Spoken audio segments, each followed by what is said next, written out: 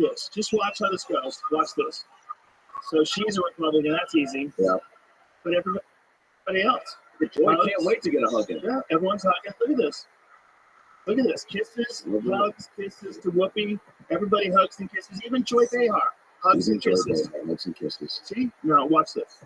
I'm going to take you at your word that you have not decided yet when you're going to run, but you're thinking about it and you've expressed some of your views, which are controversial and in many ways, but all, well, not to, okay, you're a Republican, but let's say that you do decide in despair, right? And your ideas resonate so much. On the other hand, we saw Nick Gingrich apologizing for his marriages and divorces. You've had 3 marriages, 2 sort of uncomfortable divorces.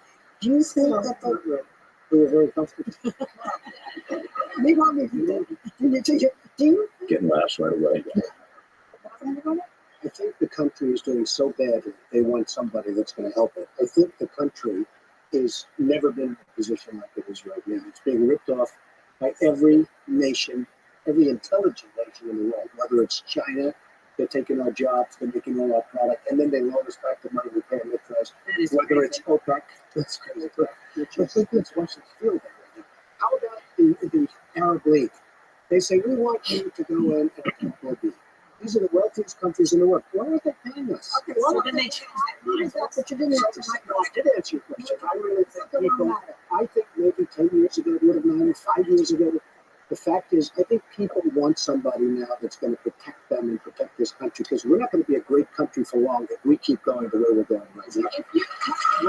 The audience cheers. Yeah. When we have France leading the charge, okay? France, this is our new leader. By the way, they led for about 2 hours. After that, nobody's seen them. I don't know if you know that. Let me just ask a follow-up question to that. Let's not move up. You didn't know I had thoughts for this? Who would you like as your vice president, possibly Sarah Palin? Well, I think it's far too early to discuss that. I'm going to make a decision sometime prior to June. I'm thinking about it very strongly. I think I do a really good job. I think I protect this country like it's not being protected. You know, it's funny. So many of the things I say, now politicians are saying, hey, that's right. Why aren't they paying us? If you look at North Korea, South Korea, we're protecting South Korea. They're making a fortune. Let's call it hundreds of billions of dollars of profit on us. We have 25,000 soldiers over there protecting them. They don't pay us. Why are they paying us? You've been treating this like a business. No, a business with heart. Believe me, there's a lot of heart. It's a business, but it's also a business with heart. We will destroy this country. It won't be a war. If the economics of this country keep going the way they're going, we're not going to have you're kind of a social liberal, Donald. You know, you're a social liberal. Could you actually get the base to vote for you in the primary? Well, every poll is saying that the one that does the best. You know, they're doing polls. You actually have the Ohio approval rating of Mitt Romney to plenties, John Boehner. So let's just pause and think. He's very poised. He's listening. He's like, the 180 that the media has taken on him since he decided to be president. When you see the machine go after a guy, we've never seen the machine go after someone as bold-faced. You know, the prosecutions, the Russiagate stuff on television every night, all of it. And then to see just a few years ago, they loved it. You know, he was like a Democrat, I think, until like 2000 and something. 2008 maybe. Something crazy like that. And Clinton, I think they're all pals, right? There's pictures on the date busters and shit. Just like, I think he said that he had to pay them to come to a wedding. Like, they have a price if you pay them. Pay to play as a spectator. It's like accusation. It's a Trump accusation. So the thing about, it's like, apparently he said that he was in a helicopter with Willie Brown, but it wasn't Willie Brown. It was Joe Brown. It was a different Brown. And so now Willie Brown is saying that's not true. You know, and it's just Donald Trump says his money drew Hillary Clinton to his wedding. She had no choice because I gave it to a foundation. Is that what I just heard? Is that true? Yeah, Joe Brown thing. I think that was like a mistake that he made. That people are like, he's old, she's young. Like, you fucking seen her mistakes? This is crazy. The gaslighting is nuts. It's the same gaslighting they did to turn Trump into a monster. Now they're doing that same gaslighting to turn her into our future, our hope. Yeah. And it's working. It's crazy to watch. It's crazy to watch. Is it crazy to like? I mean, I don't know. Do you think it's only going to get like 20 years from now? Because the upswing, I guess, of just all social media and media in general, and then also you're taking the people that are involved. Like it's the perfect mesh of crazy and crazier, right? So this says former Trump executive disputes his claim that Willie Brown was on board, right? This is a woman said, Barbara Rez, the Trump organization's former executive vice president of construction and development, said former state senator Nate Holden was on the plane, not Brown. Is that the same exact helicopter thing? So it was a helicopter crash, is that what it was? So no Brown was on there, not Willie or Joe? He's been on tons of helicopters. It's all the, you know what she was saying? You know what she was saying, like, he doesn't have an attack strategy. That's, I don't think, this is what I was trying to say when everybody got mad at me. So what I liked about JFK Jr., or RFK Jr., excuse me. Robert F. Kennedy is a guy who just goes after issues, goes after action, he talks about things. This, like, Trump has, like, always in the past, like, attacked. He's like, attack people. And it's just, in this case, I feel like, I don't know if what they're doing right now, the way they're elevating, I don't know if she's ever going to debate him. They locked one in, I think, September 10th. What is that going to be like when she's off grid, off paper? I don't know. Off script. Wild. Just completely able to say whatever she wants to say. And if we get one of those, you kind of got to match Trump a little bit with his, fearless, like, nobody has risen to the level of his, I'm just going to kind of interrupt and combat everything you say. Like, it's like you have to go toe to toe and be in the ring. You can't be there and kind of just. Yeah, 100%. Yeah. But I do have to say that one speech that she gave right after they decided that she was going to be the nominee, that one speech where she said, if you're going to say something, why don't you say it to my face? It was great timing. It was middle school recess shit. It wasn't just that, man. The way that she delivered it was like very clear. It was prepared, right? And so that means like she's coaching, which is very important if you want to be a president, right? You got to be coachable. Yeah. So she figured out how to deliver a banger of a speech, right? Like, play that because it's pretty powerful. I think she'll have something to say back to it. No, but this is the thing. That's a speech. Yeah. But when you go toe to toe, when you're just talking off the top of your head, that's where she has some issues. Oh, yeah. Yeah, I think people lock up when they know that everybody is criticizing every word they're saying. And you're applying for a job as essentially the mom of the world or the dad of the world. Yeah. If he wins, that's what you are. You're the fucking dad of the free world, right? But if she just does the Biden impression, you're a sucker. You're a sucker. He just does it right back. There's so many people watching you. Your brain just freezes up with anxiety. But listen to this. This is me. This is really. Here's the funny thing about that. So he wants to be, but he is running mate. She seems to have a lot to say about me.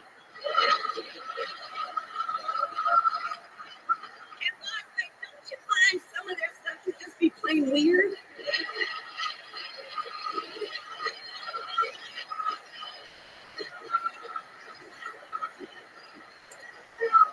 Well, Donald.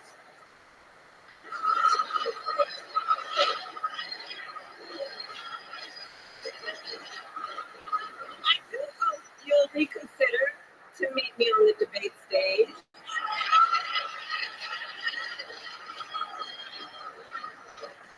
Because as the saying goes, if you got something to say,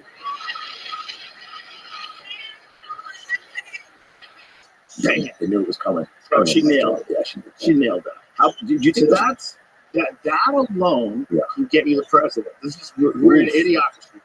That alone, like that is get a couple of banger sound bites, right? You can't say that's not outstanding. She just crushed it. She crushed it. She had the big moment. Well, I'm tuning in. This is pay-per-view now. She had the big moment and she crushed it. And she did it without any ums or stammers, no fucking missed words. She had a smile. The laugh made sense. It made sense there. For the first time. In context. But she laughs. Like sometimes she laughs like out of nerves, it seems like. Just try to get everybody to feel lighter about the situation. But that wasn't that one. That was like a genuine smile and a laugh. Crushed it. That's a problem. That's a problem. And I don't think they thought she was going to be able to do that. Mm-hmm. That's the thing. You can coach somebody, bro. It ain't hard. I mean, maybe she just practice. Who are these coaches? Just public speakers and stuff? Oh, yeah, public speaking coaches. Yeah, there's political speech analysts. There's people that imagine if there's teach people. David Lucas gets hired to give her like some one-liners. Listen, I mean, there's a crazy world where there's shit like that, where there's somebody goes, you need a couple zingers in your back pocket. I don't know. Because that's not your world, and your brain doesn't operate like that. Trump's does. Trump is looking at, like, you know, to make a little put down, or he's just quick in that way. Listen, so he is quick in that way. Also, it would behoove him to hire a few great comics to just tour with him and just write one-liners about all these different fucking people. I mean, if he can remember them, I mean, I know he likes to go off his own head. If he can remember a few Hinchcliffe bangers, if he hires Hinchcliffe to take him on the road. You know how fucking insane that would be? Yeah, dude. Hinchcliffe writing bangers for Trump to shit on people. Comedy cures, and it also is like sometimes what kind of just pushes things over the top. The thing you're getting from him is, you know, no one is coaching him, right? You know, he's going off the cuff. You know, nobody gets to tell him what to do. When he goes out there and he talks about it, it's like he's just off the cuff, and that's why it gets sideways sometimes. You know, it gets a little fumbly sometimes. But what I'm saying is that what she did was like a pro. She did that like a pro. That's where it gets dangerous. Because you don't think that was calculated? You think that was off the cuff, like just responding to hers? No, that was a 100% planned out thing. 100% and well executed. Like she fucking nailed it.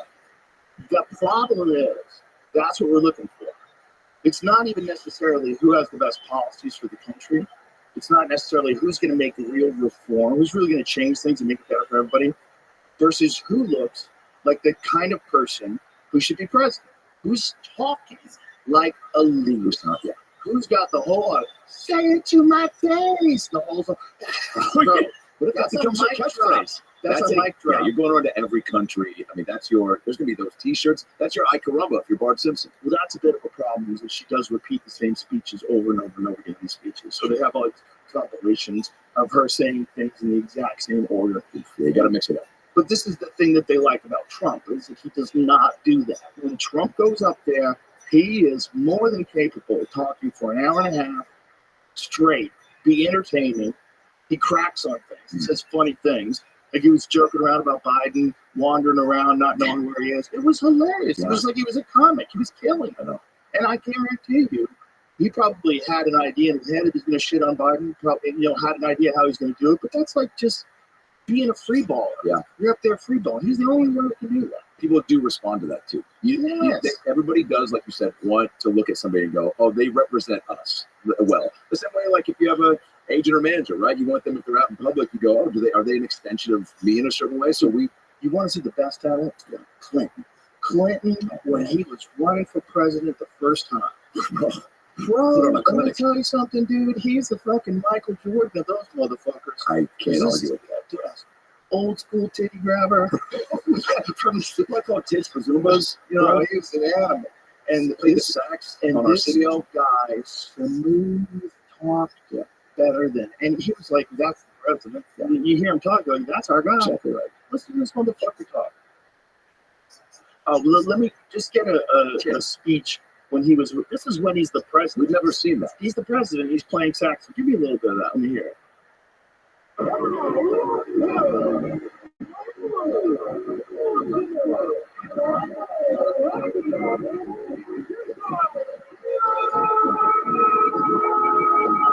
Slinging dick before the internet. I mean, up until this point, we'd seen footage of like Nixon playing Go Fish. There was no cool president doing. No, he was the coolest ever. You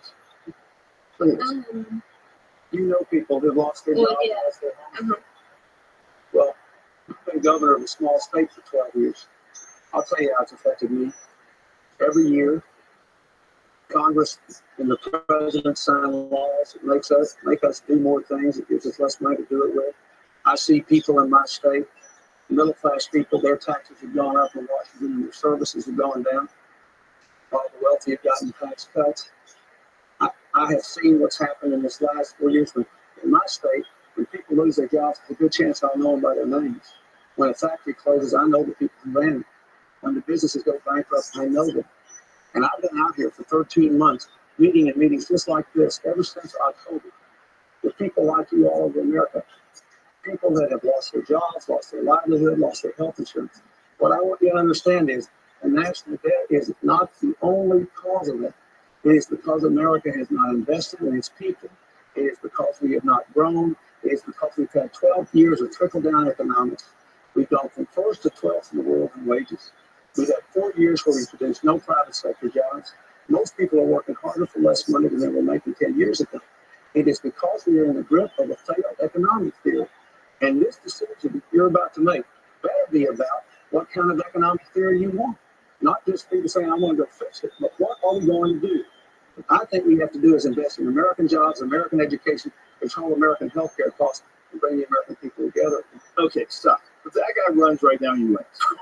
That guy runs right now. He fucking blows everybody out of the water. Is he listening to this? Democrats comes home with like every fucking state. That guy wins. Can you do that? He can't jump back in, right? No, you did it. no, Once you did he too. can't. He's not the same guy anymore. Right. He's not the same guy anymore. Doesn't have that energy anymore. This He's is got a a bunch of scandals. That guy, if you could go back in a time machine and grab that Bill Clinton and run him today, he wins. Right. And it makes sense. What if Right? there was a younger son, Clinton, that was a spitting image of Bill, and Monica Lewinsky was the renegade? Is there ever a world, or is that too in the simulation? That's too in the simulation. That would be too strange. It'd be too strange. Yeah. But what if she came out and her policies were great and she had to say it to my face, but she made jokes about like, and we're going to swallow the competition. I don't know. She did, Well, the problem is she didn't swallow, right? That's how we got the dress. Oh, that's right. Yeah. We'll clean up all the mess. Well, maybe we'll clean up every dress and mess. I don't know. Yeah. I mean, it's just This is just a soft sketch. I didn't say this was a great idea. no. It's like I see where you're going with it, though. It's nuts that that's what we used to get for choices. Yeah. Like they made sense. When you saw Arnold in the mix, because I feel like, at least for me, that was because I wasn't, around obviously for the Reagan stuff, but like the Arnold was my first taste of like, oh, anybody can do, you know what I'm saying? Like, Like, I was wrong with Reagan when he became president. Right. It doesn't make sense to us, but if you were someone who grew up during that time, he was a movie star. Yeah. It's like, Dennis Quaid being the president. yeah. Yeah. And he's playing Reagan. Oh, yeah. Same gal that did his makeup does my Phil stuff. That's why. She's like, go, Jen Aspinall. It's just like, the world has gotten real weird. It's real weird when we know what the trick is. Everybody's talking about the trick. I mean, there's all these videos of Kamala off script. She doesn't talk nearly as clearly. It's not, but if you can just keep her on that script and focus, everything else, now you're still running the show.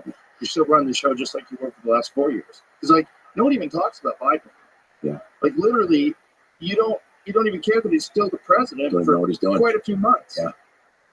Yeah, it's August, kids, September, October, November, December, no president, no president.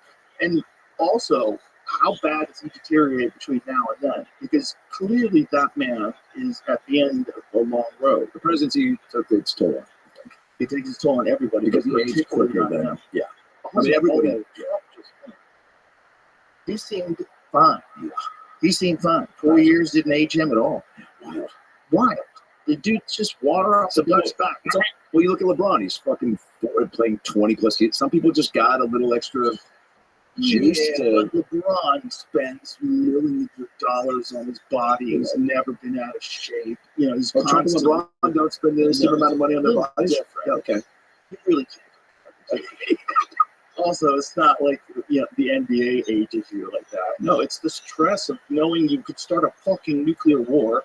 The economy rides on you. Why would you want that stress?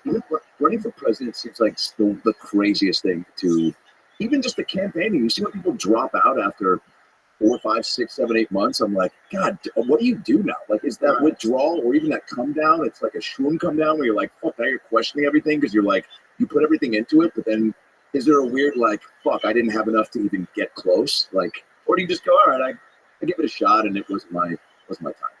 I mean, it's entirely an individual. Yeah. But I think it's just people just getting fed up that want to throw their stuff into that crazy race. But that thing, nuts. You never had any of that, right? Like, is there any part of your, once you even like, No. this one? It's a different type of, wanting to be on stage and make people laugh. Because a buddy of mine said this to me just about, as we were talking about, the actors, whoever running for president. And he was like, oh, it'd be great if there was a comedian that ran. And I'm like, yeah, but that's not our. Al Franken probably could have run. He probably could have run. Yeah. And he probably could have won. Yeah. He's a really interesting rare exception. He's that picture. Yeah, there was a picture. He was trying to be funny and it wasn't funny. It was just unfortunately wrong place, wrong time, wrong hands, wrong trying jokes. to be a comedian, trying to be funny. Oh wait, real quick, I just had a thought. When Dice came out and did his, because I wanted that first of all, talking to him about being back in the garden, you're just saying just being funny or whatever, and I'm watching him do his hickory dickory joke at the garden again was wild. Yeah. And hearing him talk about being back there was so there's so many small things in between the entire garden experience that I was like, I want to not ever forget this, because seeing him even just be there, I was like, that's crazy. Well, Dice was kind of on the outs with the comedy community. It was, to me, it was the dumbest thing I'd ever seen. It was real weird because he did MTV and he got banned for life from MTV for telling jokes. I forget what the jokes were. You're in the Poly area or no? Yeah, I was kind of around that time, maybe a little after Paulie was off of MTV. But he had these jokes. I forget even what he was joking about. Yeah. Like, tampons or something. No! I don't even know what the fuck he was joking around about. That was perfect. But it was Andrew Dice Clay. You asked the dirtiest comedian of all time to do a set. Yeah. And then you got mad when he does the kind of jokes that Andrew Dice Clay does. Yeah. Do you even fucking watch his shit? No, Do you ever watch Dice Rules? They heard he was popular, and they just were like, get the guy I don't who everyone's know watching. what the fuck they thought. If they thought he was going to do something different because he was on MTV, I don't know what they thought. But anyway, they banned him for that. And there's a lot of comedians that came out against him. A lot of comedians said that they thought he's sexist and racist, and yeah, it was like, but it was a character. He was like, there's a man, his name's Andrew Silverstein, and then there's this character, Andrew Dice Clay. And the whole idea is like that some stupid people like him. The stupid people like a lot of things, but smart people like him too, because it's jokes. Yes. He's being hilarious, saying the most ridiculous shit, and for whatever fucking reason, he was on the outs. He wasn't respected by a lot of comedians. It was real weird. It was disrespected. And it's like, I get it if you don't like that kind of comedy, but it's like, who are you to decide what's good? Like, I don't think that way, but I think it's funny when people say things that way. Yeah. Like, I'm not really mad at Billy Joel. I think he's awesome. Yeah. But when Holtzman was shitting on Billy Joel, I loved it. Didn't get enough. Yeah. It was amazing. It was Also, nobody funny. shits on Billy Joel, so it was like, yeah, that's also why it's funny. Like, you got to hit him in the hook. Everybody has to be fucked with. I'm sorry. And there's 11 degrees, obviously, like, if somebody's, I don't know. Again, like jokes, some of the jokes I've had with friends who have been really bad hospital bedridden, and like that's changed their entire outlook on stuff. Like, you got to be able to joke around that stuff, dude. It's a real superpower.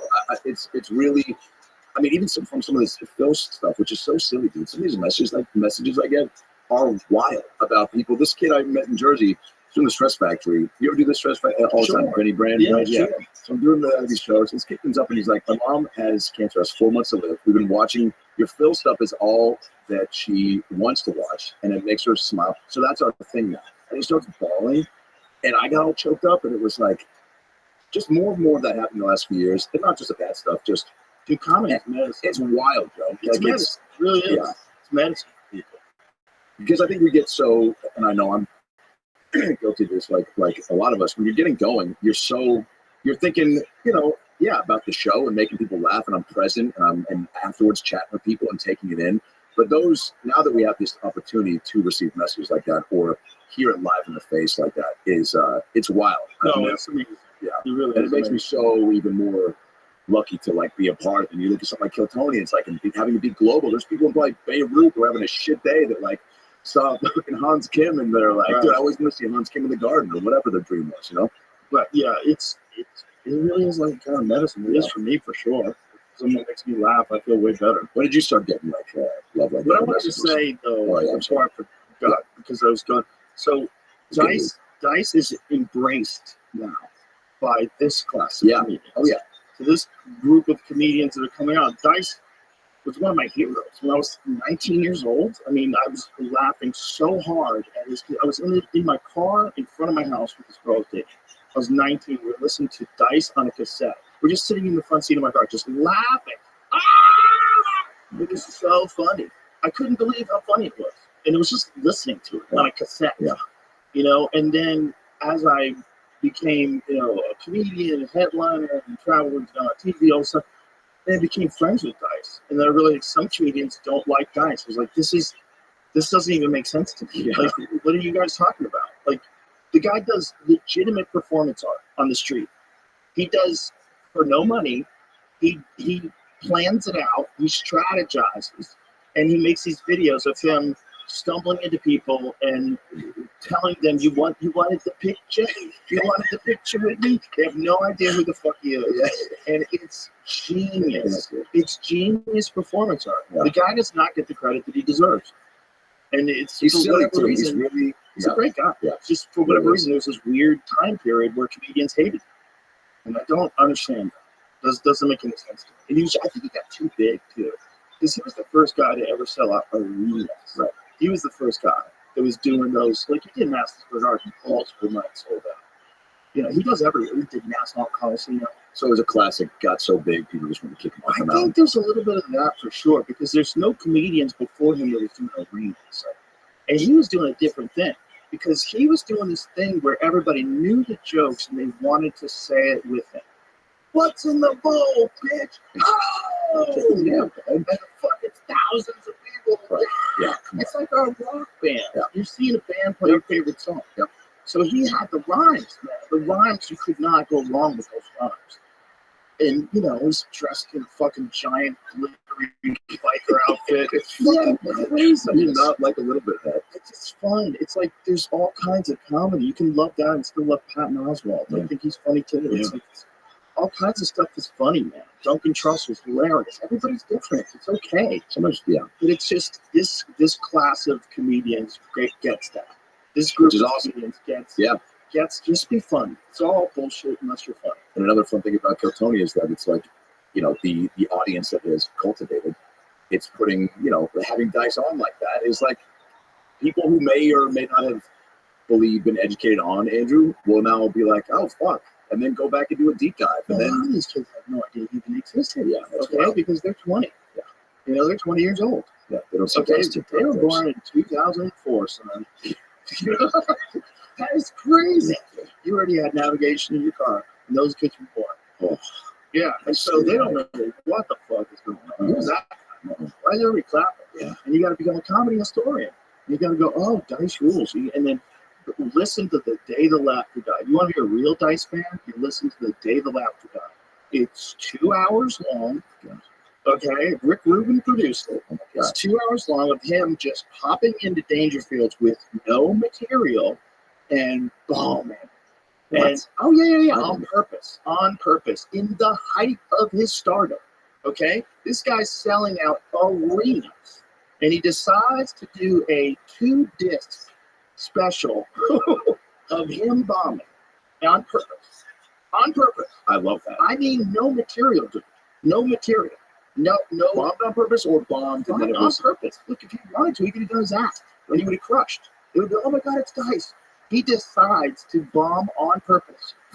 Dude, it's the craziest thing. Yeah. Because the kind of ego you have to be able to bomb on purpose on a CD and then put it out. No internet, by the way. This is all in his crazy head, right? This is not a thing you do because, you know, you want to impress people on Reddit. Yeah. This is a wild thing he did as an artist.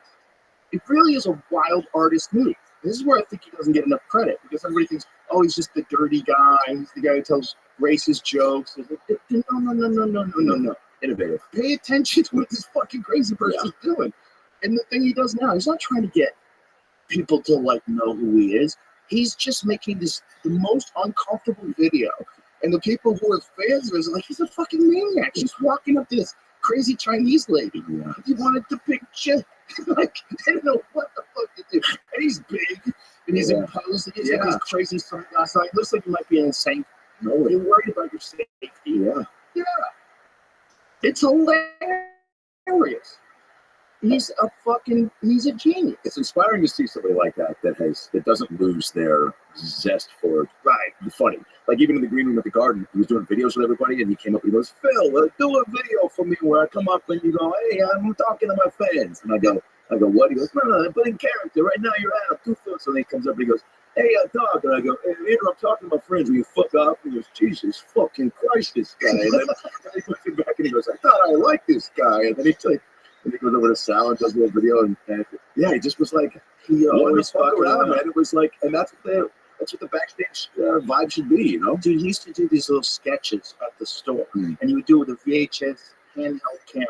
He would do sketches at the store, and I asked him, I go, what are you doing these for? He goes, it's like, like he was great answer. Like, put it together. Yeah. He was just having fun. Yeah. Just having fun. Oh, the first time he brought me up in the OR at the store, Jeff Scott was over there the keys, and he goes, Jeff, who we got next? And I've done it maybe 3 times, but didn't expect whatever. But he goes, and Jeff goes, Adam Ray. And he goes, oh, I love this guy. And we didn't know each other. And he goes, this guy, you've seen him here, you've seen him there. Keep it going for my friend, Alan Gray. And I get up, and he goes, sorry, I thank you. Right like that. And I just laughed, and I was like, oh, yeah, that's the last time. Yeah. I would love when he would go on stage in the OR and there'd be like 10 people in the crowd. Yeah. And he would just fuck with them. What a treat to this fucking guy. Look at this fucking guy with his pants. It looks like he got attacked by a fucking mountain lion. How much did you pay for those pants, you fucking moron? It's like, this is really, I would call it mean dice. Yeah. That was my favorite dice to watch in the OR when he do mean dice. But people love it too. They're like, dice is gross. Make it the fuck out of here. It was fun. Yeah. It was like, it sounds mean what I'm saying, but mean dice was fun. Has he's been in the mothership, yeah? Oh, yeah. Well, he loves it. I'm just happy. I was always just, it freaked me out to become his friend because is that one for you that's just crazy that as far as like in the business? Yeah, because I was young. I was friends with him in my 20s. Wow. And I was standing in the back of the comedy. He's the reason why I started going on the road. Because I was standing in the back of the comedy store. He's like, you should do the road. And I said, why? I'm going to hear at the store. He said, yeah, I know. But you know what? You don't want to be attached to Hollywood, these fucking jerk-offs. He's like, you can make all the money that you need on the road. Wow. He goes, you get an audience. He goes, you're a funny guy. You should do the road. And I was like, I should do the road. So I started doing the road. For years. Yeah. Opened you up to the idea. 100%. For years, I was mostly just doing the store. And I would do the Laugh Factory and I did the improv. I was just doing Hollywood sets. And occasionally, I would do something else where it was a long set. But it was a little awkward because I was mostly doing 15-minute sets, you know? And so then I started headlining again. I was like, oh, yeah, you have to do this. You have to do hours. Yeah. You have to do like 4 hours a weekend. Like two on Friday, 2 on Saturday. But it's like, the problem was I always had like 1 foot in and 1 foot out. Because 1 foot in was like, I was always working on television. So that was like most of my day. Most of my day on news radio was working on the TV show. Like it dampens your enthusiasm for doing the thing that got you to dance. But I was on the set of news radio once, and the producer said, why are you still doing stand-up going after that? I was like, oh no. Oh shit. I was just like this whole cycle of needing people to pick you for something, or like, get me out of this. Yeah. Why are you deciding what I should, be to people? And it was at that same time where Dice told me, you do the road. It's the same time. So it was like a fortuitous convergence of this guy that I couldn't believe I was friends with. It was just weird. Would those news radio days be so long that sometimes you wouldn't want to go up and do a spot? Or was I always did it. I never canceled it. Yeah. I always did it. Even if songs it was your reward too, right? You were looking forward to it, like I can get through the day so I can get on stage almost. It was a little bit of that, but it was also those are my people. The comedians are my people. Yeah. I had to be around the freaks. I had to be around the weirdos, the Holtzmans. I became friends with Holtzman in '94. Wow. Yeah. So I had to be around those guys. Yeah. Like, those are my compatriots. It is wild how quickly you find that out that you are in the right spot. I remember when I first started going around the store in 2000. I started saying in 2007, so it was right around then. Just going open mics and waiting for 4 hours, and Tommy telling me I'm going up, and then not going up, and then be like, you know what, maybe come back tomorrow, and then just being around. Even if I didn't go up, I was around for 4 hours, and I didn't just sit and wait. I like milled around, and that's when I met Tony and all these guys that you're like, oh cool, you're doing this too. And that was the connecting over that is an immediate bond. That's just like, once you kind of lock eyes with someone, like, oh, you're trying to do this too, unspoken respect, and then also like, oh, cool, somebody that like, oh, we both didn't go up, or you got up, oh, cool, yeah, well, dude, next time maybe to do this, and then, oh, where are you going now? You know, it's late. Like, I'm jazzed from watching 4 hours of comedy and not going up, and I feel like it's sad if I just go to bed. So, oh, well, let's go fucking play video games and smoke weed and just talk about our experience of that night. And they're wild times that you don't appreciate at the moment because you're worried. You don't know if the future is ever going to be real. You don't know if you're ever going to be a real comedian, you know, because you want to do it. You're obsessed with it, but it's hard to even get on stage. It's hard to even take the first steps towards the dream. So it's like, even though it's an amazing time, and you're going to look back on it so fondly forever, at the time, it's crazy. At the time, you just don't know. And that not knowing and not being able to control your destiny as a young person is one of the most terrifying and paralyzing feelings, because you don't know if it's going to happen in whatever you're trying to do. You're a fog of, you know, hope and dreams, and I don't know. I can't see the future. I don't know if it's ever going to work out. The uncertainty that is a constant cloud over your head, but also the appropriate amount of delusion and enthusiasm for wanting to make it, right? Yeah. Or make it. I mean, just wanting to be able to work in this field. Well, I was very fortunate that I'm a very determined person, because I was terrible when I started. Stand up? Yeah, I mean, occasionally I had some good jokes, but I was bad at putting them together. But I didn't know how to write. I just knew like what I liked, and I knew that I could make people laugh in inappropriate ways. I just couldn't figure out how to get that. Were you comfy on stage? No, it took a while. It took a while for me to become on stage. It was just so crazy. I was so nervous about it, but I had fought like 100 times. It's just so weird that like getting kicked in the head didn't make me as nervous as talking to people. That's so wild to me. It's so crazy. Yeah. There was a lot of fear that came with the fighting that didn't come with stand-up, like all throughout the day. Like you have massive anxiety all throughout the day, on sparring days. You have massive anxiety when you're going to a tournament. And that's why I became funny, because I would make everybody laugh when we were all freaking out. Because we were like on a bus driving into New York together to go get kicked in the face. And I would just make jokes, because it's very likely that one of us might get knocked unconscious.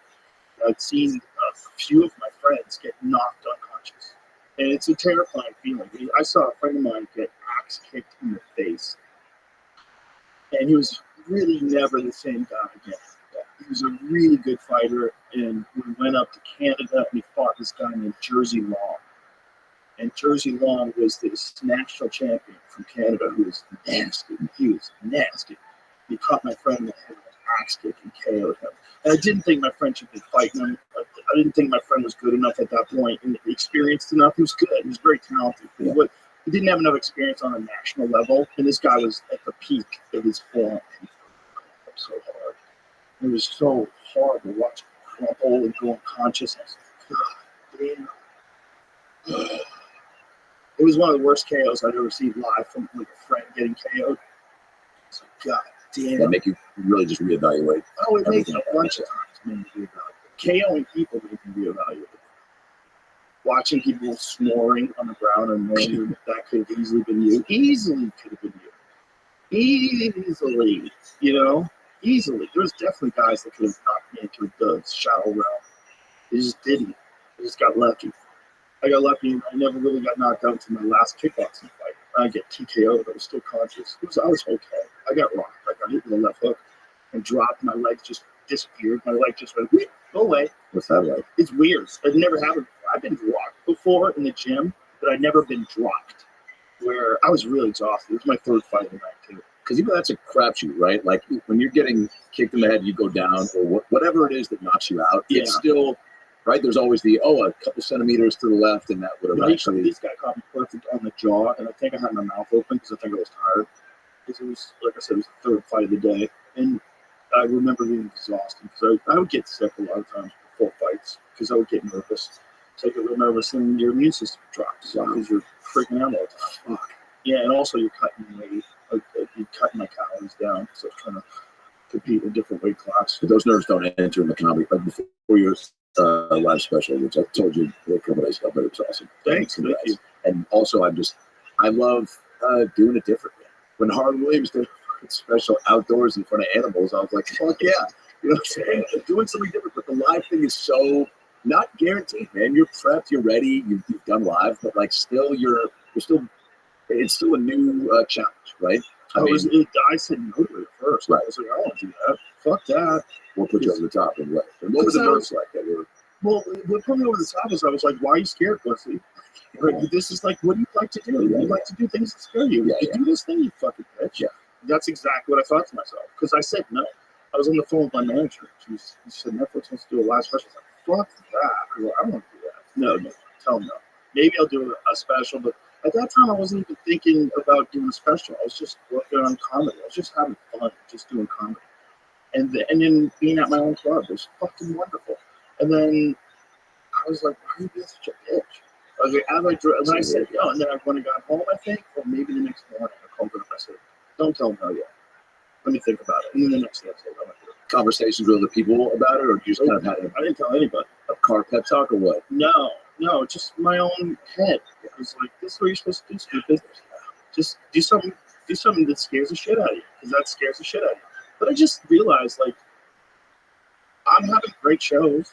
I know that the material's tight. It's funny. I'm like, what am I worried about? I'm not going to be able to. I do it every night. Just do it like a regular night. And I do everything live. I do the UFC live. I used to do YouTube videos. We used to do live. Yeah. I used to stream the podcast live. I've done so many shows live. Like, what am I worried about? And I'm like, oh, you're worried about fucking up. Okay, well, don't think about fucking up. Think about doing it the best way you can do it. And the best way I could do it was like to over-prepare. So I prepared like crazy. Yeah. I was at one point in time, I was doing 6 hours a week. So I was doing 3 nights, 2 shows a night, headlining. You're ready at that point. After like an hour and 15 minutes of other guys, an hour and 15, an hour and a half sometimes. One time it was an hour and 45 minutes because the Protect Our Parks guys were all with me. Shit. So we all went out and we were blazed. We were all so drunk. We were so drunk. When we got there, we hopped out of the limo and ran upstairs, and it was ridiculous. At one point, Norman got so drunk during the podcast that he went backstage, threw up, and then went to sleep. So you know that backstage area? Oh, yeah. Like right behind the stage? Cozy. Yeah, he was sleeping up there. Yeah, how cold. So he goes up, and then, Ari Stanford, he goes up. Brian Simpson was there. Yeah. Tony was there. Like it was a giant, crazy show. So, but all those shows, when you're going up that late, it's like you're going in with weight time. Yep. You got to keep that momentum Yeah. going. You got to keep things tight. So all I did was just over-prepare. I just really listened to a lot of recordings. I watched the video from Friday night. We recorded Friday night too. Okay. So I watched that video. I was writing bits out that I knew. I was writing them out word for word on a notebook over and over again. And when you're over prepared, I'm assuming, I don't know if you riffed anything in the moment, but I feel like when you are that in the pocket, you're like, all right, now I feel comfy to shoot from the hip. Yeah, you could just do a show, like a regular show, like how you would do it. That's how I thought. I'll just go. I want to over prepare, but I just want to do it like a regular show. Yeah. But it's also a regular show in a theater, which was hard because I had only done my club for a year and a half. I hadn't done any other venue for a whole year and a half. Before Friday night, I had not done any other big places. Yeah, for a long ass time. I think the last time I did a big place was probably one of the arenas I did. And then I went to the club, and then I stayed in the club for like a year and a half. So next special would have to be, what, Blackout Trunk? Just to mix it up? No, I think I'll do a live one again. Yeah. It was fun. It was fucking terrifying, but fun. Like, in the moment, it wasn't terrifying at all. Yeah. I was just in the moment, and all I was doing was just concentrating on staying in the moment and enjoying myself and having a good time. And doing it the best I can do it. And being, I was so prepared because I knew, like, what my transitions were going to be. I've done that set in that order for like 3 weeks. Yeah. I was like, oh, Yeah, we're gonna live stream these Phil theater shows. I think just taking the a page out of the Kill Tony book. It's like, why not? it's people, because there's only a handful of theaters we're doing, but it's like there's people, you can reach way a bigger audience doing that. And I mean, the Phil show's all unscripted, so it's like there's a little more room for something, whatever. But I don't know. Well, there's a lot of room for it. But the most important thing the most important thing is that's what people like. Yes, they like that you're going without a net. Right. They like it. Yeah. That's why they like the live Kill Tonys. Yeah. That's why they like all this stuff. Yeah, anything can happen. Yeah, look, Kill Tony at its base, the whole thing is there's no net. It's like you can go up. Some guy went up in Madison Square Garden the first time he ever went on stage, ever. That's fucking so crazy, man. Ever. That's so crazy. I mean, what a mind fuck that must be. Yeah. To walk out in front, and by the way, those people were harsh. Those people were fucking. I was gonna ask you, how do you feel with like a joke in? They're like, so my mom is my mom's weird. They're like, fuck you. Whoa. Yeah. I mean, people come in so quick sometimes. Also, they're drunk. Okay. Yeah. There's people out there. They've been ready for the show all day. They've been day drinking. They probably went to a pub, got fucked up. New York, yeah, they're walking, and then they walked into the most iconic arena, their favorite show. It's live. Yeah. There's 16,000 people. They're fucked up. Yeah. Let's go, Tony. Yeah. And then some guys on stage, and it's not that good. Like, I paid for this. Especially in New York. Yeah, especially in New York. They're not polite. Uh-huh. If it's going south, they're gonna let you know. But that's part of the fun, because when it goes great, they let you know too. Yeah. They're great laughers. God damn, when they were laughing hard. It was a fun show. It was really fun. But it's that weirdness of like, it could go sideways, it could be awesome, but it's always going to be fun. Yeah. So, and then you've got the regulars. Like William Montgomery is a goddamn national treasure. Well, I can't get enough of it. I can't do that. Me too, man. He's so funny. I do. He's so fucking funny. And I love too when people are just he's such a kind guy, but he's so like, he just commits fully to it. Yeah. And he's just always in the pocket, and he's always, that's something too is going on. Like, I've only been on his long panel or a 5-10 minute bit, and it's like to go on for a minute and then however long the interview part is, he always delivers, I guess, which is he's a character, right? He's this maniacal character, and you can get away with so much as that maniacal character. I met he's got two brothers, but I met one, and he goes, "Hi, my name's Vince." He goes, "William's brother," and I was like, "Of course you are." He just had all the William, like really just like very just like. You notice how William hugs you? Oh yeah, he hugs you like you might be stabbing. He hugs you like a Trump handshake. Like he pulls you in, and then it's really weird. Like he's stabbing you. I see that's very intense. You might want to stab. What is that? That's just. I don't know what it is. I'm trying to relax him on it. For several years now. Yeah. He just hugs you. And you're like, am I in trouble? Am I in danger here? Yeah. It's just. We're jumping out of the plane while you're holding on to something. And what a writing exercise that show is, to have to come up with a whole new minute every week. Yeah. That's bananas. Yeah. It's a bananas experience. I mean, it's such a crazy job. And to do it live in front of a crowd and then have it on YouTube, if you bomb, it's on YouTube forever. Like, that's the ballsiest shit you can do. Let me ask you this. Would you ever go on, like now that there have been, I've gone as a few characters, Shane Gone doing Trump, if there was ever a pitch to you from Tony or whoever, you're a good actor. And would there ever be a world if somebody was like, dude, Joe, let's get you up in some, come on and do like a bucket hole that was like a wild person, not even like a long panel thing, but like a, I would do that, like a fake person. You know what I'm saying? It has to be a person that I can actually do an impression of. Okay. Because I'm not that good. I only have a few. Like, I can do Dice and I can do Joey, but it's only a few. But what about an original? There's a guy named Earl Strickland. This is my best impression. My best impression is a professional pool player. That's good. For real. His voice or just the way he No, there's a video of me doing an impression of him. I sound exactly like him. Awesome. And I say the crazy, he's a genius pool, one of the greatest pool players of all time. But like all people that are incredible at what they do, they're nuts. Yeah. Almost all people that are really, really good at things are out of their fucking mind. Oh yeah. And he's out of his fucking mind. And he's famous for things like he puts like ankle weights on his wrists when he plays. He tapes up his fingertips and puts like shooting goggles on.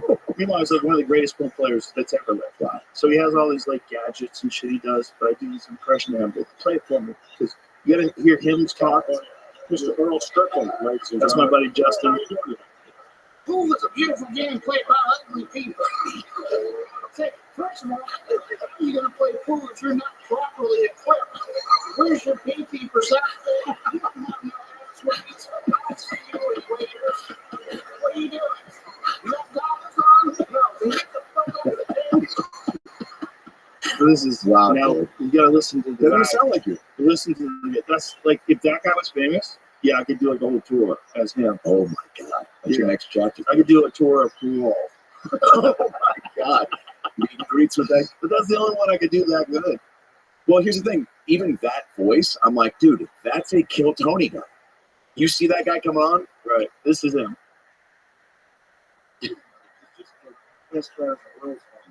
Bro, you nailed it. I know how to do his voice. Oh, Joe. Pool's a beautiful game. It's played by a bunch of ugly people. This stash, bro. Yeah. He's a wizard. Now, is he so famous that like a biopic is in the works? If something happened, They could do a biopic of All right. Earl Strickland, and I could play Earl Strickland. I Holy can't play as shit. good as Earl Strickland, and not built like Earl Strickland, but I could definitely do an Earl Strickland impression. He'd be so mad at me. wait, so you met him, yeah? Yeah, man. He was happy when I met him. I ran into him, and he was like, "Why are you picking on me?" I didn't think I'm a giant fan, so I could do an impression. Yeah, Good. yeah. I'm a huge fan, and we became friends, like friendly. But then I tried to get him on the podcast, and he doesn't want to come on. He's mad at me for something. Doing his voice. He like did a Keep podcast- saying these he did a videos. podcast saying that he like turned me down to do my podcast. Oh, God. I'm only a fan. Yeah. I'm only telling. I only joking around because I think you're awesome. Is pool your, man, how do I ask this question? Not vice. Number one, like if you had the ideal day, like a joint, a show, you know, and maybe post show for however long. I mean, hey, obviously I know you like the dinners and whatnot, but like, is pool your true, like you're in your happy place then? Well, it's just to me, it's like a game that's also a mind cleanser. So there's certain the things. social aspect of it, right? Yeah. Social aspect. If you're hanging around the pool, for sure. Yeah. Also, it's like pool players are also obsessed with it the way you're obsessed with it. So you can talk about stuff. Yeah. You can't talk about other people like tip millimeter sizes and carbon fiber shafts and shit. You don't talk about that. But the pool players can't wait to talk. Mhm. So you're talking about these weird aspects, very particular aspects of this game. But while you're doing it, when you're just trying to concentrate on running out, you're just trying to concentrate on putting that cue ball perfect for the next ball, perfect for the next, you're 3 balls ahead, you're plotting your lines, and you're going, there's no room for anything else. There's no room for, oh, I forgot to call that guy back. Oh, I got to do this. Oh, I got to do that. Yeah. Oh, I didn't do this. There's no room. While you're shooting, it's a mind cleanser. So all the things, should I do this? Should I do that? All that goes away. Yeah. And it just cleans your mind out because it requires all of you to make a hard shot, especially on tight pockets. A long shot on tight pocket, it requires all of you to stay in line, have your stroking arm follow through smooth, have the proper grip in the cue where you're not gripping it too tight. You got to, you're cradling it like a little baby bird in your hand. And you're just letting that cue weight and the acceleration from your arm push through that ball, and you want to watch that spin as it collides with the other ball and moves perfectly to the next ball. That requires all of you. So while you're doing that, it cleans your head out. Dude, Strickland, you're just making me realize he's like Bob Ross for pool. The way that you described all that, I was like, dude, that all made sense. You just basically broke down pool in the most beautiful way. And it really is, there's so much finesse, there's so much like strategy, there's athleticism involved. There's a little bit of body control. I Yeah. wouldn't call it athleticism, but you have to have execution. You have to be able to execute the shots. And that requires like a finesse that's learned over thousands and thousands and thousands of shots. I thought I was going to be a pro pool player at one point. My mom was a single mom, 4 jobs, ran an assisted living homes, activities. That was one of the jobs, like the bring in, our school choirs and then just coming up with games for them. And so I'd go there for a lot of times after school, and there was a guy that was like, I don't know, fucking shit. And there, who knows if this guy even like worked there, but all of a sudden I'd always be upstairs with him playing pool, and my sister. And he just like was so good and would like show us trick shots, and I got so into it. It was one of those things you got so into for like 3-4 years, And then I don't know, Yeah, but girls. if you got someone who's good that showed you how to do it right, Yes. huge. I always think back every now, not always, but think back to like, oh man, what if I like had really made that a thing? Because I mean, who knows where I was, but all I know is I was playing like anything as a kid, right? I was playing all the time to where I was like, oh man, what if that was like, That would be crazy. Yeah. If I knew you from the pool, that would be crazy. I know, right? Yeah. Yeah. Then you probably would have had this thing. Oh yeah, I think I would do it. Yeah. You know, that thing that you had in your head before you ever started doing it, like that little voice. It's like, I wish I could come. Oh, that was me on the bus impersonating, doing Ace Ventura scenes. Because I was a fat kid, and then I was getting teased all the time. Fat Trying kids to are take care of the myself. I'm trying, right? I'm trying to You take like care of the myself. guy in It Too. Remember the fat kid in It Too comes back buff and handsome in It Too? Yeah. You don't remember? I watched it the other day. In It 1, the chubby kid who gets cut up by the bully. Yeah. Remember that? Yeah. Then in It 2, now he's a stud. He's got like a six-pack, beautiful man. But something happened. Oh, yeah, we're still working on that, but yeah. You got to grow up. I appreciate it. Yeah, I was getting teased all the time, so it was fat kid. And then I started making friends laugh. And they were like, oh, you're the funny kid. So then I was like, oh, this is making them laugh, which feels good. And then it's also changing the way they're looking at me, which I felt like a crazy superpower. And it is sixth grade. And I was just, you know, I just was like, oh, I got to chase this thing. So then it was, you know, but I was doing it naturally. I wasn't going out of my way to do it. It just came, like I'd watched Ace Ventura, and then I was like, oh, I want to, you know, do that to a couple friends on the bus. And now I'm like telling stories. And then I would prank call Seattle sports radio stations and record it on like my first Sony and play it for friends on the bus. And they'd be like, just seeing them laugh was fun. Or prank call. One of the first things I did was there was a girl in our class that everybody had a crush on. And me too. But she was like, yeah, take it from me. Why would I like you?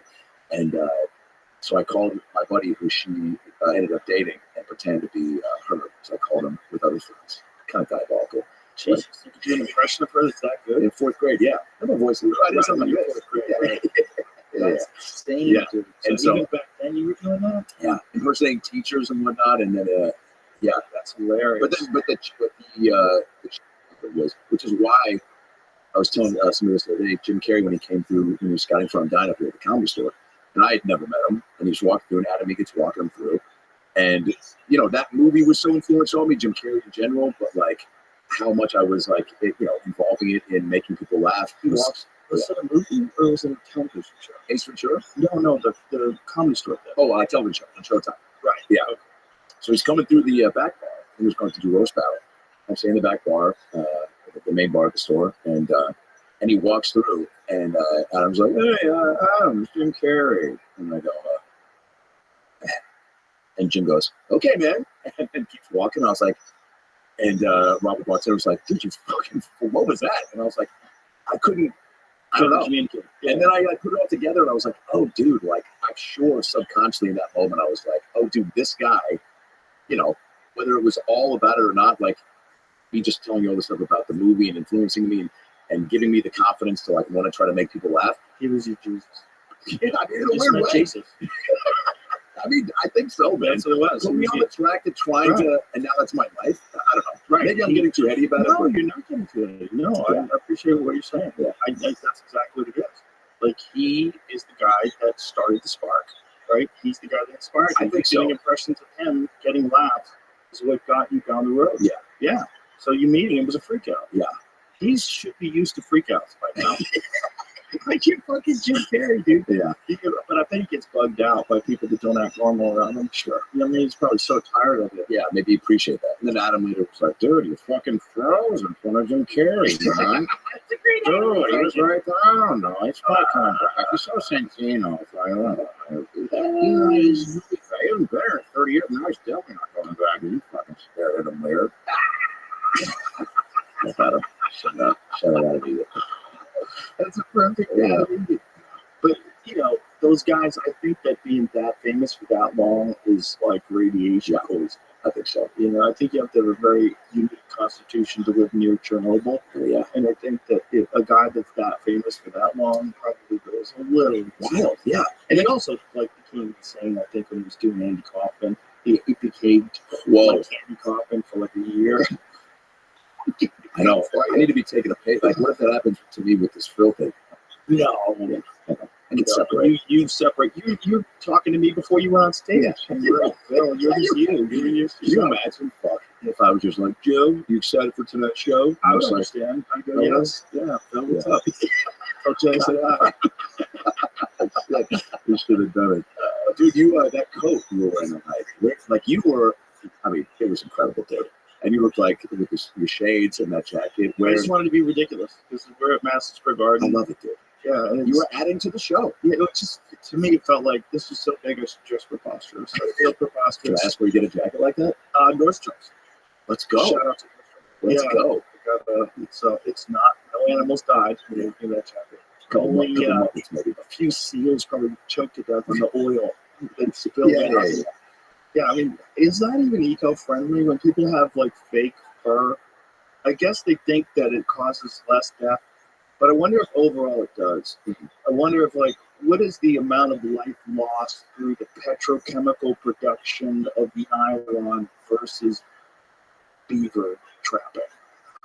You know, how many things lives get lost because of the actual production of fake leathers and plastics and chemicals? How many things go into the ocean? How many things die because they get poisoned by the runoff? Yeah. Where are these things made? That's serious. Where is this stuff made? Is this stuff made in some third world country that doesn't have any environmental regulations and they're just dumping this waste into the river, which we know has happened? Is it but you feel better because you're wearing a fake fur? I'm not sure. I think we might be better off just using real fur. Maybe. I bet we are. Yeah, but it's just cruel. The idea of killing an animal just for its skin is just cruel. Pretty wild. It's wild. But I mean, we kill them for food. It's weird, but there's places that are fur-free zones. Okay? Right? Like states? Like places you can't sell furs. I bet you could still wear them. It is America. Yeah. But here's the thing. You can't sell fur. I think you can't sell fur in parts of Los Angeles. See if that's true. I think they put a ban on selling fur. But you can still sell leather. Do you know how fucking insane you are? When you have animal skin on almost everything. You have animal skin on the inside of your car. You have animal skin on your shoes. You have animal skin on your belt. You have animal skin on your wallet. You have animal skin everywhere. If it's better, it's leather upholstery. Yeah. Look at this beautiful leather upholstery. Yeah. It's better if it has leather. So you have animal skin everywhere, as long as there's no fuzz on it. Fur sales are illegal in California. 2019, state of California became the first state to ban fur. State's Governor Gavin Newsom signed into law AB 44, which bans the sales and manufacturing of new clothing and accessories made from fur. I get it. I get people wanting to be kind and not kill an animal for its fur. I totally understand where you're coming from. But it is a little weird that we're okay with leather. It's a little weird. Yeah. And don't ban leather, you motherfuckers. That's not my point. My point is, shut the fuck up and let people do whatever they want to do. I don't think you should ban furs. I don't want one. I'd rather have a fake one. You know. What do you think about the tax? I feel bad. Yeah. But I get it. If I was living in a place where they couldn't, where did it all come from? Right? It came from. That was the only way to stay alive. People wore big ass fur coats because it protects you. They don't wear fur coats. The Inuits don't wear fur coats because it looks cool. They want to stay alive. Yeah, it's warmth. Yeah, that's all it is. It's the best way to stay alive, especially when you're getting it from these animals that you're killing. Yeah. That's literally how you get your clothes and your food is from these animals. That's the origin of that. Now it's a weird thing because you're wearing it to show everyone you're a baller rather than cool length mink coat. What's up, player? Whoa! My ostrich hat. Yeah. You have feathers on your cap. It's an exotic bird that had lost its fucking life so you can look like a pimp. And just to go to the Clippers game in style. Gold all over your alligator pussy ring. Diamonds carved out of the ground by child labor. You know, and just glittering and shining. You have to walk in like that, by the way. Yeah, if you got a fur coat, even though the coat's doing the talking for you. My friend Bill had one. I put one on watch. I said, "Oh my God, this is amazing." We were in Aspen. So mink coat. I go, "What is that? What is that coat? Let me try that." I put it on. I said, "Oh my God, Wow. This is amazing. Yeah. It insulates you so perfectly. It's like, Pimps made mink coats popular. Is that I don't know who made them, but they're popular with rich ladies. rich ladies? Yeah. It's rich ladies. And then it's like, I think pimps caught on that because it wasn't a lot of, Joe Namath, didn't Joe Namath like famously wear like a mink coat? Yes. Yeah. Baller shit. Yeah. Baller shit. It does. It looks good. But back then, people didn't think twice because everybody's just trying to stay alive. They were just trying to not starve to death. Right. You know, they didn't give a fuck about those animals.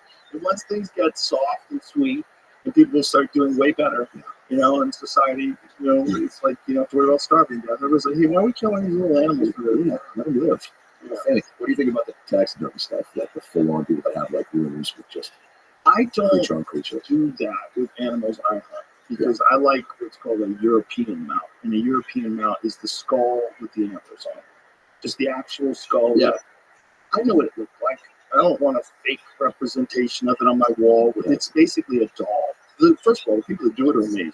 And the art of it is pretty incredible because it is an art form. What you're doing is you're using this mold, right? So you have a mold that's roughly the size of the torso of the animal you killed. They have a photograph of the animal you killed.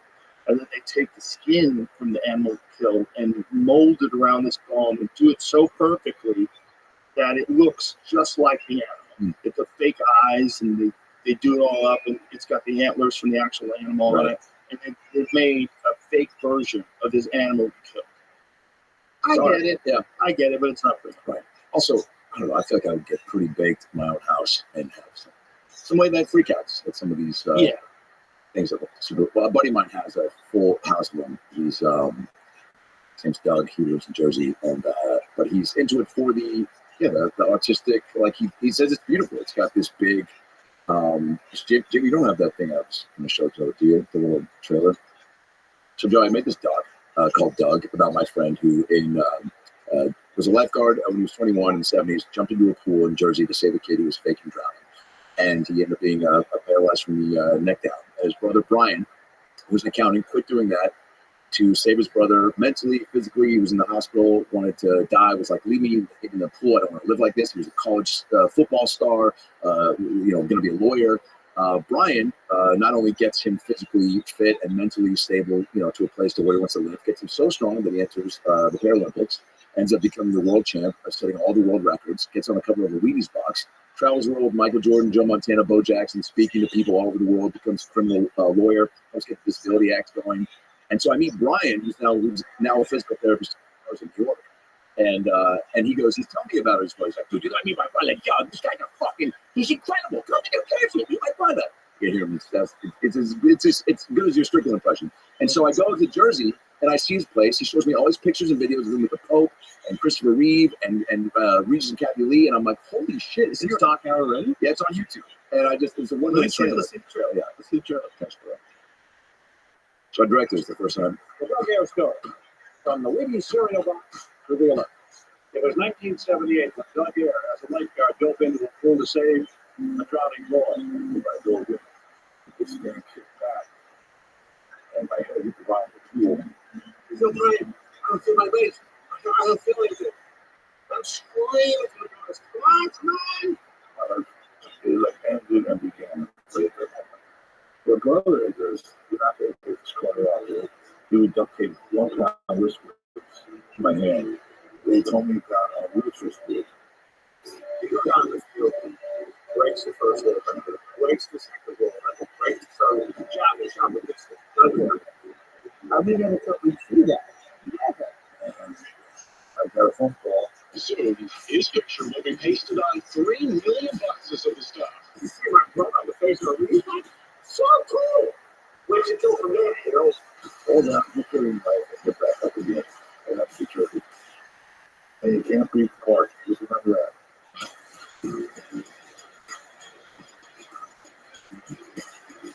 Dude, that's badass. Crazy story.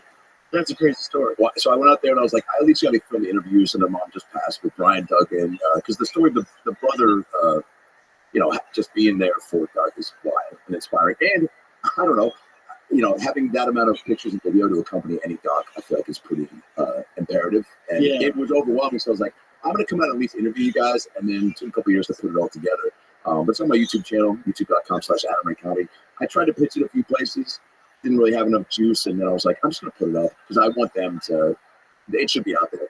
A movie on that story. I mean, it's wild, Joe. I mean, I'll text you the link. It's only 50 minutes. So that you've never did a documentary or No, something like this no. before? First one directed, yeah. That's crazy. So you Yeah. just got inspired because this guy's story was put this together? 1,000%. I was like, I can't believe that your story is not more. I'm like, how the fuck have I not heard about this? And I've talked to a few people since who've been like, oh, I remember seeing something on the news about this. Yeah, fucking a quick news, a 10-second whatever. But Right. and Brian's such a character, the brother that throws in the voice of him. That's a great impression. And his voice It might be better than my first yeah, I know that easy. But Brian now that's his life now. So that's also crazy. He dedicated his life to helping his brother, and now he is to the stars in New York, and whoever else. I mean, he'll be on I flew him to Vegas once when I had a major back thing, and 3 days of aggressive stretching and fucking fixed me. And on the plane, he's like, there's a woman next to me, her shoulder was fucking fucked up. Like, fix his shoulder. She was able to do that for fucking 40 years. Why she can't? And he kept telling me about Doug, and I was like, What did you do to her shoulder? Let her just he licked it. I don't know. He did a little. I don't know. release something? Yeah, he's there's a name for the type of physical therapist he is, but he says that in case people don't understand. But he's a wizard, man, and he. So I was like, I need to do this. Does he like do rolfing? That kind of stuff? So, That's that really painful kind of soft tissue manipulation you ever had done? No. It's brutal. I really. Well, I mean, that's why I say aggressive stretching. It's really, but he just a lot of unlocking things, but there's days when I've seen him. I stuck around New York an extra day to get work done, and I get just with flying and carrying a lot of shit here. My quads get real tight all the time, and so, I'm just not stretching enough, which I know I got to, but he's like, I could use 2 more days with you to like really get you, Loosen you up. Yeah. Yeah. But, I've been doing a lot of stretching lately because I've done a lot of especially getting ready for the special. I was working out a lot. Also, just to calm my mind. Yeah. And I might have overdid it a little bit. And How so? I just was sore. Back was sore. You feel on stiff. stage as you were moving around. And then I decided on Saturday. No, it's because mostly it was like I wake up in the morning. Yeah. I'm going too hard here. Right? But what it really was I wasn't stretching enough. And everything was just tight because I was doing a lot of like kettlebell shit, and it was just tight. And I spent like 2.5 hours on Saturday just stretching in my hotel room, just stretching.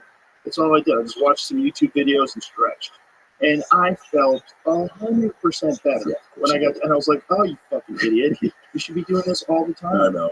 I need to do like long stretch sessions like that all the time. That's patience, man. 2.5 hours. Yeah, you just watch YouTube. Just Yeah, put your I know. phone down and watch some. You have no excuse to not. I know.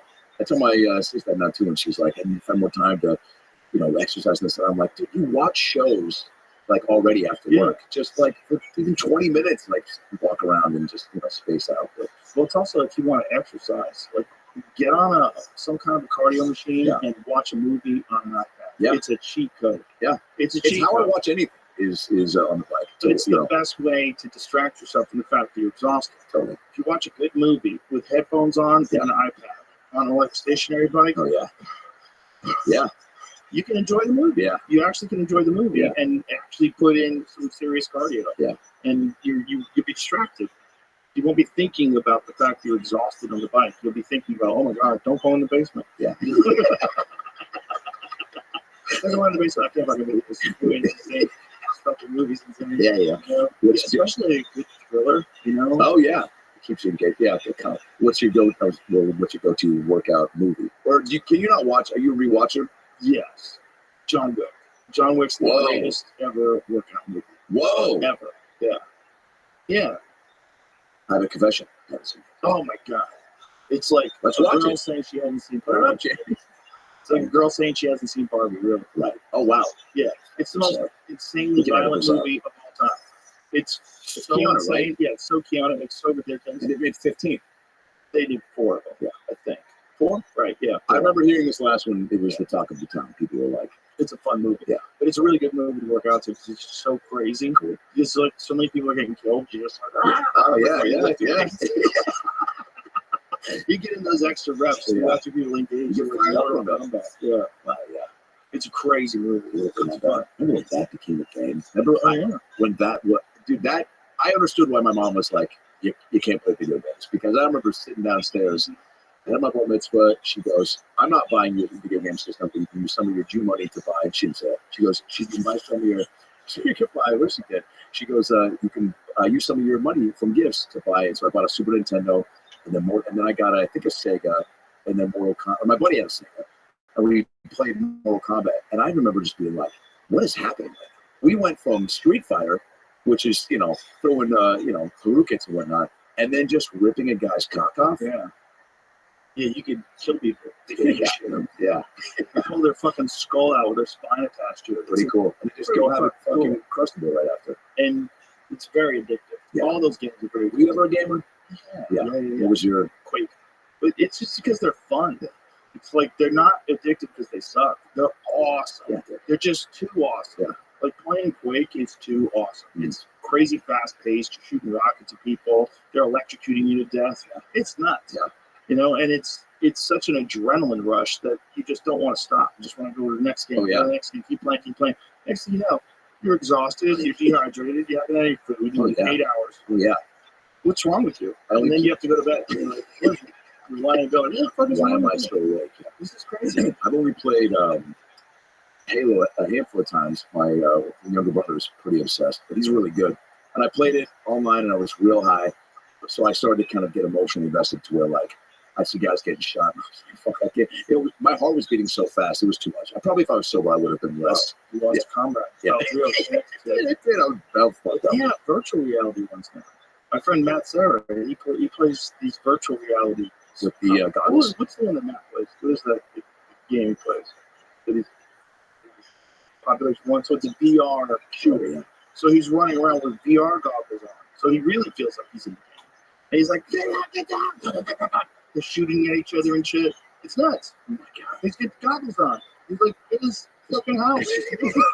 Moving around. Like, that's security. So you feel like you're in a war. Yeah. Like you're so immersed in it. This video game is now a whole next level experience. Yeah. It's just that in front of the computer is pretty involving. Yeah. You get the headphones on, especially with these computer games now have 3D sound, so your sound coming from there. You know, yeah. Right over there. You're running towards them. Smack your wife. Yeah. I mean, yeah, that's another thing about these goddamn games. You can beat the shit out of people. Like there's a lot of like, what is it, Red Dead? Red Dead Redemption, right? Yeah, where you like you take someone and fucking tie a noose to their neck, drag them behind your horse. Wild shit. You can drown a prostitute in the river. Yeah. You can do wild shit, and people are like, hey, maybe you shouldn't be able to do this at a fucking game. This is a little Your crazy. 7-year-old shouldn't be able to see that that's possible. And shouldn't beat a prostitute there with a shovel. Yeah. What are you doing? Maybe a super sucker. Just hit her in the face or something lighter. Well, it's just the whole game is chaos. You know, but you can do chaos to anybody. Just like Grand Theft Auto. You chaos to anybody. You know, first time playing that though and driving down Sunset and seeing like the Comedy Store was pretty cool. I think Grand Theft Auto, I think I read this. They were comparing the amount of money that Grand Theft Auto has generated versus like almost any other like movie game, like I believe in comparison to how it does to a big Hollywood blockbuster. Sure. Like how much money has Grand Theft Auto generated?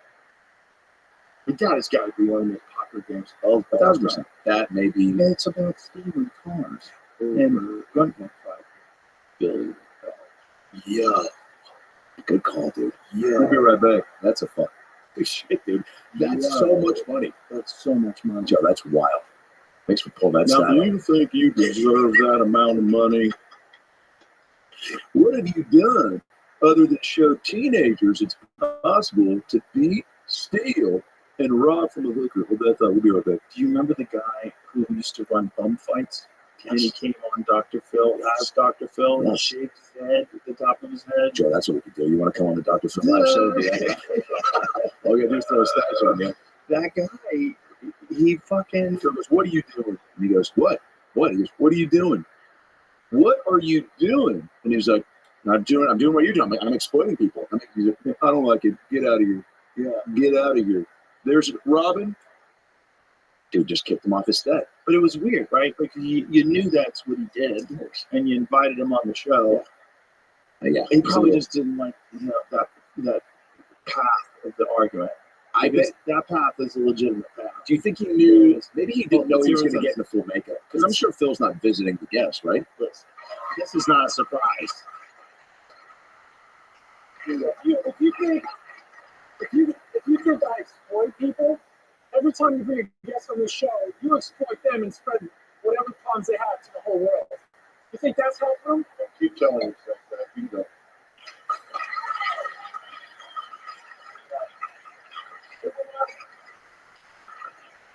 What do you think you are? Huh? No, I'm not finished talking to you. No, I'm not. Yeah, you're done. Don't even grab a complimentary Dr. Phil hat. Just go. I hate me right now. I mean, this guy, yeah. The thing about that guy, though, is that guy, that bum fight thing is crazy. It was wild. That guy paid people to pull their teeth out. Yeah. There's some awful shit. Yeah, you want to talk about using YouTube for the wrong reason.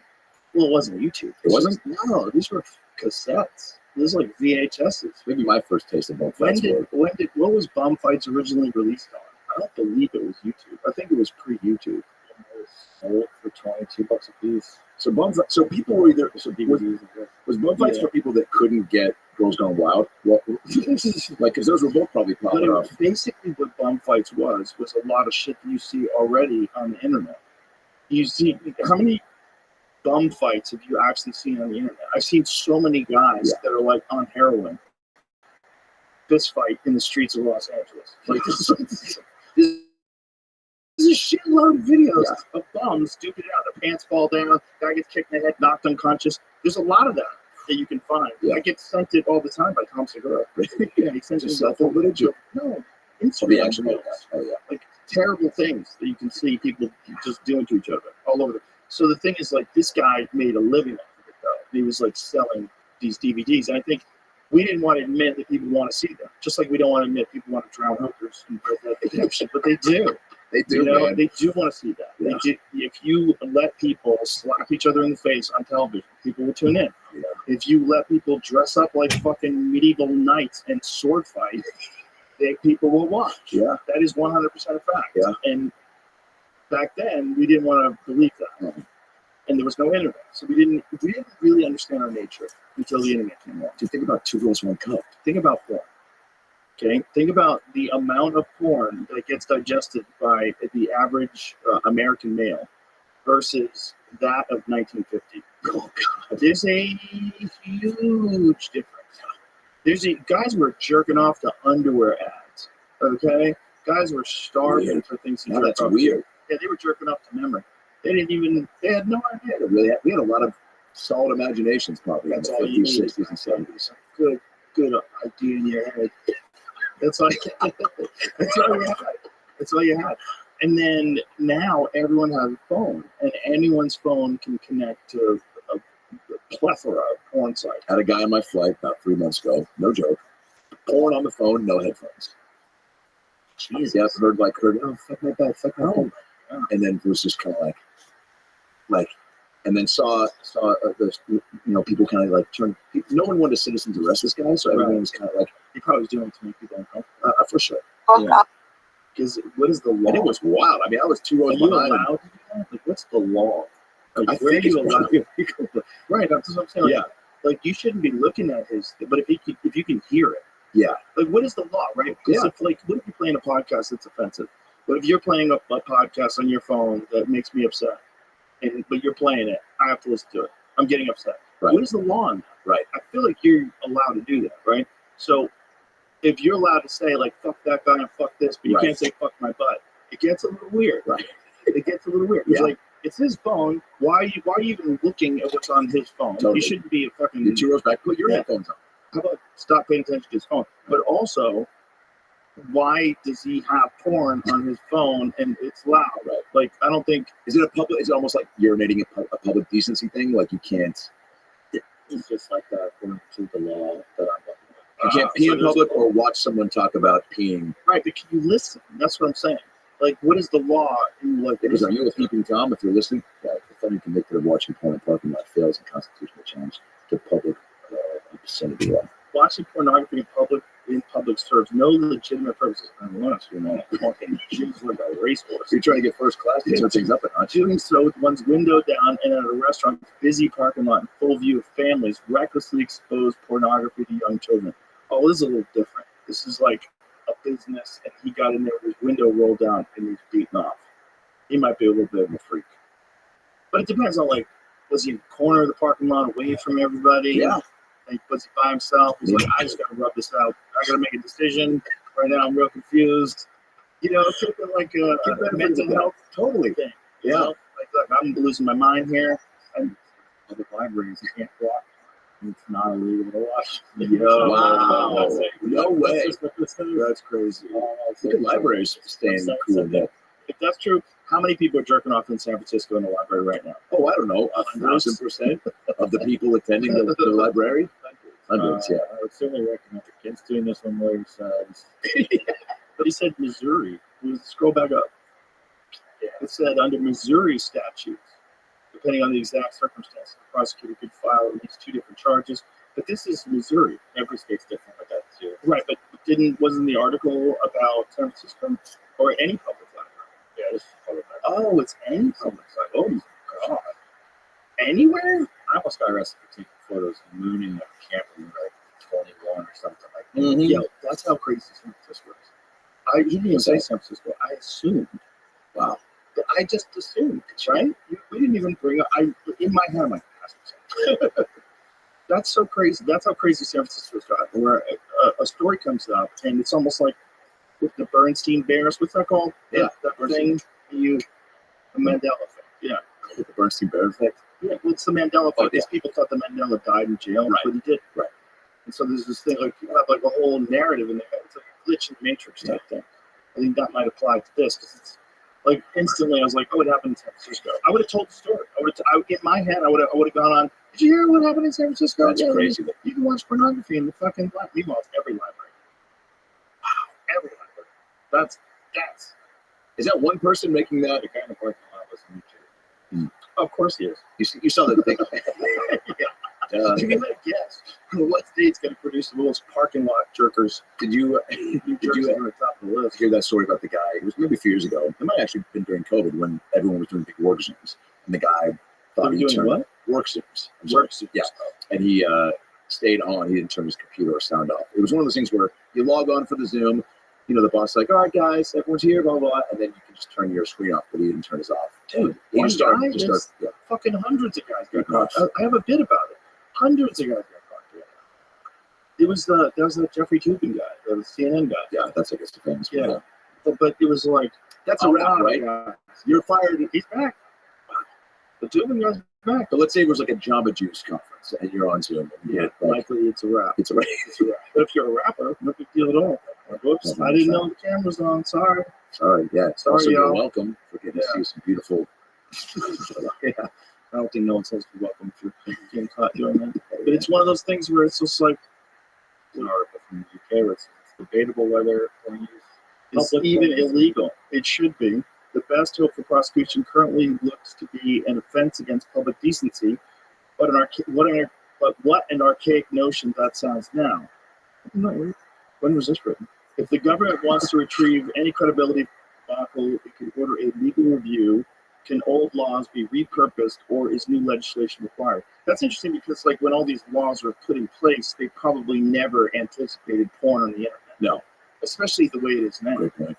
You know, when you talk about businesses that never got bailed out, imagine if I told you there's a business, and this business is going to eat up about 30+% of all the internet traffic. And this business is used by some ungodly percentage of men, way more than it takes to elect a president, right? What does it take to elect a president? 51%. Yeah. Way more than 51% of guys that use pornography. But yet, when that business stopped making money because DVD sales went away, no one talked about it. Shut the fuck up. Yeah. Bail out banks, and bail out this business and that business, and too big to fail, but no, it's a porn business. Everybody's like, I don't even know what you're talking about. I don't know, because it's still real. I didn't even know they were making porn anymore. I mean, I don't watch it. Did you see the Ashley Madison doc? What is that? Ashley Madison was. Oh, was that the dating site? Yeah, the affair No. site for when people could have affairs. Oh, that's right. I wouldn't say wild. It's Oh, they got doxxed, right?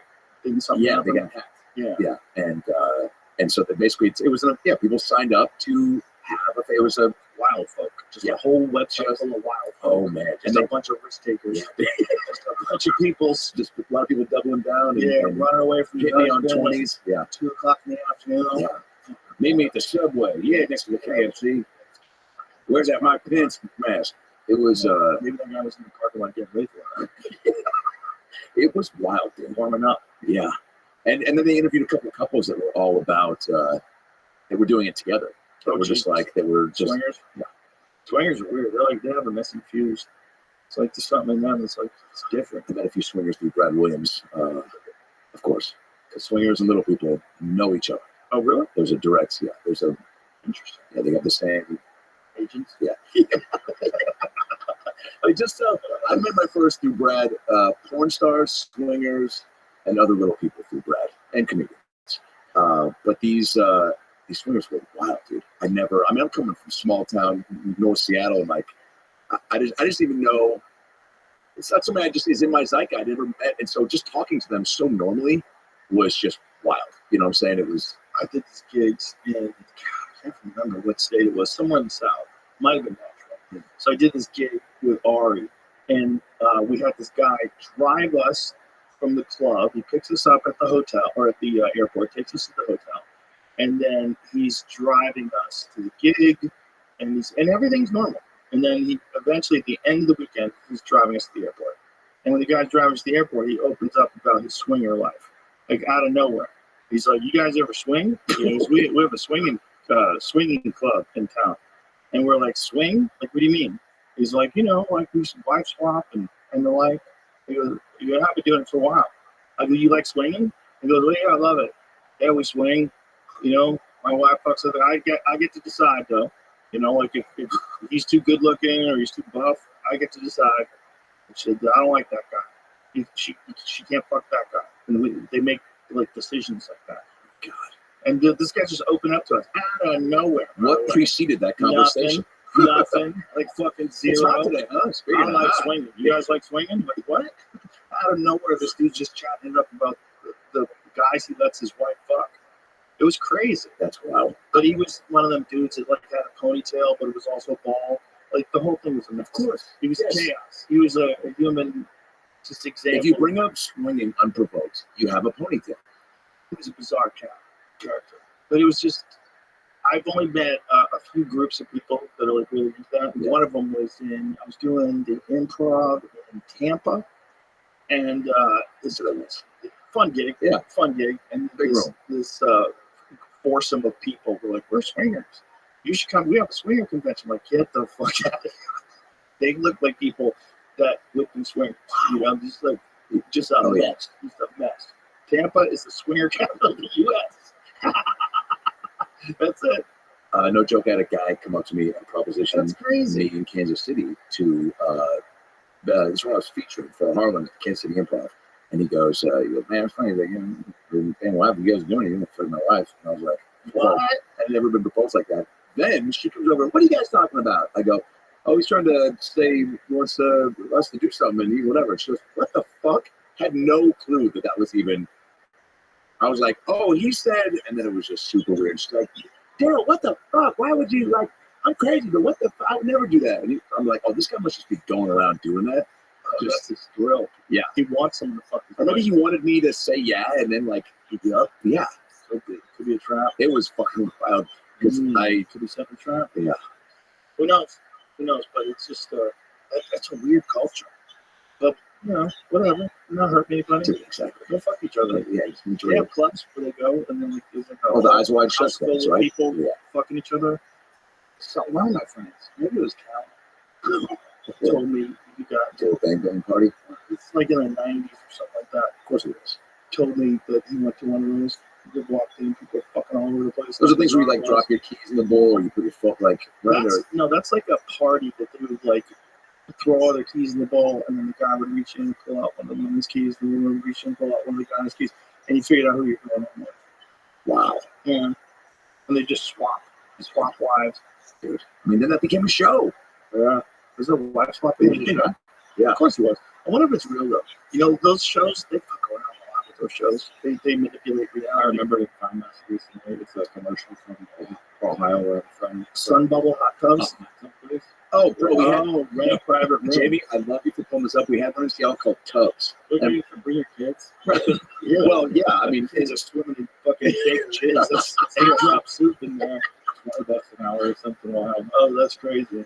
But that's like couples. That's a very different. bro, we had a place like this. We had Tubs near a comic book, near Giggles. You played Giggles in Seattle? Sure. That was before I first No, I did never open did mic. giggles in Seattle. I did giggles in Saugus, Massachusetts. Okay, cool. It was the one comedy club, I guess, in the 90s that was thriving near the University of Washington. And they had a place called Tubs there. But we also have a place called Tubs Subs, a sandwich place. So that's all I know about. I'm a little fat kid thinking about sandwiches. And my friends that were leaving soccer practice, I'd scored on my own team. He called me a fucking idiot. That was a wrap for me in soccer. And so we're driving by, and he's like, and I see Tubs. I'm like, oh, Tubs. I'm like, we should stop and get some food, you know? We just lost. I scored on my own team. Some sandwiches sounds good. And he's like, oh, that's not, they don't do sandwiches there. It's just the same name. And I was like, oh, what happens there? It's like, oh, people rent hot tubs, and they go in there and just kind of hang out. I was like, I have no clue. I was like, what do you mean hang out? So they go in there, you meet somebody, you bring them in, you have some fun. No clue. And then, like, 10 years later, I'm like, oh, people just go there just to fuck. Like you said, just In a hot tub. Yeah. Yeah. Probably better Surprised than it's a still- hotel room. for sure. And it's a Yeah. hot tub. Who doesn't love a hot tub? Yeah, people just want to go and bang it out. Or maybe on a date and you get a wild hair and you go hot tub bang. How do you feel? Dude, Let's go. how do you feel about hotel hot tubs? When you're on the road, yeah, thank you. What are the odds? That's clean. That's dangerous. That's literally, You know, a guy got Legionnaires' disease from a hot tub in LA. what is that disease? Oh, it's like a disease that's like archaic. It's like one of those old world diseases that's not supposed to be around anymore. This guy Of got it course it's from in a a fucking hot tub. Oh, God. See if you can find that article. I'm pretty sure it was California that it happened. Yeah, they never clean My those memory's a things. little foggy on where it was. I feel like it's, but maybe I'm thinking everything crazy is in California. You know, I mean, I assume the other story was from San Francisco. Yeah. But this guy, he got in a stanky ass hot tub and he got Legionnaires' disease and fucking died. You could die for Oh, that. he died. Yeah, he died. Do you have it? Because if not, I saved the article. Yeah. I definitely saved it on my phone because it's like, this is the craziest fucking Just going to story of all relax. time. So, this is in 2023. California spas believed to be the source of an outbreak of Legionnaires' disease. Oh, God. That caused the illness of multiple people and the deaths of 2. Contra Costa Health announced Monday it has been investigating Zen Day Spa in Contra Costa, California since August. How about you step in? Hey, fuck. How about don't investigate? Just fucking test the water. That's so crazy. One dead, 11 sick in the Legionnaires' disease outbreak in Napa. Oh my God. It's a hot tub disease. Yeah, that's got to be a Man rep. who died of Legionnaire's disease from Bay Area Spa was celebrating his birthday. Oh, God, dude, a hot tub birthday gone wrong. It's your birthday. I want to take you to the hot tub. You got a Groupon. Oh my God. Oh, So did all the God. other people that jizzed in that pond.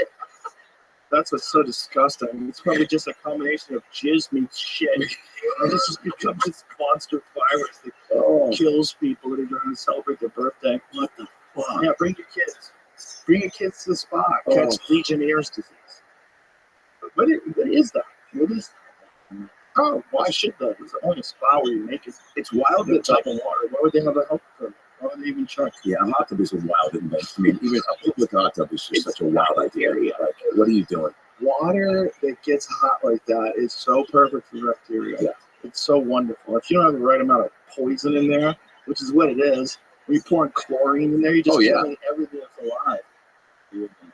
Oh, wow. It's a severe form of pneumonia, lung inflammation, usually caused by infection. It's caused by a bacterium known as Legionnaires. Why did they name it Legionnaire's disease? Let's Google that. Because it sounds like some shit that happened in the old world. It does. There's a bunch of diseases that are starting to emerge in the homeless community in Los Angeles that are ancient diseases. No shit. Like, I From think what? they got typhus just from being disgusting. The American Legion State Convention, Philadelphia. What? Okay, it's commonly known as legionellosis, which is a generic term for a respiratory infection caused by the Legionella bacteria. This disease is named after a deadly outbreak of pneumonia in 1976 that occurred during people attending the American Legion's state convention in Philadelphia. Legionella sounds like Coachella for people that have swallowed a lot of hot tub cum. So that's why they named it Legionnaire's disease? Because it happened during that was the outbreak? Oh, man. Wow. Yeah, no thanks. What is the American Legion? What's that? What's the convention of the American Legion? Do you know what that is? Led to the name of the Legionnaire's disease. No right. clue. What is the American Legion?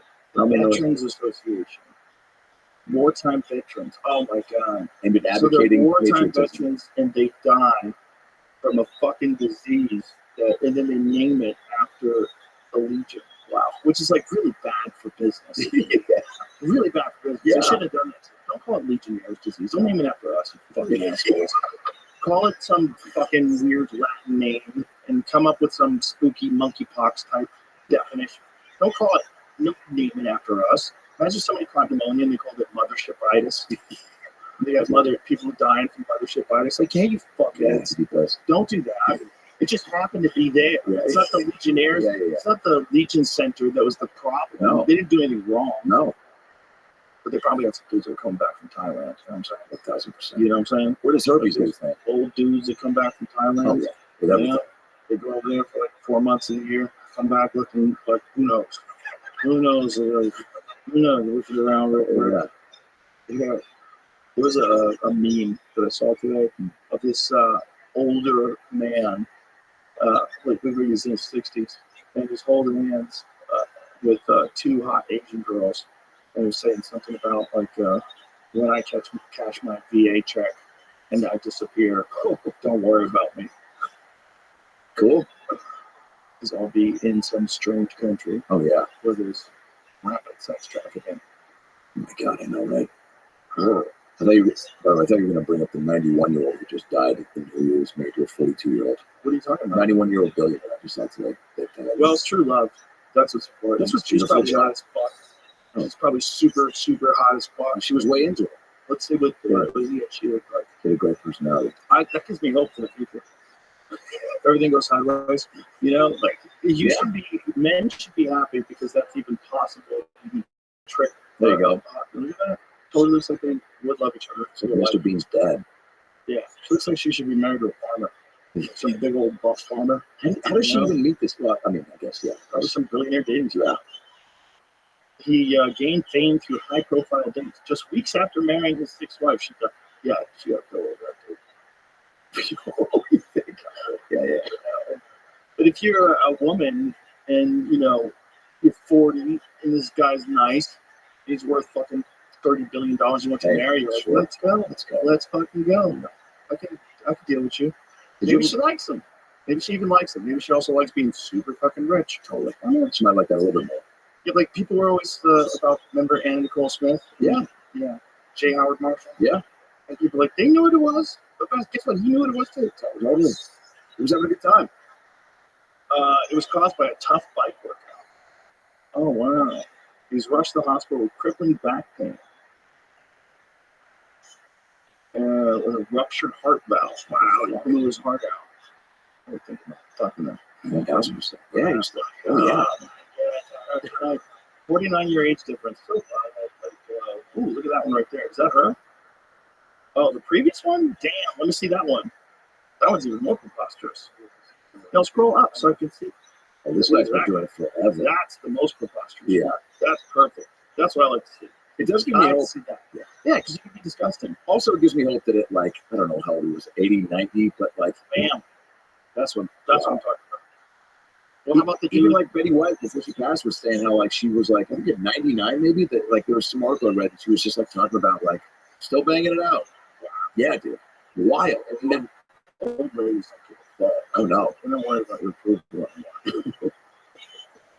Dude, that's she'll tell you she'll tell you. Who's that guy who owns the Raiders? Got like a really hot 24-year-old girlfriend. Oh yeah, he's got that crazy mo haircut. Yeah. That's it. This guy's character. He looks like he truly looks like a Nickelodeon cartoon character. Is he having a baby? Is that what's going on? Well, or is it? and Bill Belichick's got a young girl. I mean, Pacino's got. I mean, Pacino's a dad at 92 or whatever. Sounds normal. Sounds totally normal. Seems like it's gonna work out. It's so So I think Pacino wanted to take a paternity test too to make sure it was his. And it's like, what? I'm shooting live rounds. Yeah. At fucking 90 years old. How's that possible? Yeah, it can't be, But it is. Yep. That's the crazy thing about men. Men can keep having babies when they're geriatrics. But women, like nature says, that's a wrap. They get to a certain age, they go through menopause, and that's a wrap. But the dudes can just keep impregnating gals. Like that. Bam, son. What's up? It looks like you. Bam. Yeah. Bam. Yeah. Wow. Oh, she's a mystery woman. She's a mystery. She's hot. That's not a mystery. Congratulations, sir. Yeah, you did it. It's a fun thing You about keep the that. lottery. But when you see it the other way, you get creeped out. Yeah. Like if you saw Betty White with like Thor, you'd be like, what the fuck? What's going on there? Yeah. That's kind of gross. Yeah. Why are you doing that to that old lady? Yeah, you'd be worried about Betty White. Yeah. Yeah, are you Well, having take it sex easy. with her the way you would have sex with a young lady? That's disturbing. Yeah, that's tough. What are you doing? Can she even take that kind of abuse? Maybe she could. Maybe she wanted it. Maybe she's just one of them old school ladies and immigrant ladies with strong bones. Oh, God. Steph spot. Harlan used to do a joke. When I'd open for Harlan, he would do a joke where he'd go, he'd take somebody's tortilla chip out of the front row, and he'd go, here's my impression of a 75-year-old woman having sex, and then he would just crinkle the chip on the mic, and it was like, it sounded exactly like everything breaking. Oh. And Yeah, it sounds wrong, right? Yeah. But like an old guy, like having sex with a hot young lady, like go pops. kind of a cool way to go out too. Yeah, sure. I guess. Yeah. Actually, yeah, maybe not. But I guess everyone's looking at you like, oh, you couldn't keep it together enough. There it is. Oh, this is the one. She's not. They're not. This is oh, it's wildly untrue. Well, of course it is. People love saying silly shit that's not true. Hopkins is pictured sitting next to Davis in December 2022, fueling rumors that two were romantically involved, but they're not. But we're hoping. We're hoping we can get it going. That's what it is, right? Oh, yeah. You're hoping. Oh, yeah. You're not talking, oh my God, because he's so old that he's passed the creepy into the novelty. Yep. Right? So there's a creepy firm. Yep. The creepy version is like, you know, a guy who's in his 60s is dating a girl who's 20. Right. That seems creepy. But if a guy in his 70s, Yeah. he's dating a girl who's 20, it's like, okay. Yeah. It's so ridiculous. Why is, yeah, a little Also- more acceptable. It is what it is. You know, it is what it is. You know what it is. I know what it is. Everyone knows Stop what it acting is. like you don't know what it He is. probably knows what it is. He too. knows exactly Maybe what he it is. lies to himself. That's fine. But That's we his, all know what it is. that's his deal. So when it's 60 and 20 or 50 and 20, you feel like that person is probably taking advantage of that 20-year-old. Potentially. Potentially. Yeah. Maybe not. Maybe she's a real mature 20. Sure. That could be. Possibly. Sure. Okay, Family loves this guy. I can deal with that. But there's a weirdness. If it's like a 60-year-old guy on a 20, that makes me creeped out. Oh my God. That's too. Oh yeah.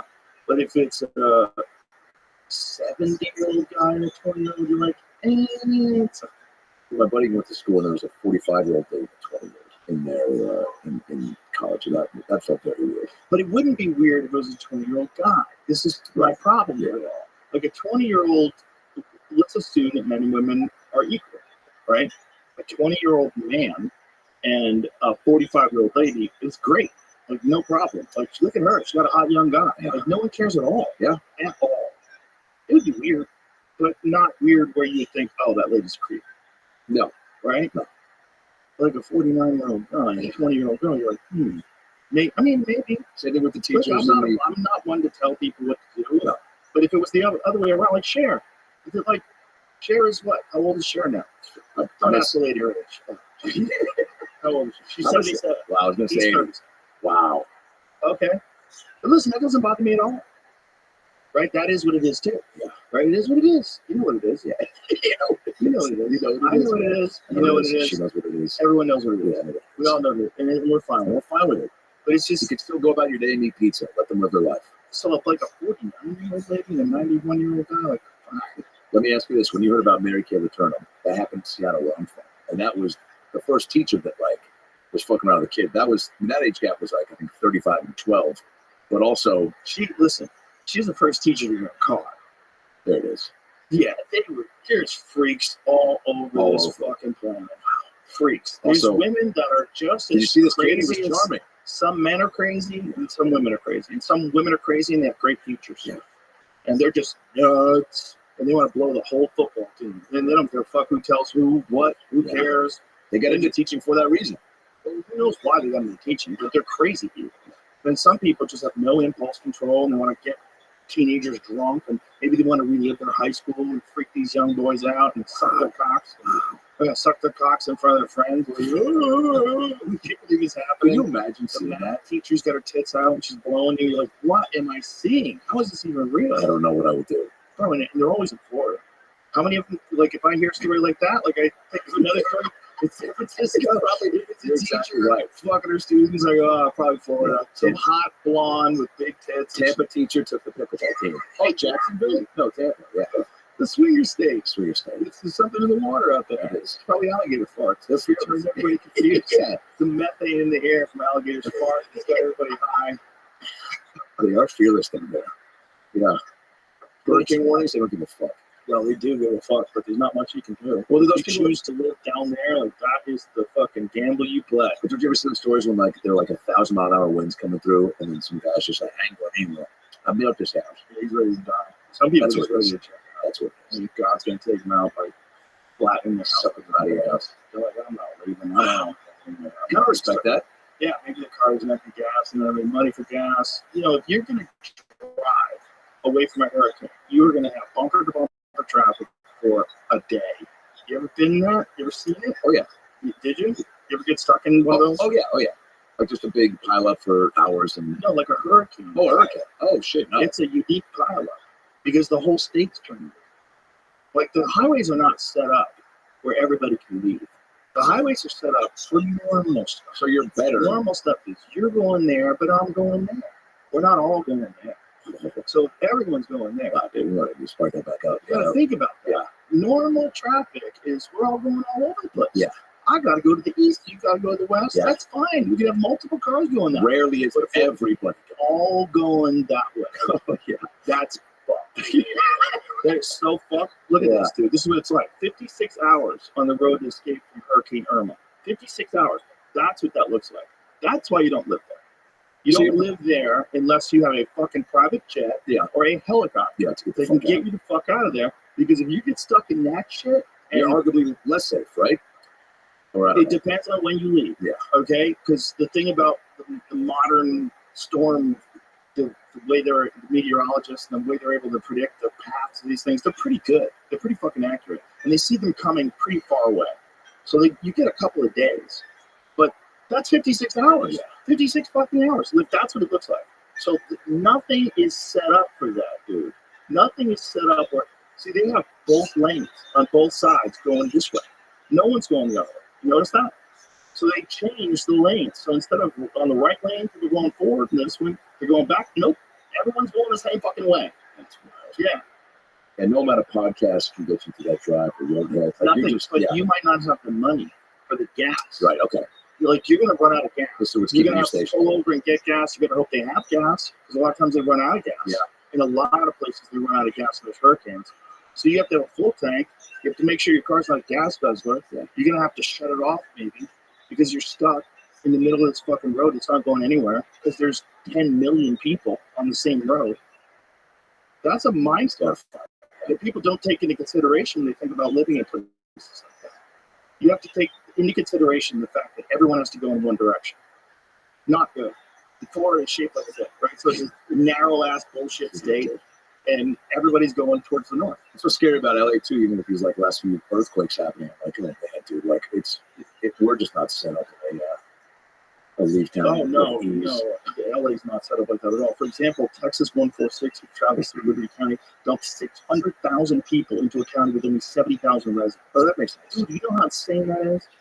600,000 people in a place that only has 70,000 residents. That's crazy. Thousands of people ran out of gas. Their cars overheated from all the inching along, causing many to stop and sleep along the highway. Even reports of price gouging by convenience store owners inundated with customers. Crazy. The death of 24 Bel Air nursing home residents who died when their chartered bus caught fire and exploded about 6:45 a.m. And on traffic cloggers, so the car overheated and caught fire. Yeah, so that's happening just with the influx of people, right? There's just cars popping off. Dude, when you're ready to get the fuck away from a hurricane, that is. Have you been in one or any sort of tornado? Not like that. No, nothing like that. Any desire hurricanes that have made it all the way, like Gloria, made it all the way to Boston when I was a kid. That was a like it wasn't. You know, a shelter and all that. No, it wasn't that scary. It wasn't. By the time it got all the way up to Boston, it was nothing like the tropical ones. The ones where you're catching them hot off the ocean, and you're getting those fucking Florida Keys, those fucking Miami ones. Bro, those are bananas. I was in a rainstorm once in Miami where the whole highway had stopped. The whole highway stopped because you couldn't see it. You couldn't see a goddamn thing. The whole highway stopped. That's why a lot of people will drive still too with you when you just can't see. No one was driving. Okay. It was so bad, no one was driving. I was doing a gig in Miami. Eddie Bravo was doing a jiu-jitsu seminar in Miami.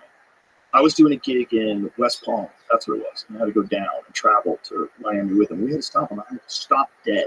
The whole highway. It was white. You couldn't see anything. That's a apocalypse shit. It's for how long? That wasn't that long. Because they just dumps and then it goes away in a few minutes and then it becomes passable where it's just raining now. It's not so insane that no one can see. Right. But you've never seen that before. You've never been in like a tropical place. Yeah. That was a normal rainstorm. That wasn't like a hurricane. Right. They just get so bananas you can't fucking see a car in front of you. You can't see anything. That's so fucking nuts. Yeah. I had to go into a shelter once, a tornado. My grandparents' mom from Oklahoma, and when they were living there, we went into the shelter. Tornado people, like we were down there with people that were just like, we might have to live down here. This could be the new notice. Like it was my grandparents, a few of their friends, and people that were just like went to the shelter. And I'm fucking 10, surrounded by true doomsday guys who were just like, this is where we live now.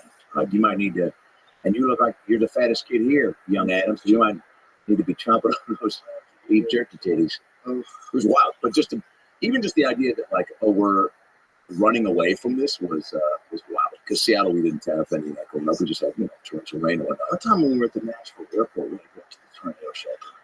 There was tornadoes in Nashville. Like nothing happened. Right. We got lucky. That's the craziest. The craziest one is tornadoes because you can't even predict those. Those just show up. Is it Twister? No, I didn't. I didn't see the new. I saw the old one. I didn't see the new one. I heard the new one's good. It's wild. Is it good? It's awesome. Yeah. The effects are wild, dude. I mean, like, compared to the old Twister. Oh my God, dude! Yeah, Helen Hunt. You believed Helen Hunt was in danger, right? We were very concerned for Helen Hunt, and now you're. I mean, it's. I thought about going to one of those theaters. I want to know how you feel about this. The ones that like shake the seats and yeah, no thanks. Fuck that. All those people freaking out around me. Then you go to see a fucking horror movie and the seat is shaking. Oh yeah, people start screaming. No thanks. Yeah, it's too real. Too much of a mind fuck. Yeah, maybe in some movies it'd be cool.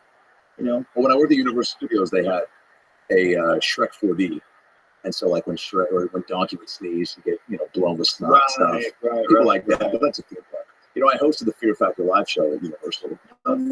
Yeah, that's hilarious. And it was not anything close to your show, but it was like but you have to make people think like the first stunt was like these guys are going to be hanging on to these bike handlebars 30 feet in the air, and there's a platform below them. When the platform drops out, you just sound like they got to hang on, but they're attached to a bungee cord, so there's no real danger involved. And then it was the only real thing that was kind of close to the show was the eating of stuff. It was like we have this picture of like sour milk and beaver clits and just all this. It was just crazy shit. And one guy projectile vomited on me. And I said, what the fuck, into the mic in front of 1,500 kids. I got suspended for a week because I cursed in front of kids. But I was, yeah, dude. What do you know? Perfection? Yeah, it was wild. Hilarious that you posted that. It was nuts, dude. I mean, it was very, dude, that show was so ludicrous. Yeah. Very fun show. That is, did you ever go to Universal when you were there? The kids there? Yeah, sure. Yeah. I probably saw you. I was Wolverine there for 3 years. You know what I used to love at Universal? The zombie place. Oh my God, it was awesome. What am I thinking? Walking Dead. Oh yeah, the maze. Yeah, that's fun. It's incredible. That's fun. Yeah, that's pretty cool. We had during Halloween Horror Nights before they put a clamp down on it, but I dressed up as Scarface on it, so I was Pacino's on it, so just chasing people around, scaring them, and oh shit. Good He was book. Wolverine. That's maybe for like 4 years. That's hilarious. Yeah. The That's scaring the shit out of people. Universal has a great Waterworld thing too. Like Incredible. Waterworld, the movie, it's not that good, but Waterworld, the like show, The show's the on best Universal, it's fucking great. Oh yeah, It's dude. better than the actual Waterworld, right? Isn't Yeah. it crazy? Costumes like, They can I be in banked on a this? movie that turned out to be a tremendous flop. That's insane. They put together a theme show Yeah. for a movie that was a tremendous flop. Yeah. But the theme show is so good Yeah. that people still come to see it Oh yeah. about a movie that no one cares about. Right. It's wild. They this Millions of dollars. Maybe billions. one of those things. It sounded like it. Yeah. It just didn't work out. Didn't work. The pitch sound must have been like, so it's like Last of the Mohicans on water. And the guy from Field of Dreams and Tin Cup. Jet ski? Yeah. Dude, there were days when you'd see people, dude, some of my Universal days where I'd see a guy dressed as SpongeBob. I mean, I was a 1940s cop, was the best job I had there because I wasn't filming anything. I'd improvise as Wolverine and do bits. And my boss was like, Wolverine's not funny. Stop doing fucking stand-up because I'm doing open mics. So this time, so I'm a 1940s cop walking around, can make fun of people, do whatever. And at one point, I picked up a squirt gun. It was on a kiosk. It was like 120 out. And I'm just shooting people with it and doing all these bits. And Japanese tourists would walk by and I'd shoot this one guy in the back. And then all these people were watching me and I'd be like, act like I didn't know what was happening. And my boss pulls me over and she goes, what are you doing? This is 1940s New York. This part of the park, there's a New York people out of the window. There's a cabbie. You're supposed to be making people think this is 1940s New York. And I go, Jenna, with all due respect, a trolley just drove by with Fievel, Curious George, and SpongeBob SquarePants, blasting the song "Ooh Ee Ooh Ah, Ching Chang Walla Walla Bing Bang." I was like, I'm not a history buff, but I'm pretty sure that song wasn't also a part of the 40s. And she's like, it's your job to make people think that this is 1940s New York. And I was like, fuck, I gotta get out of here. It's Yeah, your job to make people retarded. What does that mean? And I was like, people are walking out thinking that Are you I didn't make hypnotized? them think that this is, then they shouldn't be in the park in the first place. That's ridiculous. Wow. That's fun. That's like people that go to those fairs, those Renaissance medieval fairs, Renaissance fairs, and then some people like break character, and then other people like try to talk to the main character. Oh, yeah. You ever see that happen? Oh, yeah.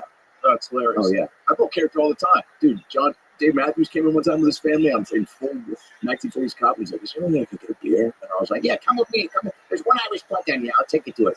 And I just see him the night before. I go, dude, you guys fucking crushed it last night. And he goes, oh, shit. He goes, can you break character? I go, dude, I don't want to be here. Fuck yeah. And then I went and he offered to get me a shot at his bar. And I was like, dude. You ruined the experience for him. You ruined it for Dave Matthews. He was like, he's breaking character. This is bullshit. I don't want anything. The cop thing. I paid for the cop thing. I paid for the cup thing. This is bullshit. Dave Matthews. That's fine. Cool as fuck. That whole Universal rides thing is the best thing for Harry Potter. 1,000%. That fucking roller coaster with the dragons. Oh, yeah. Oh my god, it's incredible. Yeah. It's You get sick from good. those? No, Yeah. no, I'm lucky. I don't have the motion sickness thing. The motion sickness thing's a weird one. You can't read in a car. You can't, it's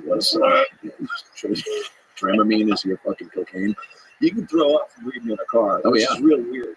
Your brain gets so confused. Like, why am I looking at something that's stationary when I know my body's in motion? I know. Doesn't make sense. Your body does not like it. Yeah. At all. Your body's like, "Ugh, you must be sick. You have to tell it. I'm sick, bitch. I'm looking at my phone. You know? Yeah. I tried to read a book once in a car, and I was fighting off the nausea.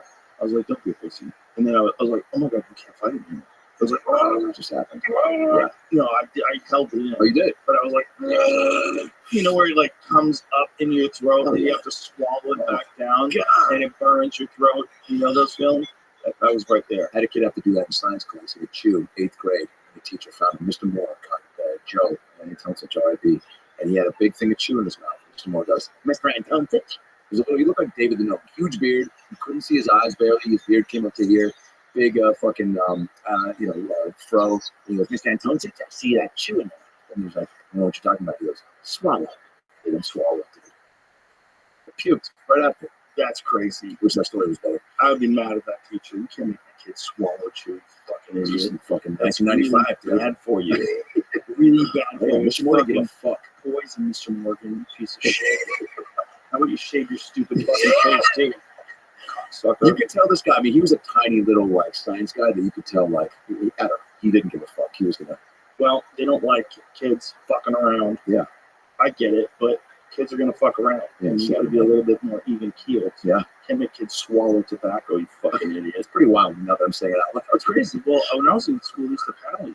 When I lived in Florida, Get the fuck out of here. Yeah, you get in a fight, they paddle you. They whack you in the ass with a piece of wood In front of you? No, it was just the principal. The principal would paddle you. Jesus, that wasn't like a weird fetish. It was just like, No, it's punishment. You did something wrong. You got whacked. I got whacked. Did you get whacked? No, not really as a kid. Yeah. Not much. Yeah. Nothing like where I got hurt. Yeah. Just Yeah, of course. A nothing serious. little spoon to the back. Nothing frivolous. My sister threw a high heel shoe at my back once during the fight. Oh my God. I had it fucking hit me right in the back. I went down. It's a piece of wood. It's a goddamn deadly weapon. Yeah. Then she locked me in the garage. Then I got out. Jesus. Locked her in the garage. Jesus. And then she made fun of me for being a fat kid and having bigger tits than her mom.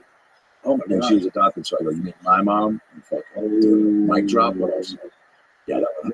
That one. Yeah, that was fucking. I said, Natalie, I'm so sorry. Even to the thing. Yeah.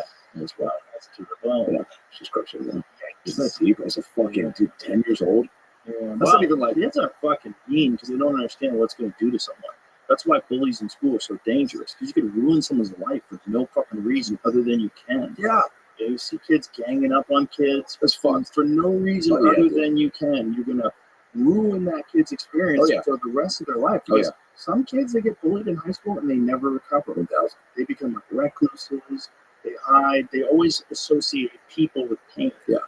It becomes a real problem. Oh, yeah. It becomes a real fucking problem. Yeah, the kids that would tease me for weight stuff, like, I try, as I got a little older, I try to give benefit of the doubt. Like, oh, they didn't know any better. They're just fucking kids. But, like, thank God I found a way to maybe, get around it. But, like, Kids can be so mean. They can be mean. They don't even know. you don't even know, man. They're just doing it because they're experienced. Louis C.K. had a whole bit about it. I forget how it went, but it was essentially about his. Well, he's dead on right. It's like they know that they can do this thing. Yeah. So they do it. And it's just like it's like throwing a rock in a window. Right. So they can. So they do it. And young kids don't think about consequences. No. They're little animals. They're not fully developed yet. No. And so they're mean. But the problem is when they're mean to if you're mean to a 14-year-old that's just coming in ninth grade, you might fuck them up forever. Forever. Yeah. Especially if you're like 16 or 17, you're a big older bully and you're picking on some 14-year-old kid. Like, whoa. Yeah. I know so many people that just get destroyed from their experience in high school. Mm. Just destroy their confidence and Then recover. it alters the course of your life. Oh, wow, yeah. You're always thinking you're a loser. And so it kills your confidence to try anything, kills your confidence to meet people. Yeah. You're afraid of interactions. You're always harkening back to that, yeah. I mean, that's why parents, old school parents will tell you, some boy bullies you, go back to school, you punch that kid right in the fucking face. Like, imagine sending your kid to school and telling them that, like, go punch that bully in the face. Like, what the fuck? I know my mom used to tell me, she's like, tell me, go tell the teacher, or call me, and I'll call the parents. I'm like, that's the fucking last thing I want to do. At least I'm like savvy enough to like not. You're not going to be there all the time. Yeah. So I'm going to have to go to school, and I'm going to have to deal with this guy. If you intervene, you're not going to intervene every day. So what's going to happen? Yeah. Just remember that you intervene. Yeah, The next time you see somebody, it's going to put me in a locker. It's going to be a real problem. I ran for vice president in fifth grade, and my mom helped me write my speech. She was reminding me of this. And I go, big kid again. And I was running about the platform of, if you vote for me, we'll have ice cream every day. And my mom helped me write this. And I was like, I think I'm okay. And then she was like, put this. And she goes, say, if you vote for me, you'll have ice cream I promise we'll have ice cream at LP every day. Not. Joe, I did that in front of the whole school. Oh, no. Crickets. One teacher in the back. Oh, shit. Your mom told you so? Oh. Terrible. Roll the dice. Also, come on, kind of applaud the confidence to fucking try. I mean, open mic night in front of the school. Yeah, Let's do it. It's also when not was still kind of in. So you think that was like the first joke you ever cracked publicly? It might have been. Probably has to be. Probably has to be. Right? I mean, Oh, yeah. when did you ever address a group of people? No, Never. never. Right? So first time ever, first bad joke. Crickets. Right out of the bat. We did a couple kids who were like, dude, this guy's fucking on this. Well, some kids just like it was a little bit of chaos. Like, yeah. Say something stupid. Yeah. Give me something to think about other than my miserable existence. Yeah, which is a lot of people. That's a lot of online activity. Like people just looking for someone to fail. So they do it. I don't read the comments right now. I'm trying not to. Right now, Yeah. when did you start doing that? Maybe a couple of years ago. Good for you. I was reading both, and then it was just like I'd love to live in like the present. Yeah. I know how I think it felt good in the moment. Why would I want to take away anything from that? I don't know. It's an unnatural way of human beings interacting with each other. It's not good for it. Sometimes I look at stuff just to go like, oh, did they, like when she and I did the Trump Biden thing, I was like, I want to see if people are digging it. You read a few nice things, and then it's like you just have to have self-discipline to go. But, But listen, you know it's good. You know that's good. It killed. You guys, when it was you guys doing Biden and Trump and going back and forth with each other, it was magic. It was hilarious. Just get it, like, you know what it is. What a wild thing to have as far as like SNL does these political things. They're like, what, 8 to 12 minutes? Bro, like 2 hours of it? Like, that's a wild. They can't even come close. First of all, it's not possible for them to come close. They can't come close to the subject matter, and they don't have Shane. Shane's the greatest Trump that's ever existed. Shane's be writing for Trump. He should be writing for Trump. Like, if Trump was smart, we would hire Shane and Tony Hinchcliffe to write to him. Because Shane could show him how to do it. This is how you say it to him. When he came out and was doing the dance, the low clapping. Oh, I don't know if you saw this too, the way he was drinking his Bud Light. Yeah. Fully in character. Yeah. I mean, for real, he could show Trump how to deliver lines. Dude, when we were at the first time we did it, because she and I went maybe seen each other and chatted about 10 times at clubs prior to that first time. So this is really the other thing I love about comedy. It's like we got to really kick it like this past weekend a lot and chum it up and like just get to know each other more because we were thrust into this thing kind of together, Mm-hmm. And during the first time of the mothership, I went over in character and I go, you Shane, you realize is the most we talk to each other? And in character goes, Joe, shut the fuck up. I started fucking biting my lip. So funny, dude. Yeah, it's a fun time for comedy and a fun time for politics if you're a comedian. Yeah. For the rest of the world, it's like, dude. Yeah. I said that when Joe Biden was operating the country, it felt to me like how I feel when my Tesla is on autopilot. Mm. Like, so it's really working. Oh, yeah. It's like, Jesus. Oh, yeah. What's happening there? And now it's seeing you as Joe Biden. You're way more coherent than the actual Joe Biden, which is so nuts. Some zingers, yeah. Yep, some zingers. It's a balance you have to find. I can't just be. People were like, dude, just mumble and stumble and you'll be fine. I'm like, I'm still there to be funny. Yeah. Like I have to, But you figured out how to do it in character too, which is fun because you have that thing where you can do the bumbling and it's actually funny. Mm-hmm. Like you on purpose bumbling, right? Because sometimes he just bails. Yeah. He just bails on what he's saying. Totally. And you see how we're gonna. We beat Medicaid. Yeah. That's what I said the first. I go, we beat Medicaid, Megatron. We took down the Transformers. Yeah. And even when I got there with the tell, I go, we got David Tell, Dave Chappelle. We got Adele up here. Come on. How long did you do the character before you did it on Joe Tony? Did you fuck around with it? Or no. Just I've done a couple like voices in my act, talking about the debate, maybe, So that was the first time doing it. I've done Phil. Jeremiah Watkins and I did a bunch of during COVID, like Lost Phil episodes, and that's kind of how I started to find whatever my version of it was that. But this was just the first. Have you met him? Who? Dr. Phil. No. That's hilarious. But I think he's going to come on my show at the store. How are you going to feel when you meet him? You're going to handle it better than you handled Jim Carrey? I think so. Yeah. I hope so. That'll be awesome. What's happening? Yeah. What if he just is that? Honestly, when they were playing, I need to be in charge of what you're allowed to say. You might be saying things, you might get to it. I thought he was going to come out of Madison Square Garden when they played that video montage where they put me in the Kill Tony Hall of Fame. I thought he was going to come out behind me and, I don't know, fucking like stab me in the back and go, no, we won't be right back. Just take me down. Yeah, he's, I think he'll be, I want him to come out on my show at the Comedy Store, and when they announce Dr. Phil, he comes out instead. And then everybody goes nuts, and then I come out, we shake hands and chat for about 20 minutes. Well, Kill Tony's so big now, I can see him come out. Especially now because he's got that. He's got a network, book. Yeah, he's got some stuff to sell. Dude, I plug his book on every episode of the show. People buy books now, Joe, and bring them to my club dates and have me sign and do a thing. Tiffany Ash was on one of the shows, and I go, Tiff, this guy's got a question for you. And he's like, Tiffany, I can't stop stop drinking. I can't stop jerking off. And she goes, you got to stop jerking off. She goes, you're going to go blind. You jerk off too much, you're going to go blind. I go, I actually talk about that in my book, We've Got Issues. I go, chapter 25, if you come too much, you're going to lose your ability to see the world. So I'm like finding ways to like plug the book. And now I'm sure That'll definitely sell. I think it's kind of not a bad move. Right? No, it's a very good move. Yeah, it's a solid move. Yeah. Good move on your part. And it's a fun bit. It's like people now, like, I don't know. No, it's definitely fun. Yeah. But what would happen if you said stop doing it? Stop doing it. And it was fun. It was a fun run. Okay, you heard it here first. Yeah.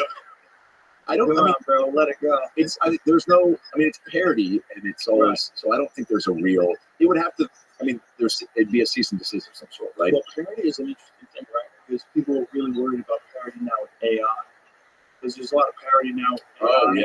And people, like, there was this one Kamala Harris thing that was going around where it wasn't, she never said any of these things. There's the original speech that she gives, and there's this, like, ridiculous version of, like, the worst thing that a person, like, the dumbest. Oh, God. And it's AI. It's like, yeah, that's one of the weird ones. That's a weird one. Because if you could do that, then you could have people saying all kinds of things. Like, if that's okay to take, like, a famous person who's, like, the vice president of the United States and have her say a bunch of shit that she didn't really say because it's parody. Like, you can kind of get a little slippery with that. Like, you can get, like, subtle parody. Yeah. Where it's like you barely know that she's not saying those things. Oh, yeah. And then it becomes like people believe it's real. It's pretty obvious, though, right? The videos of these. Always, man, they're getting good. They're getting really good. They're getting really good. They're getting close enough that they can trick a lot of people.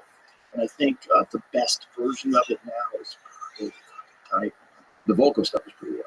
It's all wild. Yeah. They can take your voice and have you say almost anything. And if they do a good job with it and manipulate it and tweak it, like the intonations, God, I get it's so goddamn close. Scary. There's still a little part of you that listens to it and goes, this seems really fake. Yeah. But I always wonder if, like, if I didn't know that it definitely wasn't real, I wonder if it would feel fake to me. Yeah. You know? Yeah. I don't know. I feel like, yeah. I don't know. They said we're going to have flying cars about now, and it's not happening. So maybe AI won't be as scary as. They do have flying cars. Yeah, but like a part of society. Yeah, they're not common, but they would help in the hurricane place as long as you don't catch them moving. I remember when Dallas had Uber helicopters for about 2 months. Right. 2 months of Florida and flying cars and hurricanes. In the middle of the hurricanes, you know there'd be a bunch of those same kind of dudes that shoot out their window at people in road rage. They would be flying in winds that they shouldn't be flying in and crashing into the whole highway in a burst of flames, killing everybody. And it would be on YouTube Reels the next day. Florida is the guinea pig of states for all the stuff that's. Well, it's a state that was essentially founded. Okay, there's 2 findings, right? There's the original. The Spaniards landed in Florida first. The first city was in Florida, in this country, right? So you have, like, the colonizers, the first original colonizers landed in Florida. Then, you know, all the fucking prisoners that Castro releases. He gets them out, puts them on fucking boats, sends them to Miami. And then you have the crazy cocaine days in the 1980s. And then you have an economy that has, there was more, at least at one point in time, find out if this is true still, there's more banks per capita in Miami, like for a city than anywhere else in the country, because it was all money laundering. People were just like, they were moving money around with cocaine. And people were making millions of dollars and putting it in trash bags and digging holes in their backyard. You ever see Cocaine Cowboys? No. Fucking incredible documentary. And it's all this Cocaine Cowboys 1 and 2. Yes. It's all about cocaine in Miami. At one point in time, one graduating class, the Miami Police Academy, every single one of them either went to jail for corruption or was murdered. Oh my God. The entire class. It was just cocaine. Everyone was out of their fucking minds. They're all on it, and they're all committing crimes on it, and they're all making millions of dollars. They're all going to nightclubs. It's Scarface. Scarface was based on that. Brian De Palma's Scarface, written by, was Oliver Stone, right? Didn't Oliver Stone write it? That's right. It is, right? For how long? How long was this time? A couple of years ago? Like a decade, more, maybe more than a decade, maybe 20 years. I had a buddy who was an ophthalmologist who did his residency at University of Miami during the cocaine days. Dude, it was nuts. It was nuts. Gunshot wounds, stab wounds, people with things up their asses. Like, so many people got brought into the emergency room with things they stuffed up their ass or they were coked up. I didn't know that was a side effect. Army I soldiers, thought it was like storage toy with no ending. soldiers, no, like light bulbs, the ones that are shaped like pine cones, stuff light bulbs up their asses. Like people are doing all kinds of wild shit and being brought into the emergency room. That code was just supposed to, like, you take the party up a notch. It was more fun. Well, And it depends on where you're starting from. Like, hey, man, in some places, something to rub up the ass was how, Like those fucking swingers in Tampa are already on the 29th floor. It's not much of an elevator to get them to the roof. You know, these fucking people are out of their minds. And the whole town was like founded by cocaine. Wow. And it still has that feel, this party feel to that city still. Yeah, I'm sure cocaine's still an issue there, but I mean, it's not the whole thing. Yes. But it's like, that's a frivolous area. I would say if you want to starve to death, open a bookstore in Miami. No, it's You're reading there. You're reading. Yeah. Fuck up. We're out here stunting. Pot hasn't had a similar type Effect on town. Yeah. Not really. Right? Maybe a pot and LSD in San Francisco. Right. Yeah. But like, not really.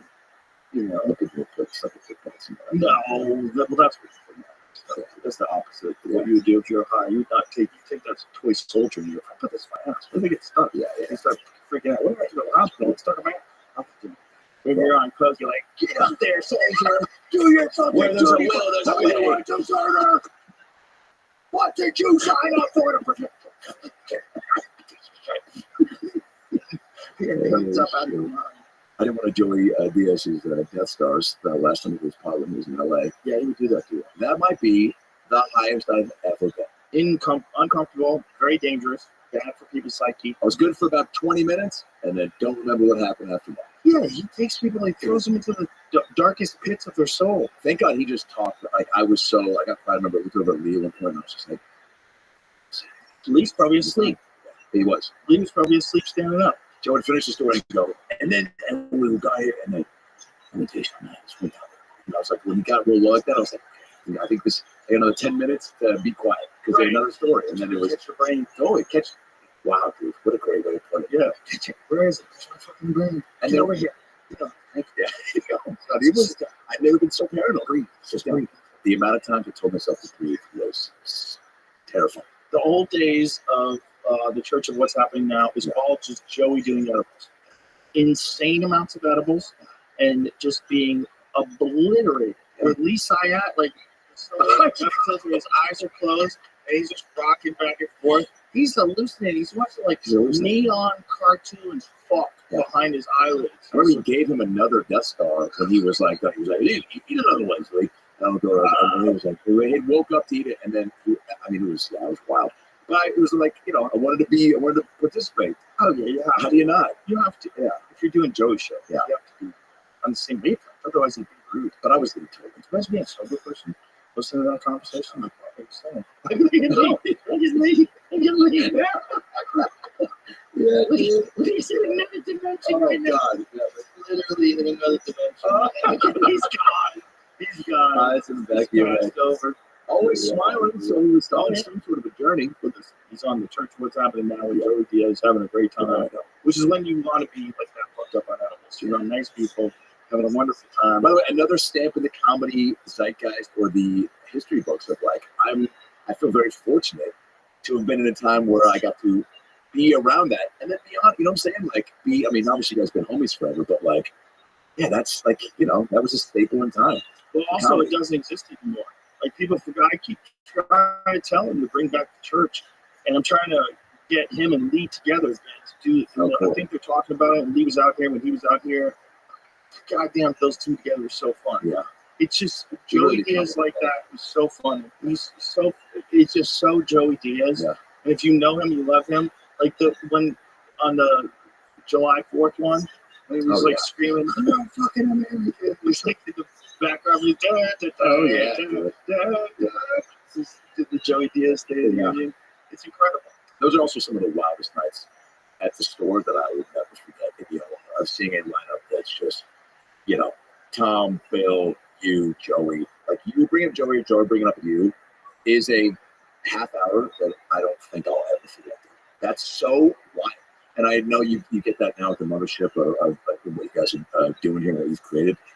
But man, like seeing it for the first time of me seeing it is what I'm, I guess, getting. Yeah. Of being and getting to a point to where it was like open mics at the store, then I did phones for a few years, and then being a regular, then just being around enough to be comfortable to stick around and sit in a bucket seat and watch that transition happen was wild. The fucking the pops and the roars, and then you sitting down and watching him was so fucking cool. You know, I don't know. That's other stuff that is not. You have to just be around to see that. Like that was cool. It was different time too. It was like you could do that thing, and you could hang out in the back and didn't get bothered, and you could, the store was an interesting time in the store because it was so heavy. There were so many killers. There's so many people there. It was just. It was such a magnet for crazy people too. So there's this energy in that place that was so different. Yeah. That's also Seagull's nightclub. People were killed there. Oh, really? Bugsy Siegel. You don't know what they're starting from? Oh my God, Bugsy Siegel. And so there was a nightclub. That's about as far as my. A mob-run nightclub. Holy shit. Yeah. I'm sure you've talked to people that have seen ghosts there, right? Oh yeah. Yeah. How many other places have people seen ghosts? That's like the most ghostiest of ghost places in LA. Yeah. You talk to those fucking ghost freaks. Oh, really? They're really into it. Yeah, I mean, there's a bunch of stories about the Comedy Store being haunted. Yeah, I believe it. Multiple people have seen ghosts there. Carla Bowie's had a crazy story about sleeping on the stage, and something grabbed his leg and dragged him to the end of the stage. And then he heard a bunch of chairs clink and the door slammed, and there was no one in the room. He was asleep on the stage. He got kicked out of his apartment. He's had a fight with his girlfriend. Fuck you, I'm going to make it. That kind of shit. He's young. And he was working as a doorman at the store, so he had a key. He goes in and he said, I'm going to sleep on stage. I'm going to fucking make it in comedy. And then he's on stage, and he hears the chair's clicking. He's like, hello? Hey, it's me, Carl. I'm here. I got kicked out of my place, so I'm just sleeping on stage. Hey, who's there? And he hears a sound again. He doesn't see anything. And then all of a sudden, a hand grabs his leg and drags him 6 feet, and then lets go. Oh my God, that's fucking terrifying. Yeah, I mean, maybe he lied. But it's an amazing story. Hey, the way he would tell, I want to believe. I want to believe too. I've never heard anybody get touched by a ghost, though. It might have been one of his friends. He might have been blackout drunk. One of his friends was like, oh, Carl's sleeping on the stage. Let's fuck with him.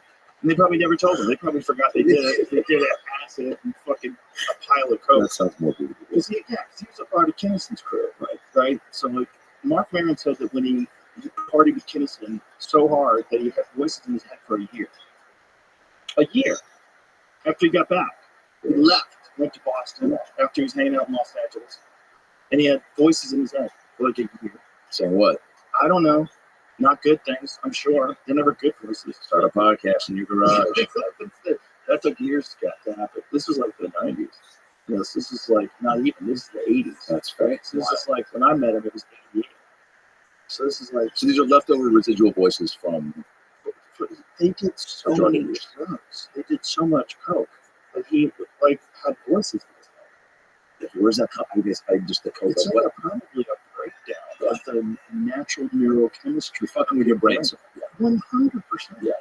You're loving the brain of its ability to produce dopamine. You destroy all your serotonin levels. You fuck with everything. When you go that hard with coke and you have to get off them, those guys get wrecked. I've met people that are getting off coke and they are wrecked. It's just empty and so drained. It's just it just fuck. And it makes you want to do more. Get back on the horse. There we go. Ooh, and we're back. And we're back. Yeah, I see it. Oh, God, that's a demon. That's a demon in powdered form. It's not around as much anymore. Yeah, it's around all over the place. The problem is now it's got fentanyl in it. Yeah, not going to kill you. People are still doing it. That's how nutty coke is. They're going to roll the dice. You crazy shit. It's not from the cartel. It's fucking wild. I don't even take the people bringing me weed now all the time, which I appreciate. But I mean, they found weed. Yeah. And it's also one kid who had a bag. He said it was a Comedy Castle Wood. And I walk in the bathroom. He pulls out his little bag. And he goes, "Bro, not just something. It's just on a bag of shake." I go, "Oh man, thanks, bro." I'm just trying to reply. I go, "Thanks, man. That's more where that came from." I go, "Can I be honest? This looks like it fell out of your pocket." He's like, "Yeah, I mean," but I brought you the bag. And it's like, the gesture's sweet, but like I just feel like this is not the move. Like maybe it was a nice joint, maybe in a tube and stuff. He's like, okay, you're a Hollywood guy, huh? Like, no, that has nothing to do with it. It's just a bag that was stuffed in your cargo pants. Of shake. Yeah, of shake. Yeah. You know, and or Maybe joints that are, yeah. you can't roll the dice them. Yeah, you can't today. You know, there's places that are trying to outlaw fentanyl tests, which is insane. Who's doing that? Where is that happening? Is that a Texas thing? Where's that happening where they're outlawing the fentanyl tests? And I think the concern is that it would encourage people to do drugs or sell drugs. And that maybe the thing's going to discourage them is the fact that people are dying from it, which is an insane way to think. But let's just prevent people from dying. Yeah. First. You know, I guess the fear is that it would make people feel like it's safe to do coke again.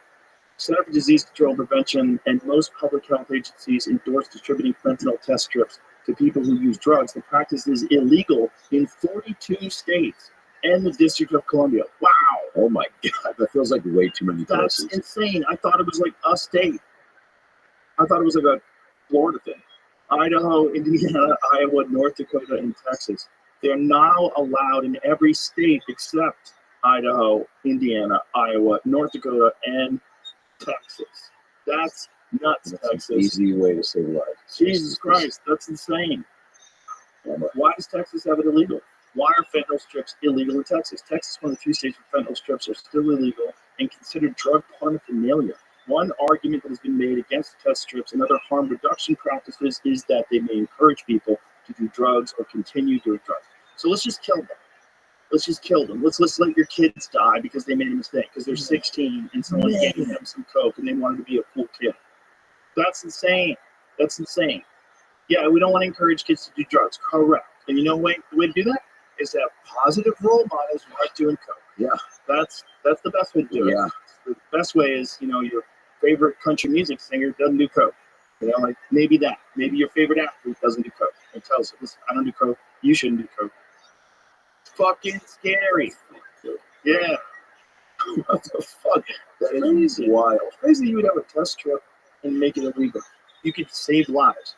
That's the only way you should look at that. You're going to save lives. They're already doing something illegal. You know, you're not encouraging or discouraging. If it was not killing people, probably the same exact amount of people would be doing coke.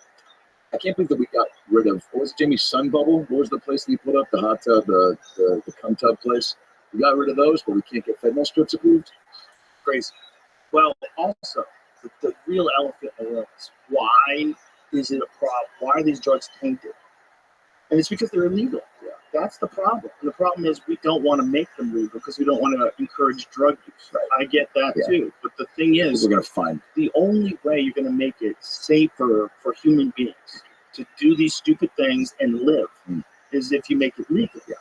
It shouldn't be legal in terms of like, I mean, it should be legal, but it shouldn't be something that someone can profit off of. Right. It shouldn't be something that someone can sell to people. Maybe the best way to do it would be to make drugs free and legal. Sure. Like if you want it, like I catch you selling coke, you're death penalty.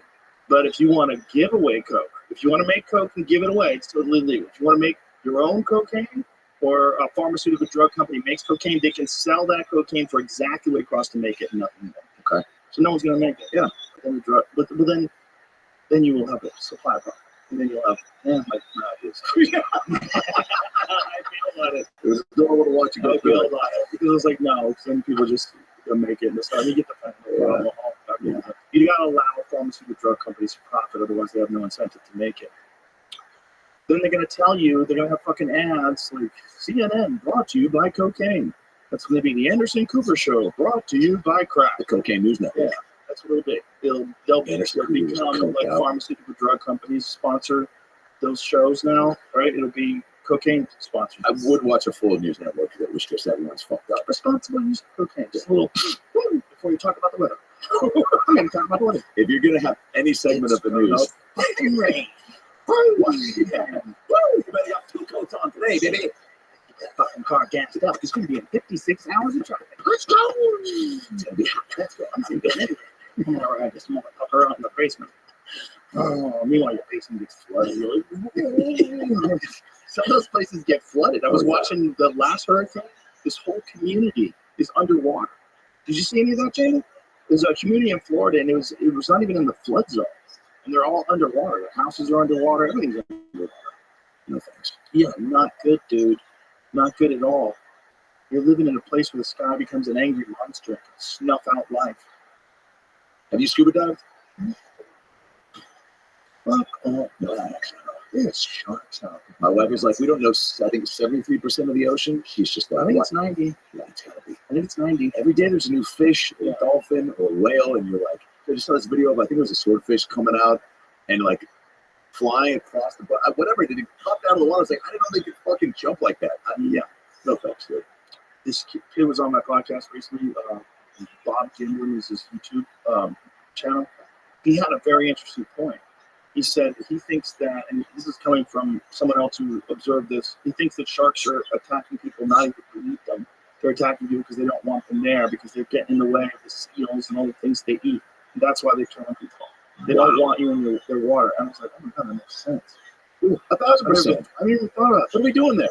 I want to think of them as like these fucking thoughtless killing machines just biting everything. Imagine just walking into a stranger's house, opening the door, just opening their fridge. Maybe make some tater tots. That's what we're doing in the ocean. There's a video of a kid in Hawaii who's on a small like paddleboard, like fishing up a paddleboard, and a fucking tiger shark bites the paddleboard. Have you ever seen that video? No.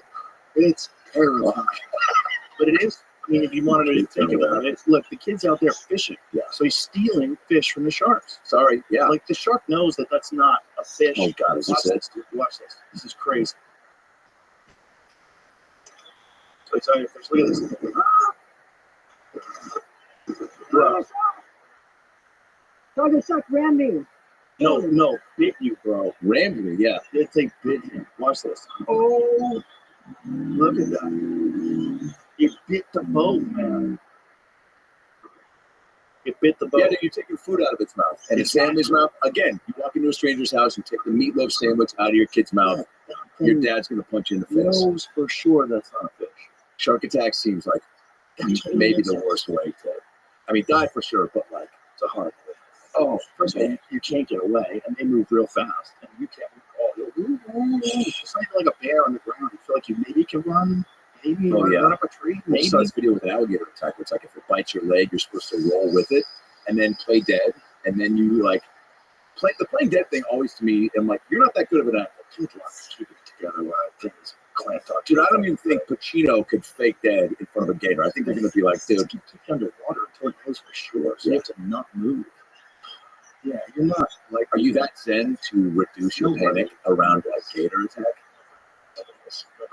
But a shark did that just fit. And they say punch him. They say punch him. Who's got enough wherewithal, or just in the moment? Who survived? It's punched a shark was wrapped around the torso. Who survived? It's just gonna rip you in half. Yeah, the bite force is insane. You just get filled with the eyes. Go to your happy place. Imagine the last knives you're looking down at your entrails and no legs. And that's it. That's the end. Wow. This is the end. How long do you think you get to look at that A few before? seconds. You get a few seconds. What is that thing biting? Oh my God. Its mouth. Oh my God. It's just a killing machine. But it does make sense and now that I see that video. That's a great perspective. Of the shark biting the boat, that totally makes sense. Taking the snacks. Yeah, because I used to think that it was, just they'll bite anything. No, they're mad that you're there. Get out of here, bitch. Because they're pretty smart, right? Or no? Okay. Okay. They're ancient. Most of these are really ancient things that haven't changed at all since the dawn of time. They're not that smart because they're just about killing. Like if you think about how old sharks are, I think sharks are older than trees. Yeah, I think sharks predate trees on Earth. See if that's true. 99% sure it's true. I talk about that in my book. We've got issues. Sharks are older than trees. 150 million years old. Wow. Trees, 300. So there was sharks for 100 million years before there were ever trees. That's fucking wild, dude. And they're out there in the water. You want to scuba dive? Adam Ray? No. What the fuck is wrong with you, bro? I'll go to sun bubble with you. Yeah, I see you down there with your stupid gear and you fucking cocksucker. You're ruining my fishing. Yeah. No, thank you, sir. Not interested. Not if I. Glad we're in the same place. What's that? Picture of that first. Oh my God! What kind of shark is that? Put a bandsaw in its mouth. Is that the early sharks? Coprion. That's what its mouth looked like. 240 million year old fish. Jesus Christ! You ever see the movie The Meg? Oh yeah. One of the dumbest movies that's ever been made. Yeah. It's so dumb. Like, why are you watching it? What shit done to me, dude? And even Statham was just, you gotta see what's down there. No, you don't, Jason. Go back to fucking The Italian Job 2. Things like biting the window. Yeah. It crashes through the giant 50-foot shark. Oh, whatever yeah. the fuck it was. What about Open Water? Was that the name of that one? Where it was just all shot, found footage? Yeah, that was a good. That was because it was realistic. Realistic. And, The Meg 2 is even dumber. Yeah. It's even dumber than the Meg 1. yeah. But they're fun. It's fun dumb. You know? Those are good popcorn movies from time to time. Enjoyable. Yeah. You know that's not going to happen. Imagine it's like a megalodon down there. But there could be. That's what everybody thinks. Maybe that's what took the rich guys messed up when they went down there. You think something they got them? No. Yeah, incompetence. Yeah. Human folly. I think that gets more people to sharks. You know? That's a big one. I do like the idea that the further down, like all the way down, there's something like where the Titanic really, we're at the fucking very bottom is something that's living down there. That's just, you can't even comprehend. That's never even trying to come up. But if you go all the way down there like they did, or you make it down for whatever, I saw Will Smith in some video where he went down right with some people for some Discovery show, like really down there to where it was like, they shouldn't be down there. Yeah, fuck out of there. Even these astronauts that are going to space that are stuck. Until February. Joe, why? They can get them. Why are we still going up? Like, is down here not good enough? But it's also if they can get them in February. Are you fucking serious? Yeah. What if that doesn't work? What if something goes wrong with that? Something went wrong, which is why they can't get them. Right. Guess what? Things go wrong. And you might not have rockets available that can do it. You might not have a shuttle available that can get them. You might not be able to you might have like some sort of problems in your software. Who fucking knows? Dude, that's terrifying. And they have to like either be saved by another, I guess, SpaceX or make friends with the Russians. Have the Russians go. I bet they can get them. Wouldn't that be funny? That's a nice slap in the face. The Putin says, "I'll do you a favor. Just go get your friends." okay. Yeah, just put me nice. Yeah, you'll be nice with me. I'll be nice with you. Get your friends. We give you good time. We'll bring you back to the restaurant. Yeah. They give us back the. There was a sound that was recorded once by underwater microphones that was a biological sound. It was louder than anything that any animal could have made before. They don't know what it is. See if you can find that. It might not be this, but remember we did that. Yeah. Oh yeah, they make crazy sounds, but I don't think they think they took that into account, and this is different. They don't know what it is, and they never found it again. But whatever this thing is, it sounded biological. Like it was a biological sound. It wasn't a geological sound. It wasn't like the sound the Earth makes, or underwater earthquake. There's something about the sound that they determined to be biological, which is like, what? What are you talking about? They're fucking Godzilla down there? Finding about this. Yeah, that's it. That's it. What is it? 19 what? We'll put up the details of it so you can read it. Is you have an article on it? Yeah. So whatever the sound was, they don't know what the fuck it was. And 1997, the National Oceanic and Atmospheric Administration reported a mysterious underwater sound that lasted for 1 minute and was detected by hydrophones 5,000 miles apart. The sound was named the bloop and came from a location off the coast of Chile. The bloop captured people's imagination with theories about what it could be, such as the call of a dinosaur, an undiscovered sea creature, or a giant squid. In 2005, NOAA scientists discovered that sound was actually caused by an iceberg breaking away from the Atlantic. Oh, shit. What the fuck, dude? I didn't even know. So they solved it. I was hoping it was a fucking monster. That was the only one? There wasn't one. So that's what it was. So it was probably one of those things where they had talked about it for so long that it was stuck in my head that it was a biological thing. I still hope. Found an article in 2017 talking about it. I don't know what it was. Oh, okay. So this is someone trying to cover up for Godzilla. That's the state-sponsored CNN-type bullshit. They're trying to cover up for the fact there's a goddamn... You're reading the AI overviews. Maybe it may not be. Oh, AI, you piece of shit. You fucking lied. That's probably what it is. AI lies. They have a thing called hallucinations. If AI does not have an answer to something, they will come up with an answer. And then that could be searched from the web, right? So it could be some blog somewhere where some guy made up something about it was an iceberg that caused that sound, and AI will spit that back out again. It's a thing that AI does when it doesn't know the answer to something. Apparently, they call it hallucinations. This is coming from AI scientists. I don't want AI to have hallucinations. They don't even know. They don't even know exactly why it's doing what it's doing. They don't know. They don't know how it's being creative. Well, once you see those things too about like some of these robots, like what was the thing? It was like I don't know. It had having them have feelings or any sort of. They're not gonna have feelings. That's even scary. They're gonna go think really clearly, without any emotions, no remorse, no morals, no ethics, no worrying if people like them, no reading the comments. They don't give a fuck. They're fucking robots, man. That's my fear about aliens. My fear is that that's what aliens are. That they've already bypassed the human body and all of our primate systems. Oh yeah, They bypassed all that. They're all gone. That's all gone. do they listen to our podcast? Yes, 100%. They're listening right now. They're loving it. What up, guys? It's fun for them because they don't get to think stupid anymore. Yeah. Because everything's clear. Right. It's like, like you want a little bit of chaos and you don't have any chaos left. I think that's why they visit us. That's why, like in my special, I said that I think aliens visit us the same way we look at Waffle House fights. It's just like, what the fuck is going on over here? What if the aliens like love Danny Pugh? Like, what if their favorite actor was like, They love Despicable Me. They like Drew. Yeah, they love him. We love Drew. Yeah, maybe that's it. I mean, who fucking knows? But if these lying AI cocksuckers, do we find out about that 2017 thing? I found another thing. Okay. So it might be real. Might just get an article they were putting in headlines. People watched the video. Oh, right. Probably. And what year was it when they recorded that sound?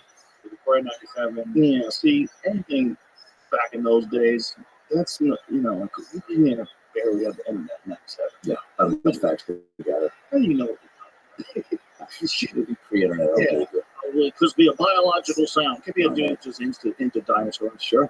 Yeah, but there's probably some shit down there we haven't discovered. I think so. They always find new fish. Like, there's a bunch that washed ashore during a tsunami. They're like, what the fuck is this? Was that in Thailand, where there's like a gang of them that washed ashore in a tsunami? These undiscovered deep sea creatures. Cool. Like, crazy, like blind things that live in a place where there's absolutely no They can life. pop up and show up here. I don't think we need to go out and try to find them. Yeah, wait for a storm. Yeah, wait for the storm to come through, man. They'll wash out. Yeah, dude. That was in Oregon. Look at that fucking thing. Oh yeah, I'm going out of my way to find that. Fuck Oh, off. that's like some kind of an anglerfish, Oh, which is one of the craziest inventions in nature. The nature invented a fish that has a fishing rod off of its nose. Yeah. Like, how does that even happen? Look at that fucking thing. Is that real? Come on, that can't be real. Oh my God. Is that real? See, the things with AI now, you could think something's real, they just fuck with you. This is in the New York Post. They must have. Jesus, they go pre-AI. But wait a minute, they probably did a sample of that thing. What is it? Let's find out what it is. I bet they figured it out. Look at it. Could be a fang-tooth snake eel or a garden or conger eel. All three species occur off Texas and have large fang-like teeth. Look at that thing. Imagine if, like, we lived in the ocean. Show me the picture of it again. Imagine we lived in the ocean. You're gonna deal with that. There's more. I'm surprised Pixar, they didn't Finding Nemo, but they should do something that's like highlighting all these lost creatures. Right? There's going to be an underwater lost city where you can see the. Yeah, mermaids versus monsters. Yeah, They should. Why don't they do that? Fang-tooth snake. Look at that thing. mermaids aren't real, right? I know, It's one of those things where I'm like, I don't fuck like. Who the fuck knows, dude? Isn't it like the Probably ultimate not. a beautiful girl and says no vagina? She's just fish. She's a fish. Like, fish don't have sex. What are you supposed to do that? The part where you have sex with doesn't exist. It's all just fish. So I know their any guy eggs. in the ocean. You ever see how fish breathe? The female lays their eggs. The guy says jizz all over it. Like, we used to catch rainbow trout when I lived in Boston, and we'd go to this lake and catch rainbows, and they'd be jizzing when you pull them out of the lake. Like, because it would be the time when they're spawning and they're making babies. Yeah. You're allowed to fish for them. At least back then you were. And you're pulling them out as they're jizzing. Like, as you're holding it, like, just nutting all over the place, trying to get their last loads out before you fillet them. Wouldn't you? If I a bear's guess. about to eat you, wouldn't you just try to fucking empty the tank? I guess no one probably really touched them. was probably really excited. There you go. It's the You first know? time going out. Like imagine you just like blue balls all day long. You're so blue ball that you just jizz in the ocean. Yeah. On the floor. Yeah. But all they have to do is run a finger by it. You're like, you know? Like you ever seen where your dog is humping a leg? And the dog is just like, they start humping the air. That's it.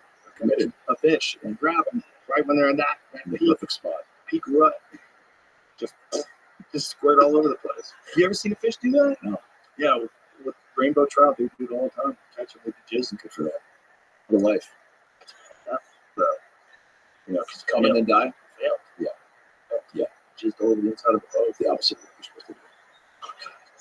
Not good. But yeah, so if that is a mermaid, it's like, what the hell? What are you saying? That's why the Little Mermaid. I mean, Eric was only into her because she came out of the water and had some human features and lost her voice. Like, what the Maybe that's why he was into her. He was like, dude, I've been dating all these girls that just talk too much. He's like, wow, that girl just doesn't get it. super hot, can't talk. But if she does talk, you can't have sex with her. She doesn't have vagina anymore. Take a picture. Funny, you need sign language. All right, Adam Ray, let's wrap this up. John, I Tell appreciate everybody, my pleasure. I appreciate you too. One more time, the name of the documentary. And the documentary is called Doug. It's on my YouTube channel where you get all the Dr. Phil Live specials. Dr. Phil Live tour. It's all AdamRayComedy.com. We got October 25th in Philly, October 26th in DC, the Beacon Theater back in November 15th, Celebrity Theater December 6th, San Diego Civic Theater December 7th. All that at AdamRayComedy.com. My special is like and subscribe. It's on YouTube, my YouTube channel.com/AdamRayComedy. And all my tour dates at AdamRayComedy.com. Got Columbus Funny Bone coming up, the Buckhead Theater in Atlanta, Pittsburgh Improv this weekend if this is out in time. Hilarities in Cleveland. All at Adam Website. AdamRayComedy.com. Okay. And one more time, Dr. Phil. Dr. We've got issues because we've all got issues, but we've all got solutions. Okay, you can fuck a mermaid with your eyes closed, but does that mean you're going to make it in time for breakfast? This is what Dr. Phil used to say you can't be. That's enough. I would never say that. What did you do to my reputation, son of a bitch? All right, You're a man. appreciate it. You're the man. Appreciate it. All right, bye, everybody.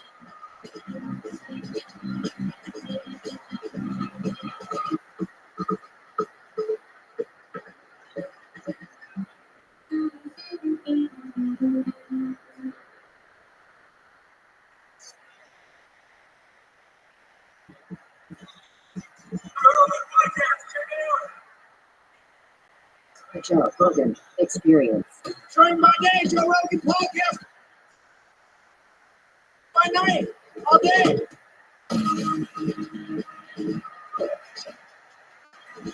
I'm so happy to be here, buddy. Thanks. I'm happy to have you here. I was excited to see you. We know each other a long time. I was excited to come to Austin, of course. We were just talking about Zookeeper was 14 years ago. That's shocking. How? I hate that. Fucking flying by, man. It's terrible. It's terrible. That was a fun time, though. Oh, yeah. JJ was so excited. That was very fun. That was very fun. Yeah. You and KJ were sussy. Yeah. Right? Yeah. That's how you guys. That's how you I've guys. known Kevin for something years. Yeah. I've known him forever. It's funny because even your stand-up, I watched your stand-up the other night. You guys remind me of each other. There's something. You take your time on stage. You set it up. Say your shit. And you live in it. Like it's not the same. But you guys, you can tell you guys are right. It's just something about it. That's you feel like it. Everybody feels like fuck it. I'm gonna hang out. It's good. But did you and KJ start stand-up together? Well, we didn't start together exactly. I started in Boston. He started in New York, but I met him when I was like, it's 2 years in. About 2 years in. Where did you guys meet? In New York. At the Strip or something? I think we met at East Side. East Side. I don't think I did that. That's downtown? No, East Side Comedy Club was on Island. Oh, yeah. I used to go there. That was in like Huntington. Yeah. Great club. That was a great club. That was Richie Menabean's place. That's right. Yeah. Yeah, that's a funny guy. Yeah, he's a funny dude. One of the first comedy clubs I watched, I think I saw Carol Lee for, at the East Side Comedy Club. My sister lived in Huntington, and he said, "You want to go see?" It wasn't my first, but it was like first couple. He said, "Do you want to see a comedian? There's a club around here." I said, "Yeah." And I sat in the back. I think it might have been 15 or something. 16. Wow. And I saw Carol Leafer killed for like an hour. I was excited. That club was rocking. Yeah, it's gone though, right? Are there good clubs in Huntington? What's those? Jeez, man, I don't know. There was always Governors that always existed. Yes. I remember there was a few bars that were comedy clubs that I used to do. I just don't remember the names right now. But back in the day when I was young, I could go out to the Governors. I don't think I got out there maybe a couple times when I was young. That was kind of a run. Oh yeah, Steve-O. Was it Steve? You remember Steve-O? no, He was I know Steve-O. Yeah, you know. Jackass. No, there's another guy. Steve-O was a funny comic, and John Mulrooney. You remember him? Sure. Yeah. He was that guy. He used to be a cop, right? I think so. Yeah. I think so. He was. I remember Mulrooney was by far him and Kevin Meaney were the two guys who didn't want to go after. I remember Mulrooney would just destroy it. He was so loose and would dominate the room, and then they bring you up and you're like, oh, good description. I saw Kevin Meaney once at Catch a Rising Star in Cambridge, and it was insanity. It was when he was at his peak, absolute peak. I wasn't even thinking about doing comedy then. I was just a comedy fan. I went with a friend of mine from high school. I think we were both like 18, and we went and saw him just fucking destroy for an hour to the point where I got out of there. It was like I had an ab workout. I was in pain. Yes. I was like, Jesus Christ. Yes. He was so in the groove. Like everything he did was fun. Man, and I've never in my life killed as hard as him. I mean, there's nobody who killed him. I remember being rocked with be on the side of Catch a Rising Star watching Meaney do whatever he did, and we were just like, yeah, I think I could get laughs that loud. It fucking blew out. He was on fire. He was on fire, but it was weird. It's like it didn't sustain. Like he later in his career, for whatever reason, it just whatever he had for those few years, like in the 80s and the early 90s, it didn't keep going for some strange reason. He kept doing stand-up, but something was missing. Right. I don't know what it was. I know he killed on the Tonight Show with Cox, and I'm sure. Oh yeah. I don't know what he wanted. I don't know what the next thing he wanted. I just remember maybe didn't he do a TV show, Uncle Buck? Yeah, but that was not that good.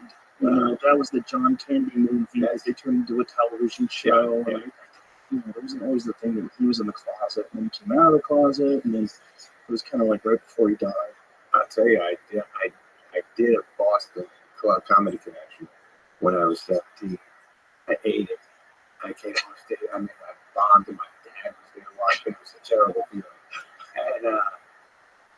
And even the MC, who I don't remember when I came off stage, after eating it, I'm walking, that awful feeling of walking through the crowd and looking at you. And then the fucking MC stopped me. He goes, Adam. I turn around, with your head spinning and shit. I look at the guy who goes, class clown? And I go, I'm not my head. Like, yes. He goes, maybe stick with that. I go, okay.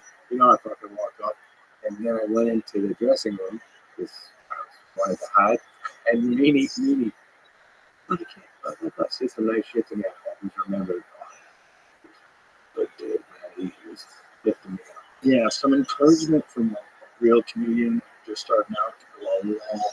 Yeah, because so in the beginning it's so shaky. You don't know if it's going to work out. Yes. Doing? Oh, you go home at night and it's really, what am I doing to myself? Why am I doing this? Yes. It truly is the sickest feeling. And then there's the days or nights you go on stage and shit, you're not doing good, you're eating it, but you have a confidence. And you're like, I'm pretty good at this, even though I'm fucking eating it. Right. I feel pretty good right now. You feel like I'm going to figure this out. Yeah, right, exactly. Yeah. I figure it out. Yeah. Your movies kept my family sane through the beginning of the pandemic. And we went on an Adam Sandler run where like we watched basically every. The only one we didn't watch is Little Nicky. We didn't, for whatever reason, we never got to that one. We watched other ones like two. I watched the Zoe. I might have seen the Zoe 20 times. Wow. I fucking love that thing. Yeah. Such a funny movie. Why didn't you ever do a second one? That's fucking always talked about it. I mean, Dude, it's a no-brainer. It would be a little tough. So right now, we'd have to wait a minute. Put that one on the shelf real quick. we had to put that one on the shelf a bunch of times when we were about to do it, because shit would go on. We'd be like, it's a tough time to do it right now. And then we got it. We did it. The intention was good to try to say, let's try to get some peace out there. And then another part of it is I'll never fucking be in that shape again. I don't think I can do that. And then you are trying to get a try. I know, but I can't stay with you, buddy. You are doing great. How the fuck are you eating so good and hitting it so hard? I'm like, you know what? I used to make working out so serious when I was in maybe up to like 25, 26. Yeah, I can't fucking do it. I play hoop, then I eat. And every time I'm eating, I go, what are you doing? You don't need to do this. I can't stop. Just get a little bit of fitness all over. Yeah, it's something that's just, you have to stay on course. You can't back off the wall. Especially as you get older, back off the wall. You start, what is this? Start feeling this thing. I know I have a new. This episode is brought to you by ZipRecruiter. Being an MMA fighter takes a lot of different skills. You need to be strong and durable and quick. And if you really want to be good, it helps to master all different kinds of moves from different types of sports, from wrestling, boxing, jiu-jitsu, and more. Having that mix of skills is a real help in the ring.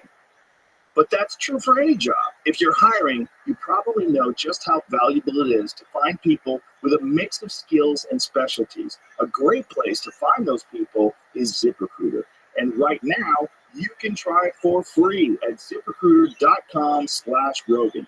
ZipRecruiter can help you find qualified candidates fast. More importantly, though, when you find a strong candidate you want for your team, it can connect you with them right away. With ZipRecruiter's pre-written invite to apply message, you can personally reach out to potential hires and even encourage them to apply sooner.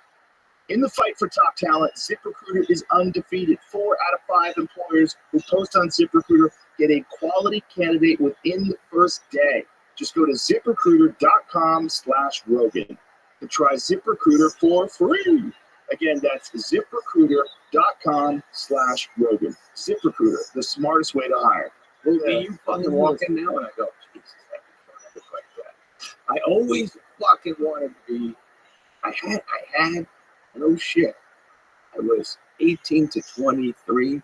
I hit it so hard. I never looked like you. I never was jacked. You look good during the Zohan. Pretty good. Really good. Pretty fucking good for me. Yeah. That was as good as I can get. And I naturally had a little something going on when I was real, like in the college years. But now it's my kids go, what? My one daughter, he's always saying, Dad, get the train from the Zohan. Why would you ever get that? Why did you stop? It's a lot of work. Yeah, but did you like the way you felt? Yeah. Well, you should get that feeling and stuff like that. But I just can't jump on that. Well, she sounds like a good coach. She's good. Yeah, she's saying the right thing. Saying the right thing. She's right. Everything she says is. I have a thought where I don't promise her. I go, let me think about that. That's a good idea. The whole thing is just not overdoing it in the beginning. Start slow, where it's maintainable, and then slowly build up. That's the key. So you give yourself new goals? Well, I never stop, but I mean, when you get started. Yeah, and the thing is, like, people try to go too hard, like, oh my God, I'm out of shape. I'm going to run fucking 10 miles, then I'm going to lift weights, and then you're too tired. And then you're so fucking sore in the morning, like, I can keep this up. The whole key is just give your body enough where it's pushing it, but it's not exhausted. You're not breaking your body down. Right? You're just strengthening it slowly. You got to get sick the same way, or you got to get better the same way you got sick. Right? You got sick over time. Yeah. Over time, you eat food, that's good. fucking up, and then you got to get better that way. Over time, slowly start to morph your body back into a good condition. That's good. And you can't be too hard. They try to go too crazy. You get excited. You get excited to get it going. And then You get injured, you break yourself down. Yes. You hurt your knees, you hurt your back. It's Yes, like, it's too much. yeah. Yeah. The key is just not do too much. Just do enough and just sort of cut back on. You say, I'm gonna only have 2 cheat days a week. 2 days a week I'm eating whatever the fuck I want. Well, 5 days a good. week I'm eating clean. And then break it down to 6 days a week I'm eating clean. 1 day a week I'm eating Yeah. You can go 1 day a week just fucking off. You can get a lot done. That's amazing. And the fuck off day is from start to finish. You can do it every Do day. whatever the fuck you want. 1 day. That's good. And then the other days, the good days, what do you like? Do you eat a breakfast and all that? Yeah. Sure. Yeah. I skip breakfast. Like, that's my new move the last year. It's like intermittent fasting. I guess so, but I'm supposed to fucking, lock in on 8 hours or 6 hours, and I always say I do 1 to 9, say, and around fucking 10, I go, let me have some grapes. And then I go, I think I'm not supposed to have grapes. I go, I'll have a few grapes. And then it opens up to some other shit. Grapes aren't the problem. The grapes lead to some bad Grapes lead to waffles. The fucking skinny cow. See, that's a new thing. Skinny cow ice cream sandwiches in the house. Sorry, I got a little problem. What are skinny cow? It's supposed to be a little better for you because the calories aren't awful. I think it's like 130. So I go 130. Usually they're fucking like 330. So then I eat two of them. I got still under that 330. Then I go, if I have a third, it's still in the threes. So I eat a third. And then I go, stop. Yeah. If you really want to be serious about it, just hire somebody. You got money. I got the best guy. The guy who did me for the Zohan, and I love him. It's just I see him, and I love him so much that I go, let's keep this a friendship. Let's keep it. I play so much basketball. That keeps me okay. Doesn't want me to take I don't want to take my shirt off, but I How go often do you play? maybe 4 or 5 a week where I get out there and run. That's great. That's pretty good. That's very good. That's a key. If you could do something that you really enjoy doing, Yes. if it's something that keeps you active that you enjoy, that makes it so much easier because you're playing a game, so you're getting fit. For But you're in sure. the middle of the game. Exciting. Life. You don't hate that at all. That is the best. I think that's the only thing I got that you fight. That's fucking fun, right? Martial arts are fun. Yeah, martial arts are fun. KJ always fought. I never even. One time, KJ, we left a hotel. I think he just came from fighting with one of the guys who were teaching him some shit, and he was so riled up from it. Put me in some fucking crazy hole out of nowhere. We were going to dinner. All of a sudden, he came out there. Holy shit! And he fucking grabbed me, twisted me around, had me in some weird home. I said, "Oh, okay, he's just letting me know he can destroy me." But I remember just going, I should get into it, but I just can't. I'm not flexible at all. You're very flexible. Yeah. That helps. Well, I started stretching before I hit puberty. That's the big thing. Or during puberty, really. So it's like while your body's thickening, you're Keeping it stretching. loose. Yeah. Buddy, by the way, KJ with being flexible is very odd. He can put the hands. Yeah. He's a very athletic guy. He just eats like a fucking army. He does get excited. So I sometimes, when we were young, I say, tell me you're at McDonald's order, and he'd be like, he could have been. Whatever the fuck He goes hard. His McDonald's order is insane. Kevin go hard. But he also, when he was on the podcast, told me he fasted once for how many days? Yes, 60-somethingers. Yeah, something insane amount of days. It was like 40 days or something. Yeah. Amazing. Something insane. And then I think he ate a sandwich in the room there. Yeah, sure. You're so much fun. What the fuck? Oh my God, he's a madman. Yeah, well, he's an intense dude. Yeah, just intense with eating too. Yeah. If you ever watch him hit the mitts, you ever watch him? Yeah. He can fucking strike. Yeah. It's kind of shocking. People that don't know him, Yes. you see him crack mitts, and you're like, Jesus Christ. Holy shit, he is. Yeah. He's fucking legit, and he can roll around good too. Oh yeah, when he's getting ready for Here Comes the Moon, Yeah. like when he was training with Mark Telegrata. Damn, dude, he was cracking those eyes. I know. He did let me know in that one thing he did to me. Though. You know who did that to me too? Farley. Farley, we were in the hallway on Saturday Night Live out of nowhere. Oh no, we were in a fucking hotel, and he came at me real fast, grabbed me, put me in some shit, pulled hard. I felt every part of my body crack, and then finally laughed. And just like with Kevin, he kind of looked at me like, I could fuck you up if I wanted to. Farley was a big dude too. He was a big boy. He was like maybe 5'8", But he was like 5'8" wide He too. was wide. Yeah. Fucking athlete, though, moved nuts. Oh, when he moved around on stage, Yes, you know, when he yes. moved around on SNL, he was fucking. That was part of the thing. Is he was so explosive. Oh yeah, Like part of the funny in him was this Yeah. fucking insane. yeah, Like, he had this explosion inside of him that could get out. I only met him once. You did meet him? Yeah, I met him on the set of News Radio, and he was Oh in yeah. the middle, the throes of addiction. So he was gray like wet cardboard. It was weird. It was weird being around him. He just looked sweaty. He's like, hey, how you doing? I was like, hey, what's up? Was he there to see Phil? He Or? was there to see Andy Dick. I mean, Andy Dick were hanging out. I think they were both off the rails. They were having fun. They were having a good time. Yeah. Fucking that sucks. I hate it. Well, he was, it's horrible. That was a good time of life, though. A lot of that news radio shit. Oh, yeah. That was a lot. It was Spade and Phil. And No, Spade wasn't on that. Spade was on that other show, Just Shooting. he was like, but I thought Yeah. he did a couple. He did. Yeah, he definitely did. But, you know, a lot of people did, you know. Yeah. A lot of people did. Was that your first gigs? Yeah. Yeah, a that lot was the into first big thing. I did a small sitcom that nobody watched before that called Hardball. What was it about? It was a baseball show on Fox. Yeah, I think I remember I that. see like 5 or 6 episodes. What were you on that? I was a baseball player. Oh, that you play baseball? I did in high school. Oh yeah. A little bit until I started doing martial arts. Right. Sports. Gotcha. That's cool, man. I'm going to tell you my martial arts. It's not that big of a deal, but I grew up in Manchester, New Hampshire, and a lot of guys who were tough, fought and shit.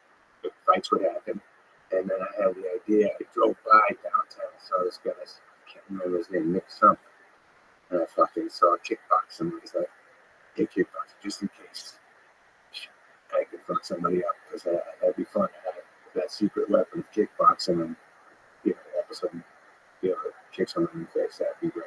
And so I talked my buddy into it, or maybe he talked me into it. But I think that, anyways, we both go, and fucking like 15 guys in there from school, all already doing it, already advanced. And I was like, all this did was make me realize these guys could kick the shit out of me. I thought guys I could take. I was like, I can crush me too. I had no idea. But I'm never flexible, so I just fucking like for like 5 sessions. Flexibility is something that everybody can do. It's just you just have to go through the process. Flexibility is not something like, it's like certain amount of explosiveness and athleticism that some people just don't possess, and it take a long time to get there. But flexibility is something that you just have to work at. I've seen very inflexible people become flexible. Yeah? Yeah. What? Just by doing it every day? Doing it every day and just sticking to a routine. You just got to force yourself past the pain. I'm just nervous. It's my hamstrings are going to pop me so fucking tight. You know what you should get? You ever seen one of those things where it's like a strap and you put your foot into it? Yes. Yes. Those things are great. Yeah, I know. Just go to yoga class. Yeah. Go to hot yoga. That's a cheat code. No, that's a good one. It gets real hot in there. Yes. Get a lot looser. Yeah, that's good. That's good. No, my wife's good at that shit though. My daughters do it. I just fucking it hurts my lower back and my hamstrings so much that I end up just going, all right, I get up and do a fake water break. So I was working on this special. I saw you in Vegas. I saw you I know stand up you in did. Vegas. Very fun. Very fun. I really enjoyed it. I appreciate it, man. I had a great time making the special. I had a great time on the road. Believe it. I fucking quit doing stand-up for, like 20 years or something. What made you want to get that? I think I was doing grown-ups and Rock and Spade and Schneider and KJ were always talking about next weekend I'm going to Niagara Falls, and I'd be like, you guys are all fucking having fun on the road. And then I think Apatow was doing a Carnegie Hall, he was hosting something, and he said, do you want to do some stand-up again? And I just go, yeah, let me do that. And I I did it just to make sure that I fucking put together 15 minutes. So that got me back into it. And did you just piece it together by doing small sets, or how did you write it? I think we had a couple of improvs or something like that. Maybe I was improv a couple of times, but mostly from doing Letterman. I used to do Letterman and do 2 segments. So I fucking sit down with my buddies, write jokes, and just go out there with jokes, and kind of trusted that, yeah, that's a good joke. And I think I started doing that with stand-up too. Just going, oh, yeah, this is pretty good. Let me just do it. And then, like, when did you start booking gigs? The same shit. I called a guy, this great guy whose daughter was going to school with mine. He would talk about booking acts and shit. I said, I was thinking of doing stand-up again. You want to book me some shows? And then he just booked like a 10-city tour for me. I said, all right, I'm going to fucking put it out. Wow. So how'd you put the hour together? Did you go to the improv? Did you go to the Improv. store? Where'd you go? A couple times at the store, improv. I would drive out of town, the valley, maybe at Like the haha. that kind of shit. Yes, Yeah. yes. Anybody, Flappers. exactly, Flappers. Flappers, good spot. Good spot. Yeah. Yeah. Yeah, I just did a bunch of, maybe I went down to the Comedy Magic Club. So Yeah, I did. sure. Yes. That's a great thing. Good. Yes, exactly. Except I remember growing up, I would always see Leno and Joe. What was it? Joe? Was it Brogan? What was Jimmy Broken? Jimmy Brogan? Yeah, the booker. Yeah, but he did The stand-up as he well. did stand up and it was so clean and he would fucking annihilate. And I always felt self-conscious about how filthy he was. Well, the Comedy Magic Club is like the cleanest club in the country. Yeah, right. Yeah. Yeah, I think Jimmy Miller used to book it. Did he? I think so. Okay. Back until I used to always do that. Yeah. That's a great little club. That's a good club. So I forced myself to get a good out. Now when I was on the road the last tour, I have so many, I have so much shit that steps on other shit, so I can't really do it all. Right. Because if I already said this, so that this joke doesn't make sense now. So, but I was fucking doing 2-hour shows, and it wasn't that big of a deal. Wow. Can you believe that? Yeah. Because I remember struggling with an hour of my whole stand-up. Like, my God, I was fucking, I was so bored with it. I can't come up with new moves, But now, got enough shit. You can rock it. So how long have you been steady doing stand-up again now? I think like 7 years. Wow. It must feel good, though, right? To get back into like a real flow, the real headliner flow again. 100%. Oh, yeah, I missed this. I did miss it. I didn't even know I missed it. Most fun. You fucking were loose. That was, you set yourself up to do a live fucking special. I don't think I could handle that, man. My head be spinning way too much, man. But You had to over-prepare. yeah. But you didn't have any pauses. You just boom, boom, boom, boom, boom. How long were you doing that set? Well, I did. Well, because I have my own club that helps a lot, right? So I was doing 2 shows a night, Tuesday, Wednesday, and Thursday. So I was doing 6 hours of stand-up a week, which is a lot. Yeah. And then I was doing podcasts and all the other UFC stuff that I do. So a lot of work. Right? That got to be too much. So then I knocked it down to 3 sets a week, 3 headliner sets a week, and now I would do a bunch of short sets. That Bottom of the Barrel show that I told you that my friend Brian Simpson hosts, that show's the best. Yeah. It's like a premise factory. Yeah. Because you have this whiskey barrel on stage, it's filled with notes from the crowd. It's all just different ridiculous ideas for premises, and you reach your hand in, you pull one out, and it says, frogs are gay, or like whatever it is. And you just start ranting about it, and you try to come up with bits. And every now and then, you get 1 or 2 every set that you write it down, and like, this could be something. That's amazing. And a couple of them made it onto the special. That's incredible. Because it's like, it's a premise factory. Absolutely. So I had a lot of, I was getting ready to do a special I was going to do one in August of 2020, but then, obviously in March, everything shut down, and I didn't do stand-up for 8 months, and it was just, and then I thought about it, I was like, I just feel like just working on my material now. I just feel like just working on stand-up, not even thinking about the special. Yeah, that's a great feeling. Well, it's just, I was just enjoying working at the club, owning the club, and then there's so many good guys at the club. It was just such a fucking hot spot. Right. There's so many people. There's Shane Gillis and Mark Norman and Ari Shafir and fucking Brian Simpson and Tony Hinchcliffe. It's like every night was just Murderer's Row. Right. And we were all just cooking together. That's good. And then when Netflix said they want to do a live special, at first I was like, fuck that. I don't want to do that. And I said no. I told my manager, I called him on the phone. I was like, what? I don't want to do that. Yeah. And then I was driving home, and why are you scared to do that, you fucking pussy? And I was like, as I was driving home, I was like thinking, and then when I got home, I called her back. I goes, don't say no yet. Wow. And then the next day I said, all right, I want to do it. And she's like, you sure? I go, yeah. I'm not going to do it because I'm scared of it. That's all you, man. I was fucking terrified, of course. I'm scared of thinking about it. I would never fucking do it. But you killed it. You killed it. You were loose. You were rolling. You crushed. I did that set in order for 3 weeks straight. Right. So I had it locked in. For 3 weeks, I didn't do which I always fuck around. Yeah. There was no fucking around. No deviation. That's right. 3 weeks. You were steady. Exactly. I also wrote all the bits out by hand. I wrote them all out, even the ones I already knew. I wrote them all out. I wrote all the transitions out. I listened to records. I watched videos. I beat myself into the ground. I over-prepared. Right. So then when I got out there, there was no where's next. There was no thought about. You didn't have a beat sheet somewhere just in case you got lost. No. That's fucking balls. I would never be able to do that. But I wanted to treat it like a regular show. If I had a regular show, I wouldn't have a cheat sheet. Well, I never did when I was young, but now I need fucking a word. I need to look somewhere and see the word. What do you like? Put like index cards on the stage? No, on a mother. So it's like just one word. Right. Yeah. I'm ready. Because my head goes to spacey. I get spacey as I got older. When I was young, I was prepared to did my shit. But I think it helps me kind of relax a little bit, just knowing that if I look down and see it, we're going to do that. Bill Maher brings like one of them conductors fucking things on stage.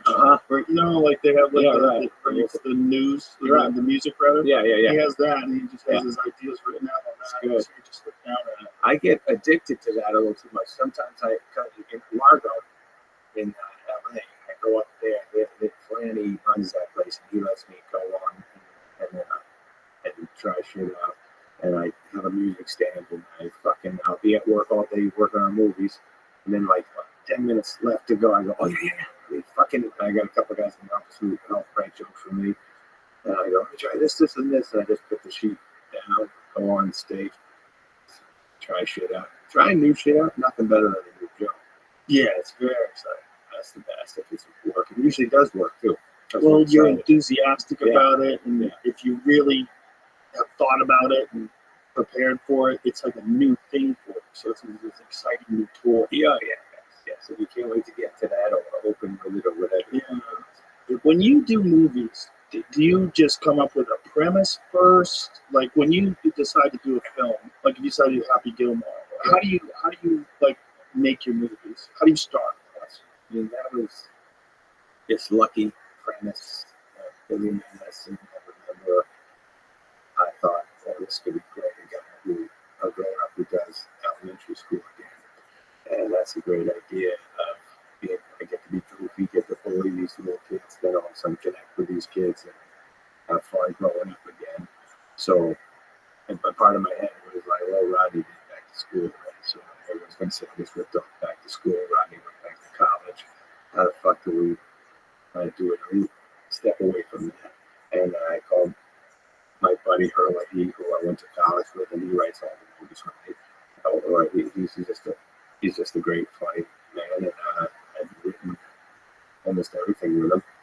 And if he goes, ooh, that's good, then we usually go from there, and we try to fill it out after that. Same thing with Happy Gilmore, Weddings Together, Bobby Boucher, all that shit. We were just with a couple of lines of what we thought was an interesting idea, and then see if we can fill it out.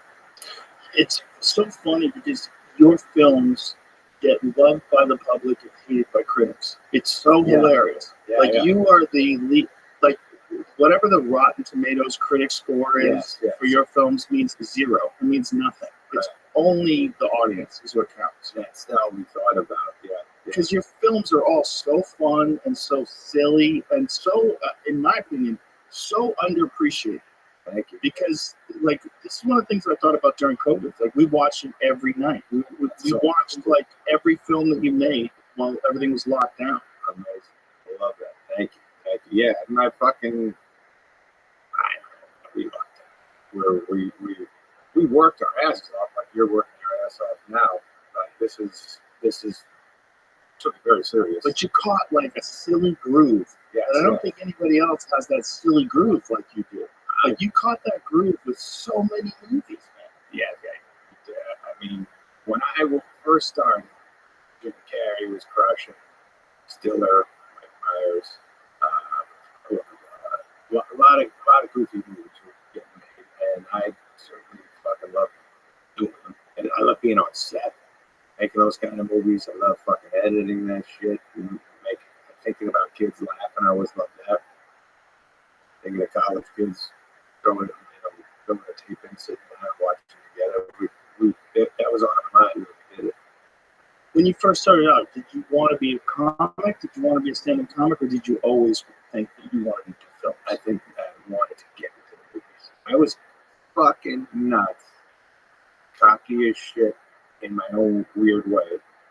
I think a big thing that happened to me was I told my friends in high school I was going to be fucking big. And I didn't. So you had to? I had to do it. I told the boys, I was like, we fucking were. And then when I would check in with them, I remember being on payphones, calling after even eating it at Catch a Rising Star. I call them, fuck. I'm like, yeah. What'd you say? I said, this joke fucking killed. Meanwhile, I fucking ate it every time. So you're faking it until you made it. I dug a hole for myself. Right? I'm doing great. Robin Williams said I was fantastic. Robin Williams, I remember one night saw me eat it. And I was just like, making fun of Robin Williams. But I changed the story up to like, yeah, we like that shit. There's something that could be very valuable about being delusional and being yes, very delusional. So stupid, man. I did this thing once. Do you know Owen Smith? Hilarious comedian. He had this. He's one of the best comics alive, but he spends a lot of time writing and doing shows. I'm sure I know. Which I think he should be headlining arenas. He was just at my club a few months back. I saw him. He's a monster. The point is, Owen had this show that he was doing for a while, where you'd find your oldest notebooks and sit down with them and go over your oldest jokes, and it was so bad. It was like a 1991 joke book. Yeah. I keep them all. Yeah. And I was going through, we were reading it. I was like, it's so bad. I had like built-in heckler lines that I wrote that were terrible. And this guy was saying this to me. And that's so funny. If I had to go back there and like give myself advice, I'd say, you got to quit. You're terrible. Oh, God. Don't do this. What are you doing? Yeah, man? don't do this. Sound atrocious. You're not going to make it. You don't have it's the same thing. Yeah. There's no way. But I fucking thought it was fucking phenomenal.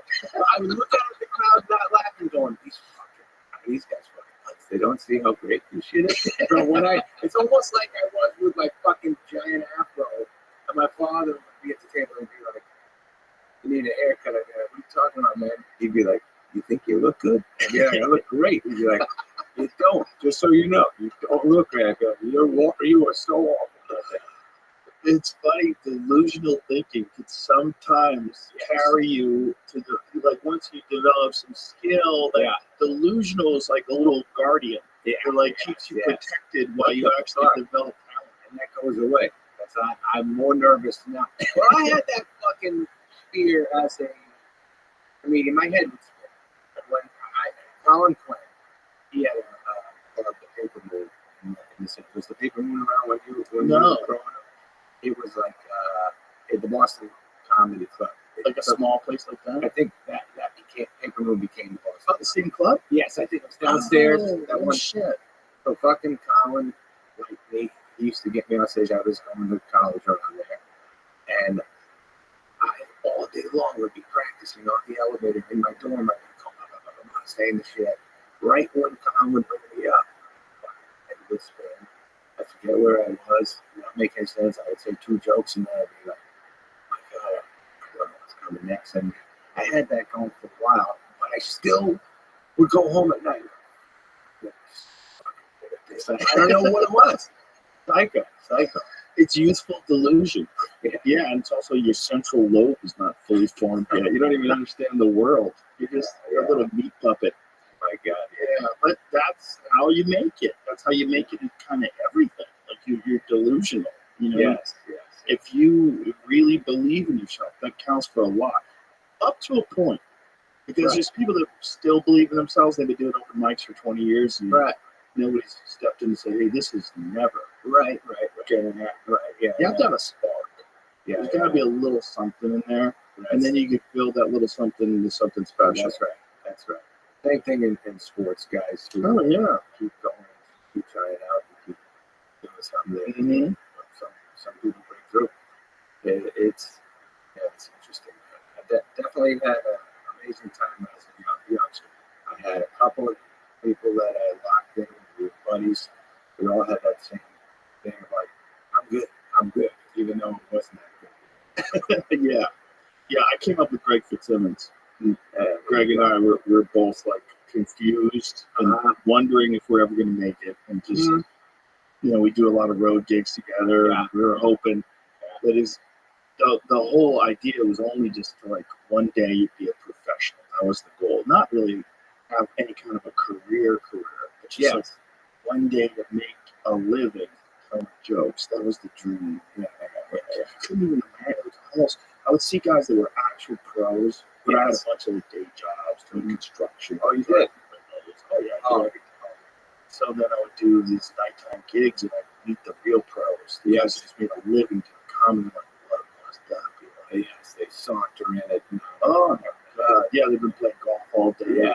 And the Kevin Knoxes and these guys.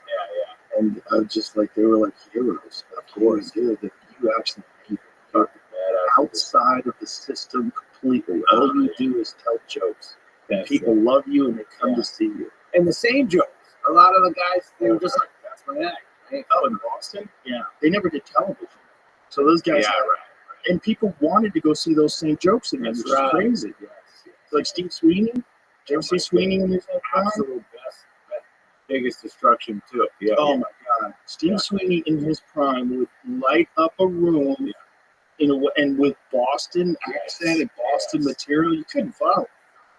He was a monster. I think he went on the very first night I went on Stitches. Mm-hmm. Sure. That was the first place my brother brought me Stitches.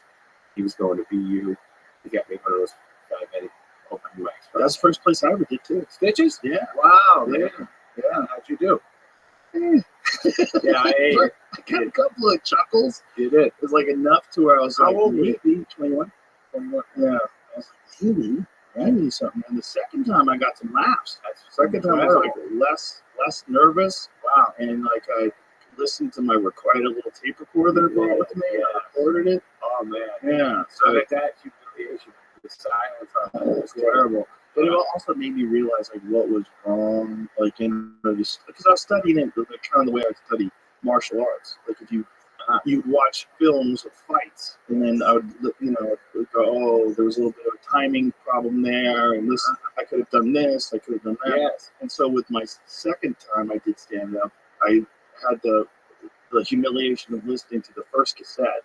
So I listened and I was like, let me tighten this up, and maybe this could be a little better. Oh my God, tighten a little more there. But I got some laughs the second time, which was like crazy. I was like, wow, I'm not able to do this. Shit, both at Stitches. Yeah. And then I think I bombed the third time. That was the first real bomb. Yes. But every time I bombed, I feel like it taught me something. And then I would get better. I ate it last summer. I went up to the comic strip and fucking ate it for 10 straight minutes. And I went,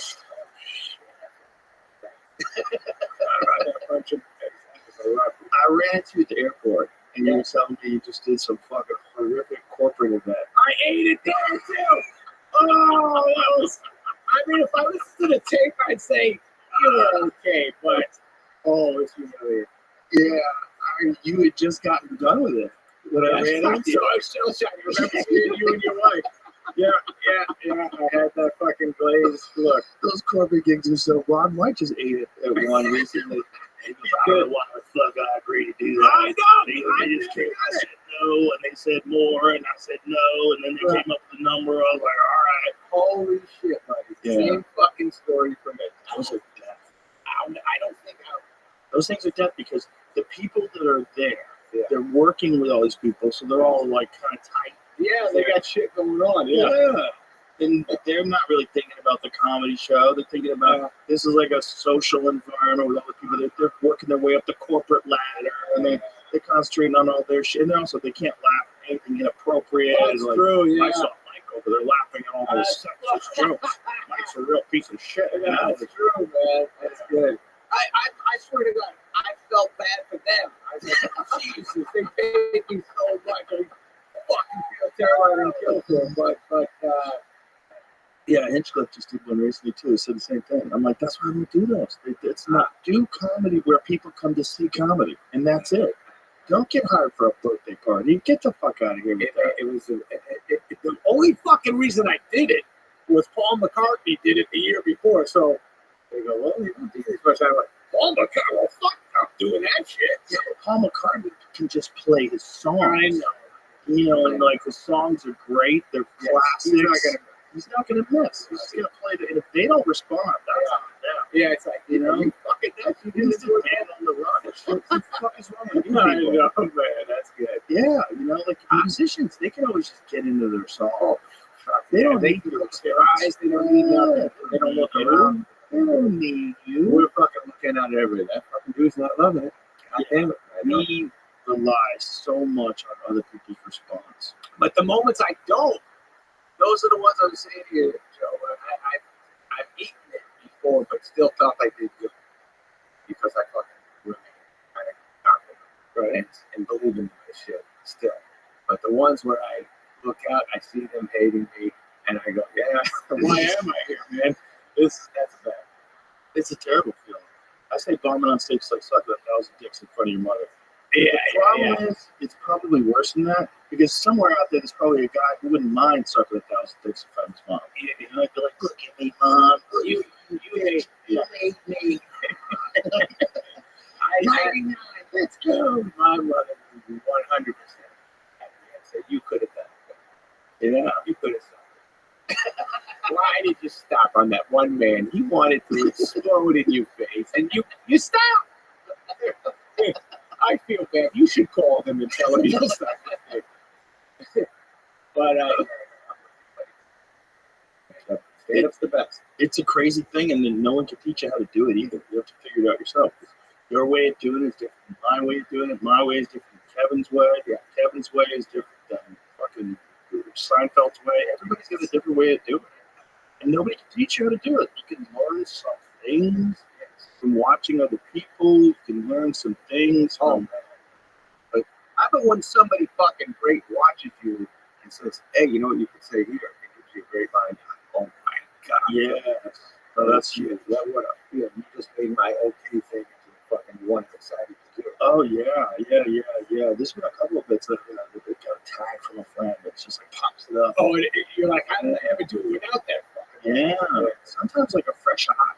You know, that's one of the things that I always admired about how Chris Rock used to do it. Because Chris Rock would come on stage, he'd work his stuff out, and he'd have a bunch of guys that he would hire to sit at the back of the room and kind of workshop with him. I do. So that's very smart. Young guys who are fucking way funnier at writing than me. Yeah, because I'm fucking tired. I'm tired. I walked into the office and I'm like, oh, this funny thing last night. Maybe something there. I'll say it to him. And like, oh yeah, and fucking write something interesting. And we come up with something together eventually. Well, you're used to collaborating when you do films, right? Yes. That was it. Yeah. What you guys said. That's such a good process. Yes. Because, you know, one mind is great, but a bunch of minds together in different perspectives, people are going to see things from an angle that you're not going to see. Yes, that's it. Same shit. Same somebody comes up with a great thing to do in a scene or a line or maybe you can be doing this at the same time or an actual whatever the fuck it is. I mean, me and her, you write these things, you think a lot what it's going to look like, what what's going on. You see what the jokes are, that kind of shit. But on the day, definitely a couple of buddies around. It's a place. Well, you always have a very tight ship too. Like doing Zookeeper with you, and like and talking with Kevin. Like you work with the same people pretty much every film. Yeah.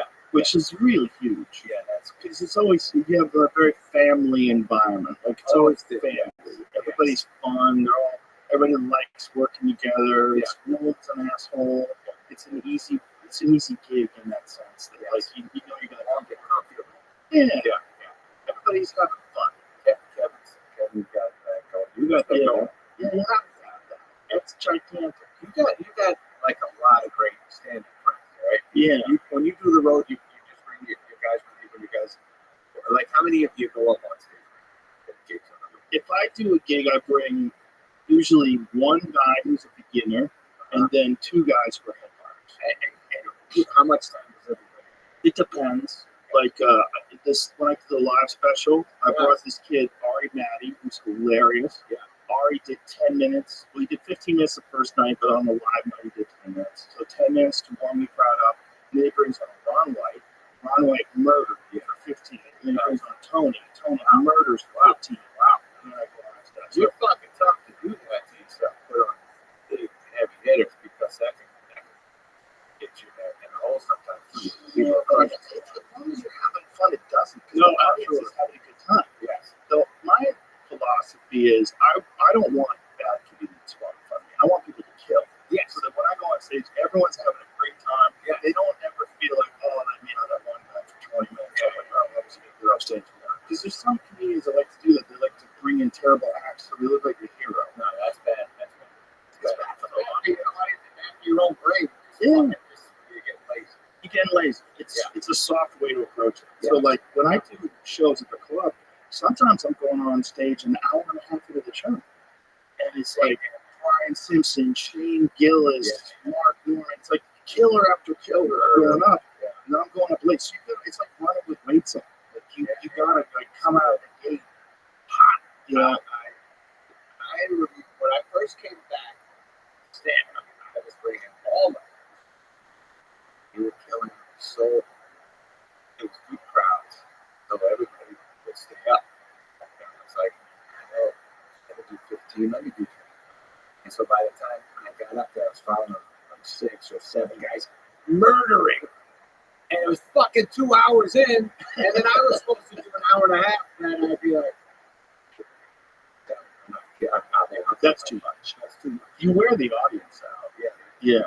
I feel like when a show gets over 2 hours, 2.5 hours, it's like, I don't want to see a 3-hour movie. Yeah, if I'm going to watch a 3-hour movie, I'm going to be at home, okay, where I can pause. Yeah. If I have to take a leak, go have some popcorn. Yeah. I want to, like, for 3 hours sitting in some auditorium somewhere watching a show, that's a lot. It's got to be a banger of a show. And it's so engaged when you walk out, you're like, wow. I bet that feeling when you know, holy shit, this arena, I'm losing them for about 5 minutes. Let me fucking get it back. You see people who started the show off, and then they're kind of like tuned out, going, people have a certain amount of attention span.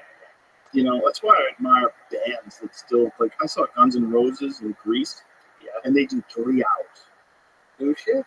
Or just all the classics. Yeah. All the classics. You know, Welcome to the Jungle, Sweet Child of Mine. But they fucking go hard for 3 hours. Those guys are 100 years old. They still kill it. He's singing 3 hours. Yeah. 3 hours? Yeah. Same with the Stones. I saw the Stones a couple of years ago at CODA, the Circuit of Americas here in town. And it was insane. Yeah. Mick Jagger's 1,000 years old. Yeah. And he's still fucking new. But he's so damn baby. He's still fucking dancing and all that energy. Yes. It's funny, they do like Stones do 2 a week or something. Yeah. That's a really funny shit because when we go on the road, it's like 5 or 6.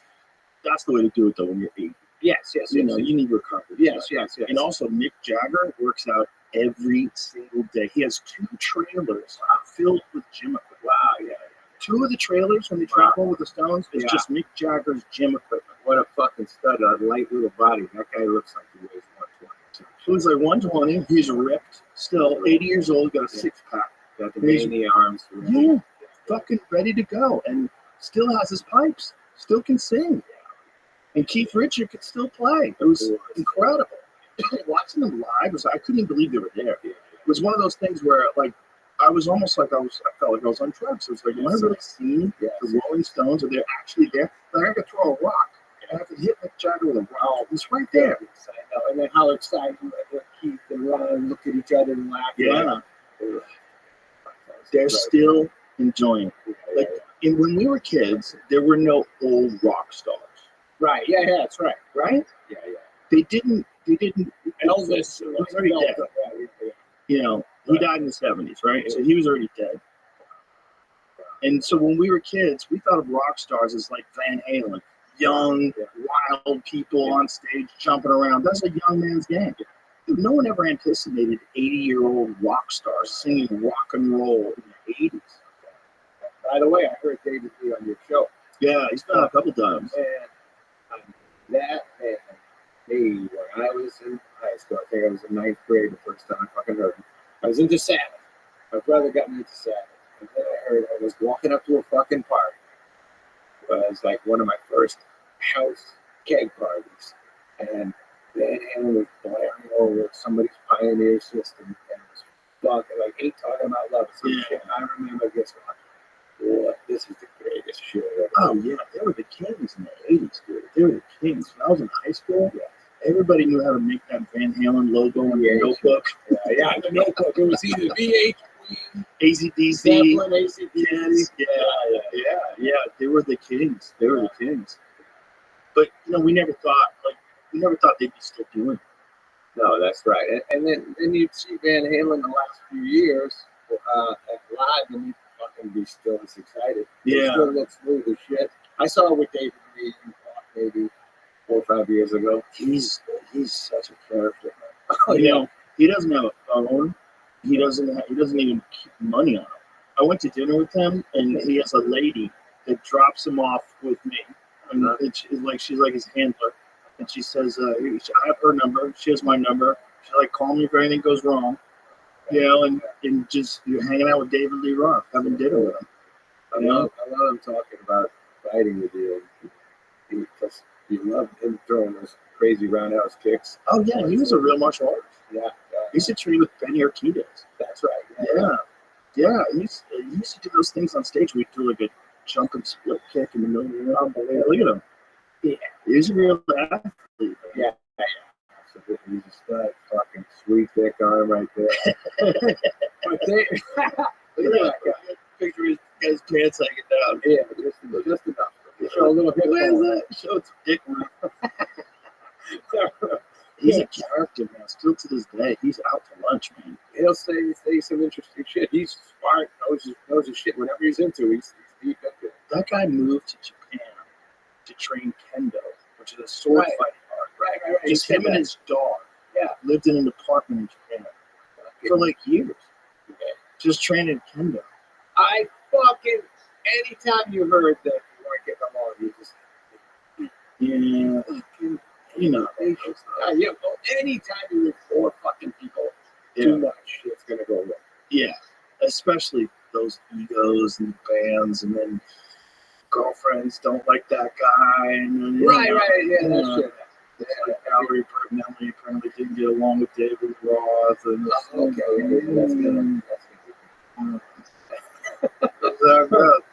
It's hard for bands to stick together, I think that's way harder. I remember you two those and interviews talking about how cool it was that they're still a rock band together. Yeah.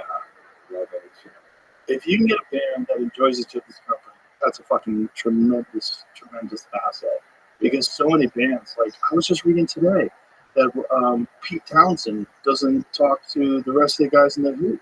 He doesn't talk to Roger Daltrey. They don't talk to each other. How? That's funny, man. I just saw them. I saw them at a benefit.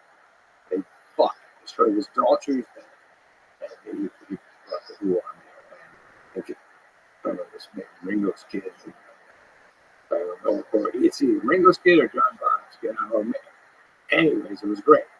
But Pete and Roger were funny as shit, ragging on each other and saying quick little insults and just like massive laughs like a comedian.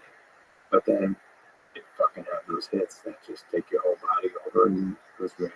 Yeah, I don't know where they stand now or why they stand there, but I was just reading an article this morning. Yeah. Oh yeah. But they don't talk to each It other. makes sense. These guys, like I remember hearing Savage on tour, would fucking all show up in different planes. Like I don't know if any of it's true, but you're like, fuck it, don't even know. Ozzy don't fucking hang out the whole time. Well, there's always a problem in a band where the lead singer becomes the number one guy, Mm-hmm. and everybody else is kind of secondary. Yeah, that's gonna make you this. The band's called Van Halen, but the Yeah. main guy's David Lee. Right. That's the guy everybody wants. Ain't talking about no. Man, Yeah. badass. Yeah. Oh my God. Hot for teacher. He was the man. And so, like, I could see how egos and feathers would get ruffled, and then the girlfriend on the side, like, big rock. Yeah. Fuck that guy, and then you gotta stand behind it. You know, with burpees. Yeah. Well, but they had him and Eddie both had the different people that were talking about who's the greatest. It'd be like David Lee Roth was just the smoothest and funniest and fucking. One of the greatest frontmen of all time. Fuck, I said, For sure. And he was like a stand-up. Just Yeah. dominated the crowd, just like I think there was some tape going around with him or some shit, just like that's okay. That could be shit. Fuck your girlfriend. I don't know. Maybe that was David Lee Roth or somebody else. But as a kid, you're like, oh my God, fuck it, what? That was the coolest shit ever. But then I remember Eddie Van Halen when Jump came out the video and seeing him smile and throw down the fucking lead. And he's like, is that the coolest fuck on the planet? With like overall, no shirt over. I went with the fucking no shirt overalls move one time. Really? Didn't go over On stage? Didn't get the respect. Not as a stand-up, but I thought I was going to get more respect. When I was on stage at a battle of the bands, I used to sing and play guitar. I think my mom tie-dyed my overalls and shit, and I was like, I'm going to do it. I'm going. And I showed up, and people were making too much eye contact with me, not wanting to look down at the fucking It's a bold choice. It was one I couldn't make. One of the funniest choices is what if you look back at like the metal days, like you look back at like all the guys who dressed up like gay bikers. Right. It's from Judas Priest. It's Rob Halford tricked everybody into dressing like a gay biker. Yeah. Because he was gay. I love it. So he's like leather pants and the fucking leather biker helmet on and the vest with no shirt on underneath. Yeah. And all these guys started dressing like that. Yes. And they didn't even understand that they had been tricked into dressing like a gay biker. That's so great. It's so cool. I saw them at fucking Radio City with Iron Maiden. Really? That was big. Wow. I was up in the balcony screaming, meaning I want to dress like you. Yeah. I mean, come on, dude. Fucking hell yeah. They were nasty. That's the type of guy. Yeah, Look at him there with his fucking crazy outfits. It's just so funny, all the different styles of bands that exist. Oh man, I had fucking leather pants. I wore fake leather pants for a bit. I didn't know my body wasn't great. So I was like, you throw that shit on the other night, or so then I fucking see the pictures that my mom took of me after I looked at me like, how the fuck did you let me out wearing that shit? It never fit just right. I never had a body for it. Like I would walk into a clothing store growing up. There was a place, you know, Sarah Silverman, comedian. Sure, yeah, I know. She grew up in St. Thomas. Her parents had a store called Junior Den, and it was downtown. Sold Levi jeans and all that shit. And I remember just going up Levi's, go to school with the badass. And I remember when I would see it when I saw a three-way mirror. He's not fit to be like that. You know, they don't look as cool in my Levi's as I felt. You had an idea of the image. I wanted. I saw other people wearing that shit. Going, all right, I'm gonna dress like that guy, but it didn't reflect the same. Again, youthful delusion. Yeah. Did you want to be in a band before you wanted to be a comic? What kind of music did you guys think? We did a lot of Aerosmith, a lot of Van Halen, a lot of sound. Aerosmith just canceled the I tour. I guess Steven Tyler, he had that neck injury where he fell and broke one of the bones in his neck, and apparently he just can't sing. Open his mouth for the singer. Well, they were planning on doing a thing with the Black Crowes, and yeah, and they just, for whatever reason, decided to put the tour out and get going, and then he started. He was like, "We can't do it." Yeah. Because guys, so my life was that. And by the way, okay, did you like Aerosmith growing up? I loved them. They were the bad boys that every tune was nasty. Oh yeah. Where's that one? Sorry. And yeah, they I loved my band played literally like 10 Aerosmith tunes. We'd always fucking play kind of cool ones, not the massive hits, but the whatever, the Mama Kings and the Walking the Dog, Yeah. kind of cool shit like that. Well, we both grew up in the 90s. They were the kings. They were the kids. They were the kings. Yes. That was they were fucking WAAF. Look at that. Yeah. Okay. Go Perry, yeah. BCN. Yeah, DC and AAF. Was that kind of Steven alternative? Tyler. He was the Yeah. fucking man. Could hit every fucking note. How about the fact that I read something that he's a good bastard, and I met him, and they're all great guys. Joe Perry, great guy, it's one of the best. That's a New England accent too, like Joe Perry. Oh yeah. It's funny to hear them boys talk. I think somebody lived in New Hampshire, maybe Steven Tyler lived in New Hampshire. That's where I grew up, and they definitely they own New Hampshire. Well, they were the kings of Boston. They were fucking gigantic. I remember the controversy when they did that duet. They did that song with Run DMC. Yeah. They Walk This Way. What the fuck? I know. Everybody's like, "What's going on?" That don't make no sense. I know. I'm like, wow, that's a fucking great song. I was It like, like, fucking Aerosmith came back. Yeah. Like they became the Kings again. Exactly. That was their big comeback song. Yeah. They're kind of fading for a while. Yeah. And then Walk This Way came along. And That it's was like great. young people started getting into it. Yeah, absolutely. Yeah. It's funny how bands like they get, like generational, right? Even though they're great, like that's the people that listened in the '70s. Fuck those people. Yeah. Now we listen to this. Yeah. And all it takes is one thing, and then people start going through the catalog. And Jesus Christ, Holy these guys are shit. incredible. Say I was doing who the fuck was I listening? I play a lot of the old shit for the kids. And then all of a sudden you just go, wow. Bangers. Yeah. Yeah, especially the young drug taking days. Yeah, The wild era. The first three Yeah. albums kind of shit. Oh. Zeppelin too, yeah. Oh yeah. It's a different world. Yeah. Every comic wants to be a rock star, and I think most rock stars want to be comics. Yeah, there's some of that too. There's something about the freedom of comedy that they appreciate. Yes. You don't have a band. You don't need anybody. All you need is a microphone. You don't have sound guys. You don't have anybody. And you believe in it. Yeah. That's my biggest mistake is I fucking use music in my act, so I got it. My piano player, Dan Bullitt, he's the best. I love having him being together on the road, looking back, we laugh together. That's the greatest part. But the back in the day when I just had a mic and didn't have to show up with shit, and that really makes it nice. Oh, it's amazing. Yeah. When I would do these big places like the TV Garden, like one of the things that would strike me is like, we're just showing up.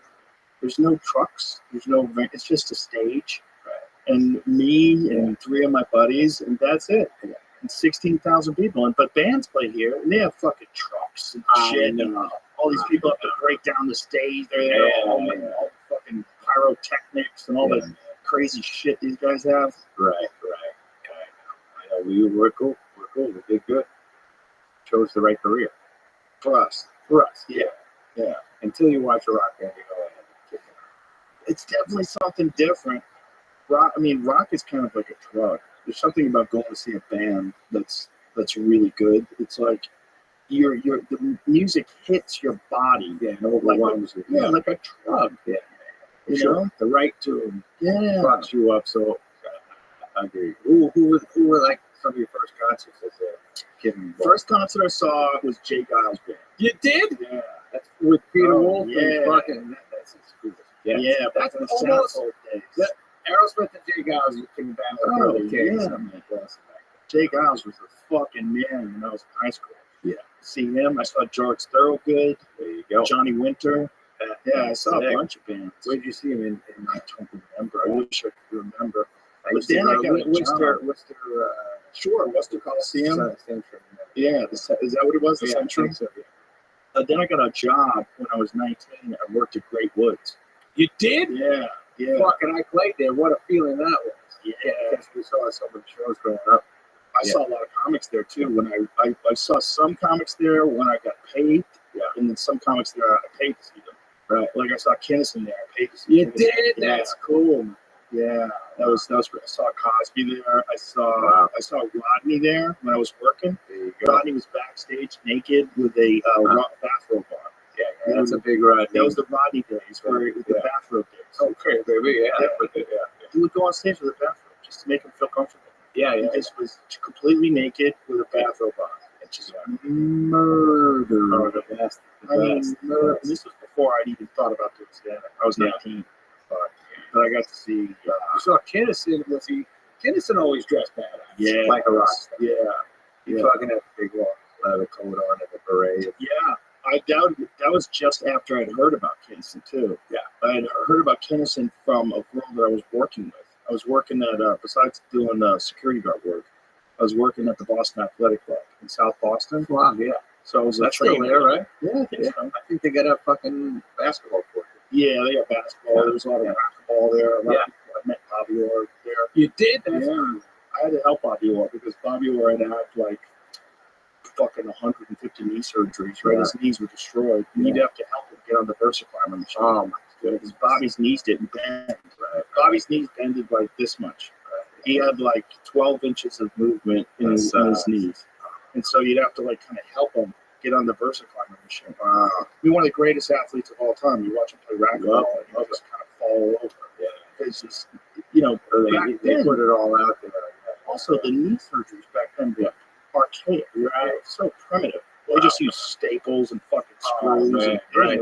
You see, at a certain age, you see different scars on it. Oh, his knees, that's Bobby's knee. Oh, yeah. His knees were destroyed. Sucks, man. What a hero. What a stud. I always loved him. He had 20 knee surgeries. Fucking insane. Was that your team, the Bruins? I didn't really watch sport. That's right. Oh, yeah, you didn't? No. Once I got into martial arts, I really didn't care about it. It's pretty cool, man, that you didn't, because I know that's the biggest sport town. Oh, it was a huge sport town. Everybody called me a pussy because I didn't know anything about football, basketball, baseball. I didn't care. I was like, that's pretty good that you had your own thought process. I would join right in with trying to make the other dropping something. Well, when I was 15, I just became obsessed with martial arts. That's when I didn't care about anything else. I literally didn't care about anything else. I'd watch basketball. I'd like, this is nonsense. Who cares if that ball was not ball? Fucking cool, man. My dad always told me to do that shit.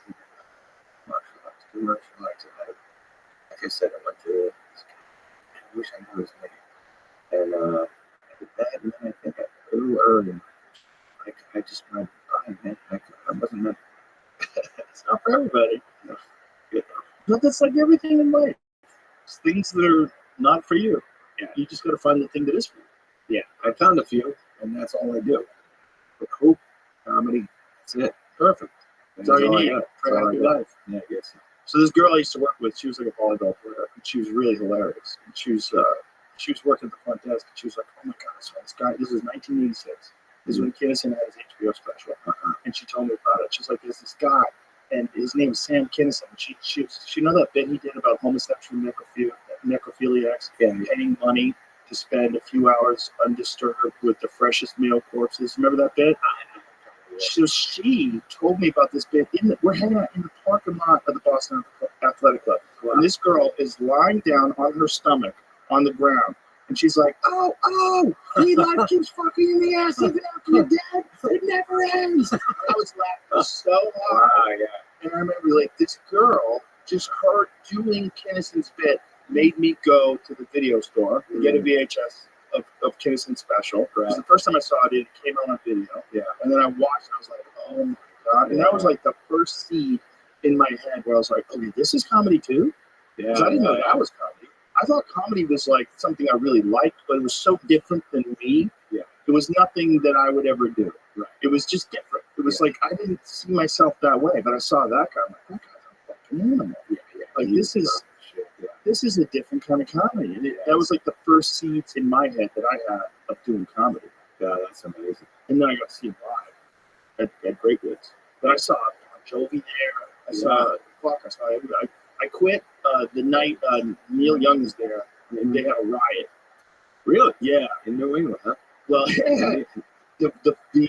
the lawn, you know, Mansfield, Great Woods has that lawn out there. Well, it was cold out, and people were starting fires on the lawn. And so they were like starting these little bonfires, and you know, we had to break up the fires, and then brawls started breaking out. And I always knew that this job was like, you know, what do you get paid like $20 an hour? I'm not gonna fight somebody for $20 an hour. This is crazy. So I always carried a hoodie with me. And so I had my security shirt, and then as soon as shit would go south, I put the hoodie on. I'm like, I'm out of here. And that's what I did. That night, I quit. Oh yeah, I quit the night. That's funny, man. Yeah. Yeah, it's got $20 to get in a full-on brawl. Yeah, there was brawls breaking out left and right. The first night I was there, I watched one of the security guys beat this guy with a walkie-talkie, and I was like, Jesus, what did I sign up for? It was a crazy job. So, because some guy had stole one of the golf carts, and there was this dude named Alley Cat, who was the head of security there. And Alley Cat tackled this guy, and he's beating him in the head with a walkie-talkie. And I was like, whoa, okay, what did I sign up for? Did you get in fights after you learned your shit? Like, No, that's cool. No, I avoided them all. That's amazing. I'm not interested in fights. I would like fights where they're planned. You know, Like meeting a guy in what do you mean? like tournaments. Yeah, that's cool. Kickboxing matches. I do a lot of those, but those to me make sense. Like fighting in the street, it's like, no. Like, people have guns, people have knives. Right. It's fucking stupid. Sure. I was always nervous. Yeah. Like, I never felt like you get in a fight with someone and someone hits you in the back of the head with a bat. Also, if you fight someone, that's never the end. Like, they're going to go get their cousins, they're going to get their brother, they're going to try to find you when you're alone. Like, you don't want that kind of problem in life. Just move on. Oh, it's so easy. Just take whatever they're throwing at you, like, that's supposed to start the fight, just be, okay, that makes sense. You're right. I'm a piece of shit. I'm gonna get out of here. Well, it all means nothing. Someone says that, it only means something to you if you believe them. Yes. If someone says you're a pussy, you're like, okay. Like, what does that mean? This doesn't mean anything.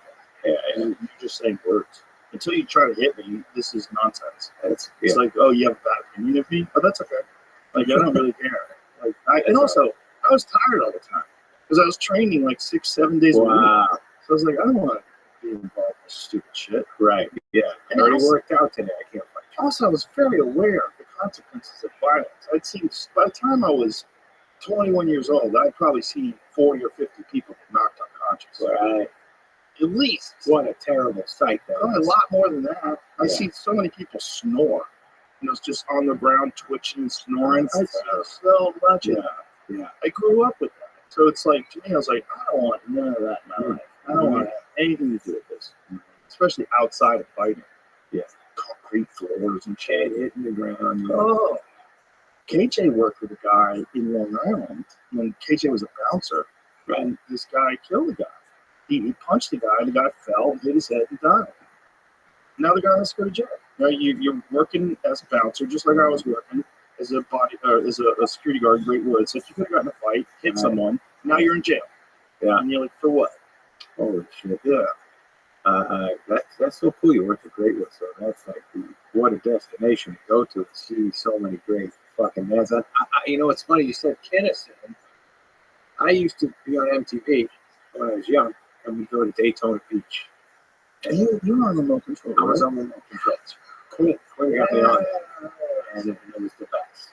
But we went to a spring break, Daytona Beach, and Guinness was at the height. And I went to, it was the first guy I saw out in the arena. Guinness and some other bad boys. So some guys, I forget their names, but they probably Carl LeBeau. Yeah, Carl LeBeau, right? And a couple other guys. So all kind of really funny, tough bad. The Outlaws of Compton. That's it. That's what it was. And I saw Guinness destroy. And it It was like I saw Rodney at a theater in Florida where I felt like fucking, holy shit, this is a rock show because it was bam, bam, bam. Yeah, Rodney. rapid fire like a machine gun. The best Rodney would crush for like 8 minutes, and they go, "I know a lot of fucking jokes, baby," and they go, that was so cool, man. But Kinnison too just took over. You saw him in the moment. It was Yeah. amazing. Yeah, I got to see Kinnison decline too. I got to see the decline because I saw him a couple of times live. And the last time I saw him live, he was in New Hampshire. And there was not that many people there. I drove to this theater with this girl that I was dating. I was probably 20 at the time. Again, it was before I did comedy. And he was already like losing heavy. Yeah. And it wasn't as good. Right. Because he peaked in 86. I feel like Kinnison from 86 is probably one of the greatest comedians that ever lived, if not the best. He was a monster. Yeah. But the guy was doing blow and drinking and hanging out with rock stars and just partying. And his brother wrote about it. You ever read his brother's book, Brother Sam? His brother Bill. It's a great book. Yeah. It's a great book. If you're a fan of stand-up, I tell anybody, go buy that book. It's a great book. And Bill said that you could see the drop-off in Sam's material because he just stopped writing. Right. He wasn't hungry anymore. Right. He had made it. Instead, because there's this hunger inside of him to make it as a comedian, and that's what led him to be outrageous. Yeah. Do all those jokes about like the starving kids in Africa and all those different jokes he did that were so outrageous, and that preacher's voice and that fucking powerful delivery.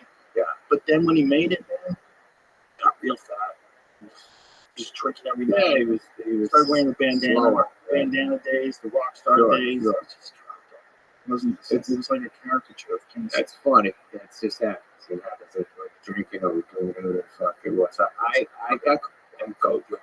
I think that's the one that really. Well, that makes you man straight. You're definitely all over the place. You fucking you can't stay steady with a thought. Yeah. But I remember I met him a couple times. Paulie Shore was very tight with him. Yeah. And I knew Paulie. I hung out with Kinnison a couple times, but I saw him at the Improv. The last time I saw him, and he was he was so sweet. Like, he was so nice to me. And he remembered that we hung a little bit. I was a young fucking dummy. He was nice to me. And he had that kind of glazed, had a few too many. Yeah. And he was nice, but he was just, he definitely was, when he walked into the fucking Improv out there, every comedian was like, well, holy shit, there he is. Right. Man. Right. That was cool. He changed comedy. He really did. Yeah. Because there was no comedy like that before Kinnison came out. He was a different kind of comedy. Mm-hmm. It was like all of a sudden comedy was like you could yell. Yeah. Oh my God, that was so big. Force. He was just like, dude, and the preacher's voice, that thing that he had, where he had that charisma of being this revival preacher. Yes. When he would talk quiet. And all the sunglasses. And then, oh my God. And he was a legend at the store. When I got to the store goes through these eras, right? And when I got to the store, it was 94. And the Kinnison era had ended. He died. And then there was this big drop off. Like the store was kind of vacant when I got there in 94. It was weird. Like the shows would be half empty. And they were having problems with it. Yeah. But they all had these stories. All the guys like Harris, Pete, the guys that were still there, they all had these stories about when Kinnison was there. Yeah. He would perform at midnight. And around 11:30, all these rock stars would start showing up, and movie stars. Right, They would all go there to see Kinnison. And so he had the midnight spot. Fucking cool. And they would all go, and I remember thinking, imagine, they would come into the comedy store just to see you. That must be so insane. Fucking cool.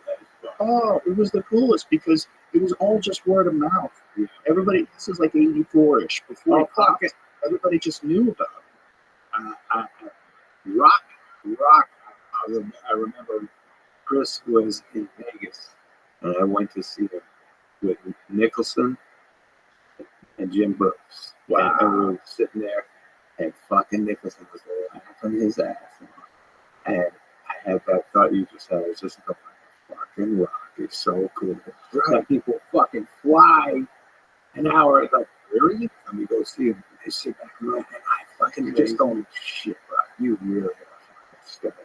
Oh yeah, the Bring the Pain days, Bigger and Blacker and Bring the Pain, two of the greatest specials of all time. Unbelievable. Of all time. Flawless. Yeah, he's a badass. I talked to Rock yesterday, just for like 10 minutes or something, but we got really excited about stand-up again. I go, you're right? And he goes, oh yeah. Kind of like he can't stop. When he was doing his tour, he's like, I need to break. Blah, blah, blah. He just did like a fucking year on the road or something. Right. And then he's right back to like, that's an idea.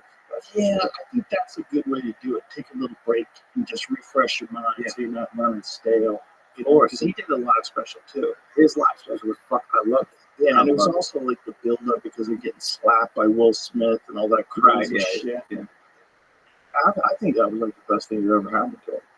Because then he became like wild again. Like his stand up was like outrageous. Like, it was like the rock and roll. That night was like watching a fucking Super Bowl. He was just like, what? It's a live event? Holy fuck, what the fuck? And he was a badass, and I think he had some great shit on it. Looked cool as fuck. And he was really prepared to talk about it. Yeah. And he got to it, they got fucking excited. Well, he didn't talk about it for a while. Yeah, on right. Stage, like he would tell people, if you think I'm going to talk about it, I'm not. Yeah. He wanted to be ready. He wanted to really think about what he was going to say. That's because of where we are in life, where everything you say is fucking on the internet the next day. So you gotta be careful not putting this shit out. Also, say it right.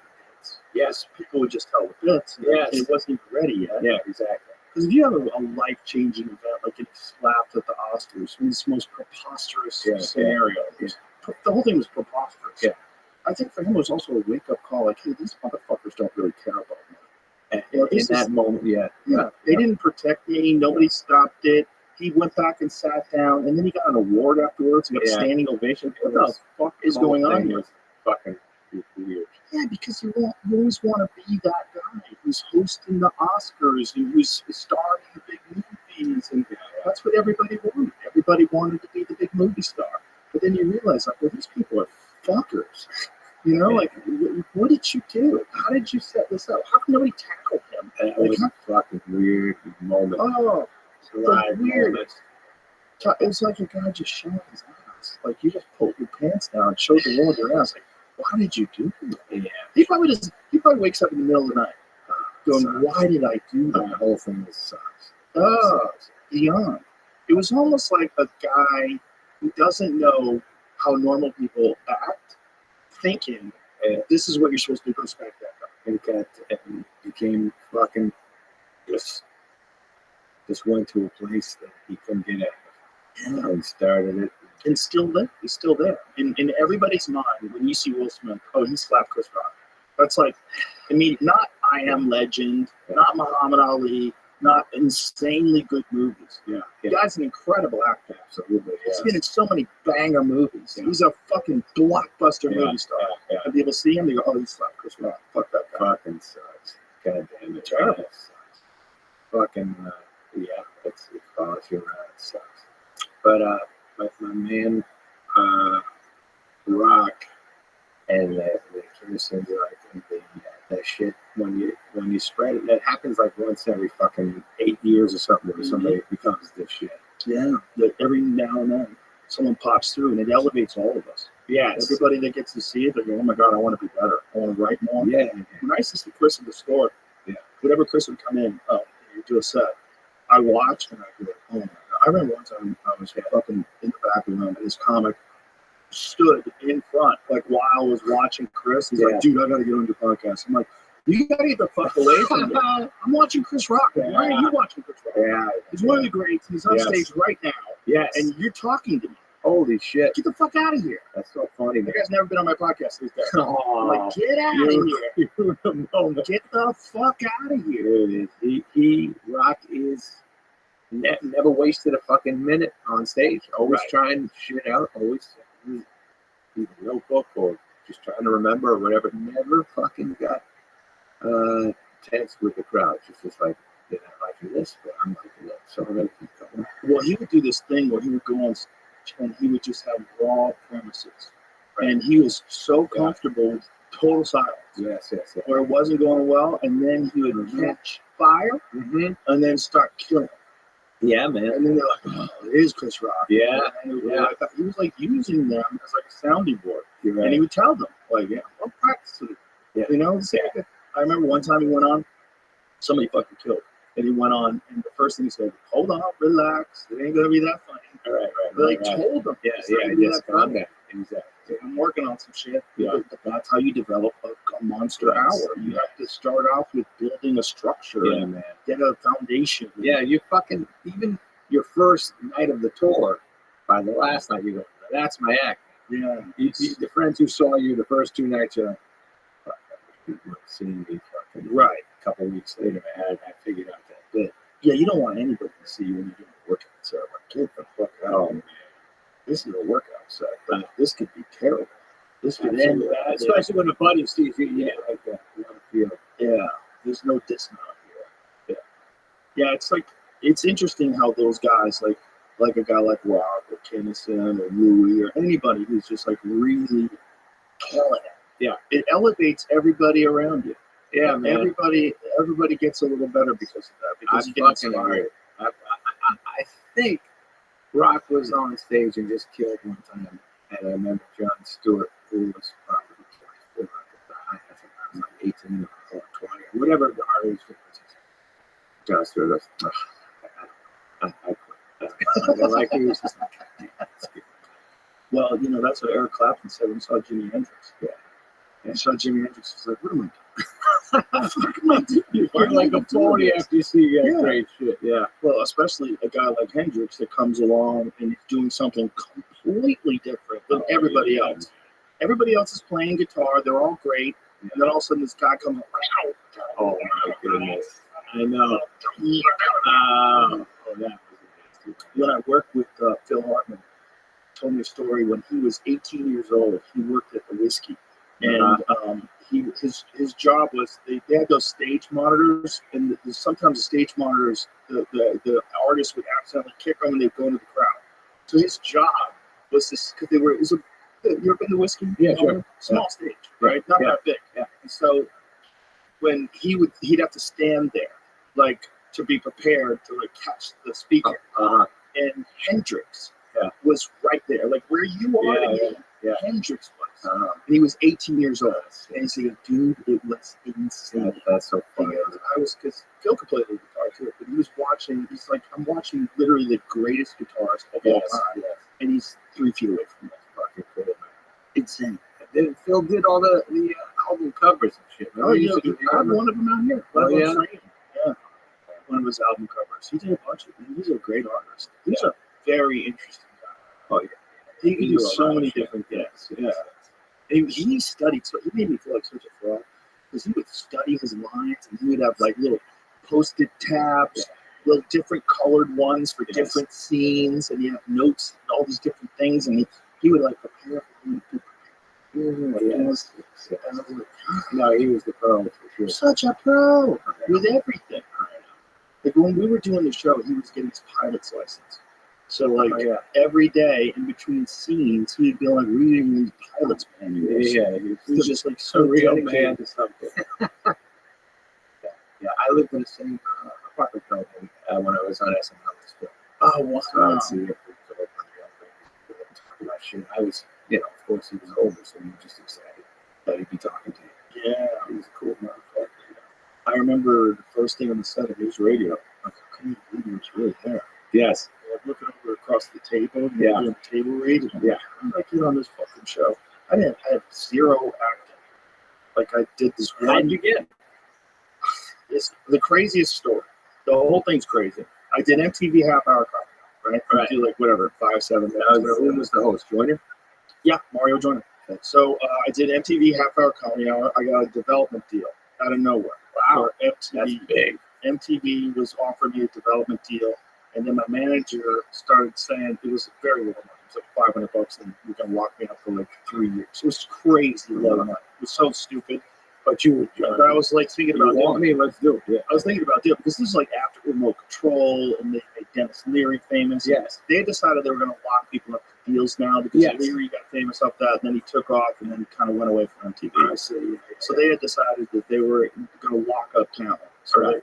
so if I did this pilot, if the pilot got picked up, I would have been there. So my manager said, he said, I have an idea. And so he decided to send my MTV tape out to all these studios and say, this guy's about to sign a development deal for MTV, locked up, but he's still available. So then I started getting all these phone, like people call my apartment. I was at home, like, hello? And like, hi, this is blah, blah, blah from Universal. You know, Right. We want to get you on a plane right now to Los Angeles. I was like, what?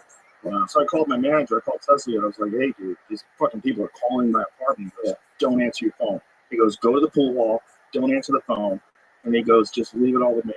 And so within like 3 weeks, I had this crazy deal for like $150,000, which is the most money I'd ever even heard of in my life. And all of a sudden, I was in Hollywood, like out of nowhere. So But I was what on a was the sitcom. deal with like CBS? It was with Disney, Wow. which is crazy because I was filthy. Right. Yeah. And they were. Yeah, and all of a sudden I have a deal with Disney, and I'm on this Fox sitcom. And so I had to get acting lessons. So I took a few acting lessons. I hated it. I was like, this is gross. Yeah. And then, but I knew how to just pretend. And like I pretend on stage, I just pretend. Like sitcom acting is pretty easy. Right. And so all of a sudden I'm on this sitcom. It gets canceled, and I'm like, I was thinking about moving back to New York, but I was like, I hated LA. I hated being around. You couldn't joke around with them. They were all so sensitive. Everyone was on pills.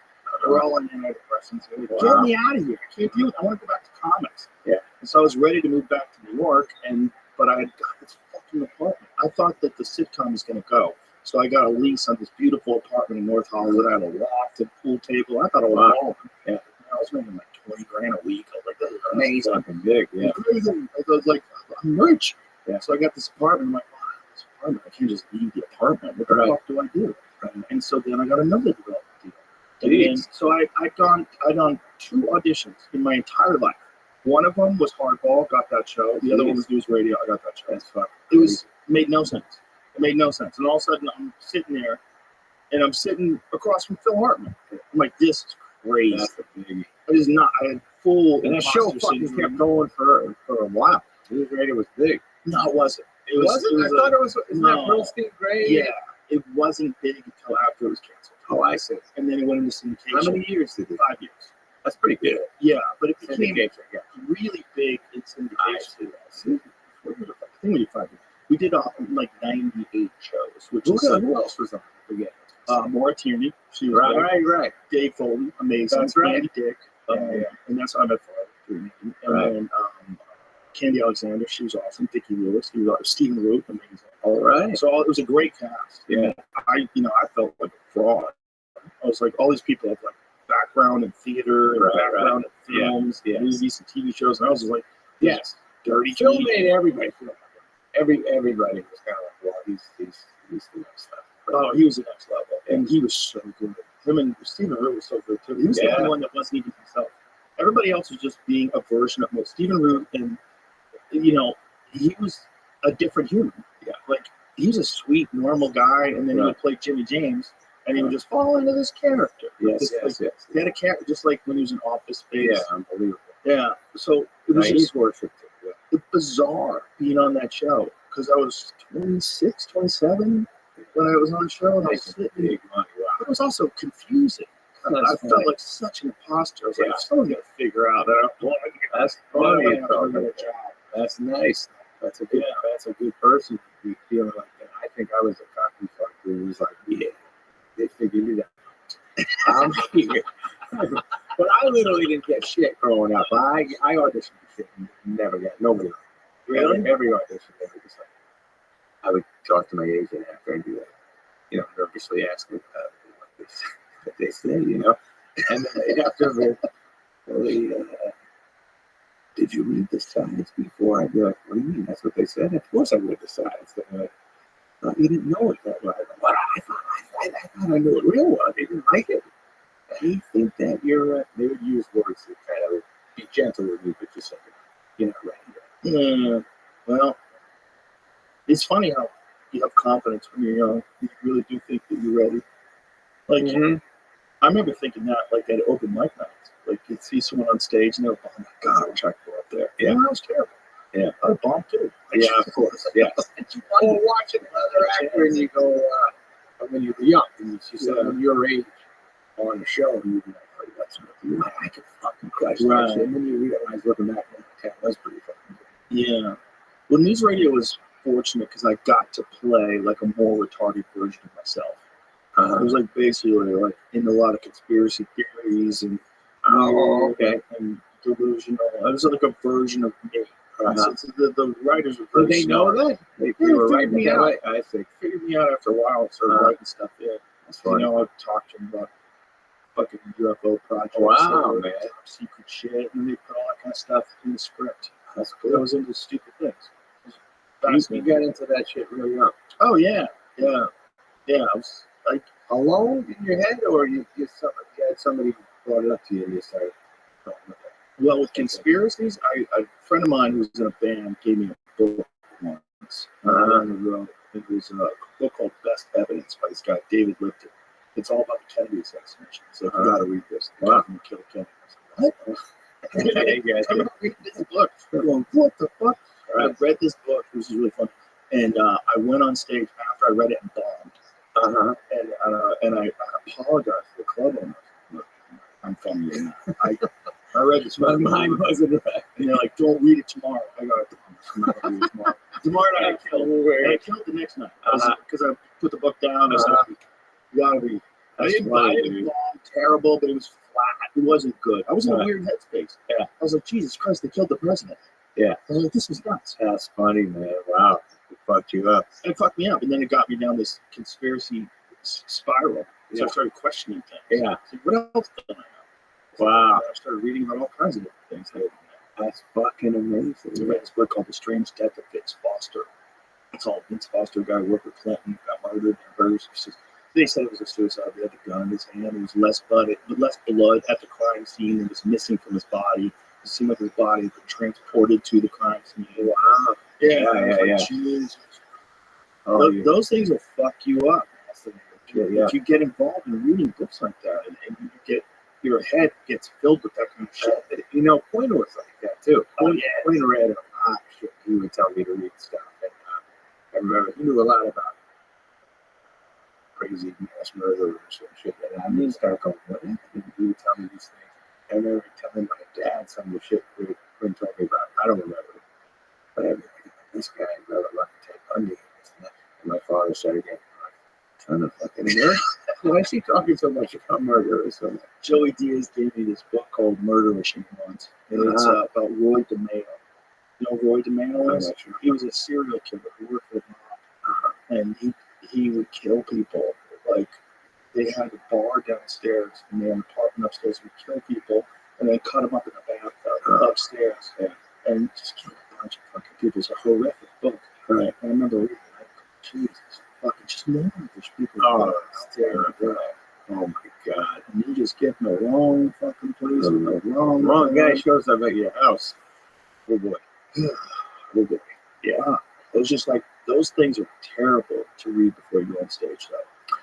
Fuck your brain up. It's so funny that you ate it because of that book. Oh, yeah. I've eaten it a couple times because I did the wrong thing before I went on stage.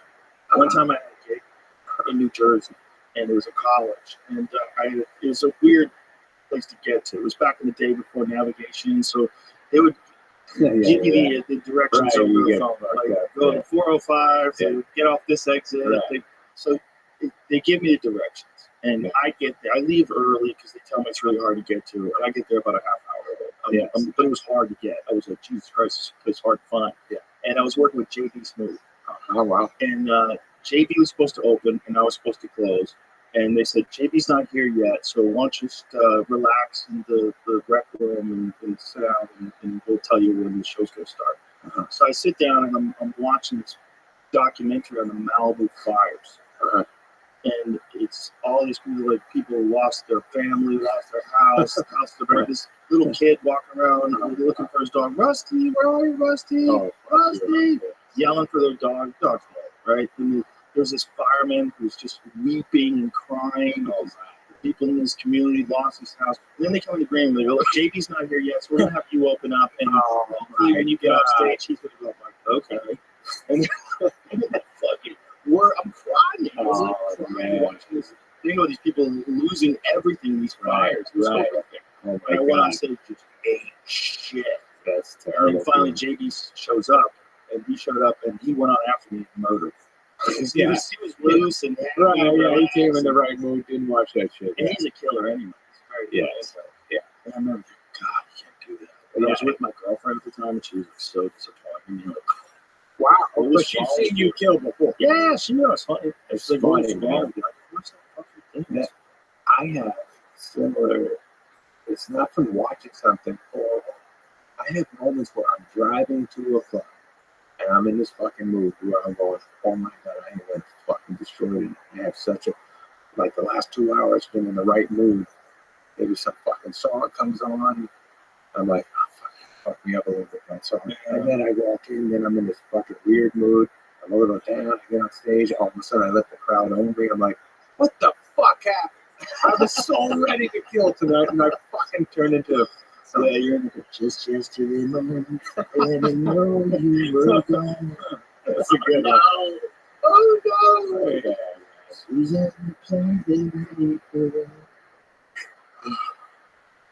Boy, you get sad. You can't get sad before you want to sit. You got to protect your mind. My wife helps me out sometimes when she sees my head spinning before I go up. She goes, "They're here to see you. They're here to see you. They like you. You don't have to worry so much." I'll be like, "Oh yeah. Okay, they're here for the good time. Yeah. Then they're not testing you. Right. Go have some fun with them." I go, "Yeah, no, you're right. And then I go, fuck, go on happy, because the times I go on fucked up and be like, this guy's gonna like me, or I'm gonna have to fight. I'm like, I fucked up. That's why, to me, one of the things I've realized early on is take people on the road. Because in the early days, when I was headlining, they would have like a local middle act and a local opener. And sometimes it'd be fun. That's right. And sometimes it'd be terrible. Sometimes it'd be a douchebag. Yeah. They're like, why are you fucking closing? Exactly. And they'd step on your material, and they'd see yourself first night, and they cover the same stuff. Holy shit. And you'd have to argue with them. Why you about that? Hey, man, you're doing one of my fucking bits. No, man, I've been doing that bit. Like, fuck you. Like, there's like a lot of sabotage going on. Right. It just wasn't fun, because then you'd be stuck in this town. You didn't know anybody. But you was watching TV, go to movies by yourself. Yeah. Depressing. Yeah. So I realized, like, if you go on the road with funny people, you're going to have fun. Right. It's good for them because they get a gig. So I just have to pay the opening act, and I'd have to pay for their airfare. And I would make less money, but I would have more fun. I was like, more fun is more important than anything. Absolutely. And it's more important for the show, too. You go up in the right frame. And I know the comics in front of me are going to be really good. Yeah. So it's going to be a good show. Yeah. I want the audience to have fun, but I want to have fun, too. Yeah. So then it was a party. Then I'd be on the road with Joey Diaz, and we'd be having a party everywhere we go. We'd be just having fun, and it became family. It was like, wherever we were, it didn't matter if we were in Ohio or New Jersey, it was us. Daytime's fun. Yeah. Have dinner together, then go fucking do shit. Stay up all night. Yeah. But Joey was such a wild card. This is back in the Joey, the cocaine place. This is Coco, Joey, Coco. Yeah. So I brought a second opening act in case Joey didn't show up. Wow. Yeah. That makes some sense. Because sometimes I didn't want to tell him he couldn't do the gigs. Hey, you're not reliable. Because I loved him. And I'm like, the times he's there are so magic. Sure. I want to make sure that he knows he's always got a gig. So I book him, and then sometimes I book him, and we do Friday and Saturday. Yeah. And then I call him on Sunday. Hey, it's show 7 o'clock. I'm going back home. What are you talking about? You know, I don't do Sundays. What are you talking about? You don't do Sundays. I told you, Joe Rogan. I don't do Sundays. Like, you don't do Sundays. You never told me you don't do Sundays. We have a show in an hour. Yeah. And so having a third opening act or a second opening act, you got to do longer. Yeah. It would be like, I'd bring Ari. So if it was me and Ari Shafir, it's like, okay, Ari does 25 minutes, and then I'll do an hour and 15 or whatever, and we got a great show. Yeah. And if Joey shows up, okay, girl, now we got a 3-man show. Perfect. I love that. So I scheduled it just so, we'd always have some sort of a fail-safe. Yeah, it's fucking more fun. Like when I went to the club. Yeah, you're having fun. It's fucking, and you write shit. Yes. You want it because you want to make them laugh. Exactly. Instead of doing the same fucking shit over and over, you're just like, hey, I'm going to try some new shit out tonight. And then your buddies come out and watch it. Yeah. and you watch them, and you go, Yeah. them, You steal their shit. yeah, you're having a good time. Everyone's having a good time, which to me was like way more important than making X amount of $1,000 more. I'd rather give them that money, and then we all have fun. Yeah, That to me was I fucking, when I was real young, I started at 17, and I had a car, and so I used to get booked a lot because I would drive the good guys, you know. right. But I noticed that there was always three of us, me and the two other fucking guys who were good, and they would have the best time to get me to fucking think I sucked. But it was fine. I was just getting to be with the guys who were like 25. I was 17, 18. They were 25, shooting shit. But, you know, getting into trouble, but going on stage and destroying it. But, and then you'd see them fucking hanging in the hotels and shit, and always having the best night. And I'd be like, yeah, that seems like the way. I was on my own still. They would kind of be like, that fucking Adam guy, he'll take us home. But he's, I didn't think he was that funny. But fucking learn from seeing these superstar guys on the road. Isn't it funny how sometimes those guys always think of you as that guy? Their relationships are the same. Exactly. They're still like, hey, what's up? They're like, I know you fucking went on. I remember when you sucked. Yes, exactly. Which is why you talk back to them. Yeah. You talk. I still let them over. These guys. I'm like, yeah, all right. You can see this. You're right. Well, that's why you have to get out of your town, because they always remember you as an open mic. Oh yeah. Like I didn't get any like headlining gigs in Boston. Wow. Where did you play? You played Stitches? Stitches, Nick's Comedy Stop, Connection. What a room. It was great, bro. The little one was the best. That height. There was ceiling. low ceiling. That's the one I seats. Yeah, it was stuffed in there. It was packed. It was amazing. Yeah. Played against Sam's. Was that? Oh yeah. I did play it against Sam's. That was great. What was the one that was a Chinese restaurant? Calden and Saugus. And Saugus. Yeah. When the Ding Ho was the Ding Ho. Yeah, I wasn't there for that. Oh, I think that's the one I did. That place went under a few years before I started. But when I came around, I had missed like the heyday of Boston comedy. It was like '84, and I came around in '88. That's when I started. Gotcha. So Okay, they would always talk about the Ding Ho. There was all these Ding Ho, kids, yeah, I did. like Lenny Clark, all these guys from the Ding Oh, Ho. fucking Lenny Clark. A lot of Tony B. Some of these guys that you just would watch and go, how the fuck can I kill like that? Well, those guys had, as you said, they had the same act for like 15 years, and that act was like hammered down like a samurai sword. Yeah, it was so tight. It was Don Gavin, so tight. You'd see his act. Jesus Christ, this guy would murder. Fucking Tommy Sledge. Remember he pretended to be a private actor. I backed up. I moved on. He was funny as shit. Some of those guys, and some of those ladies, man, they murdered. And Did you ever see that documentary when stand-up stood out? No.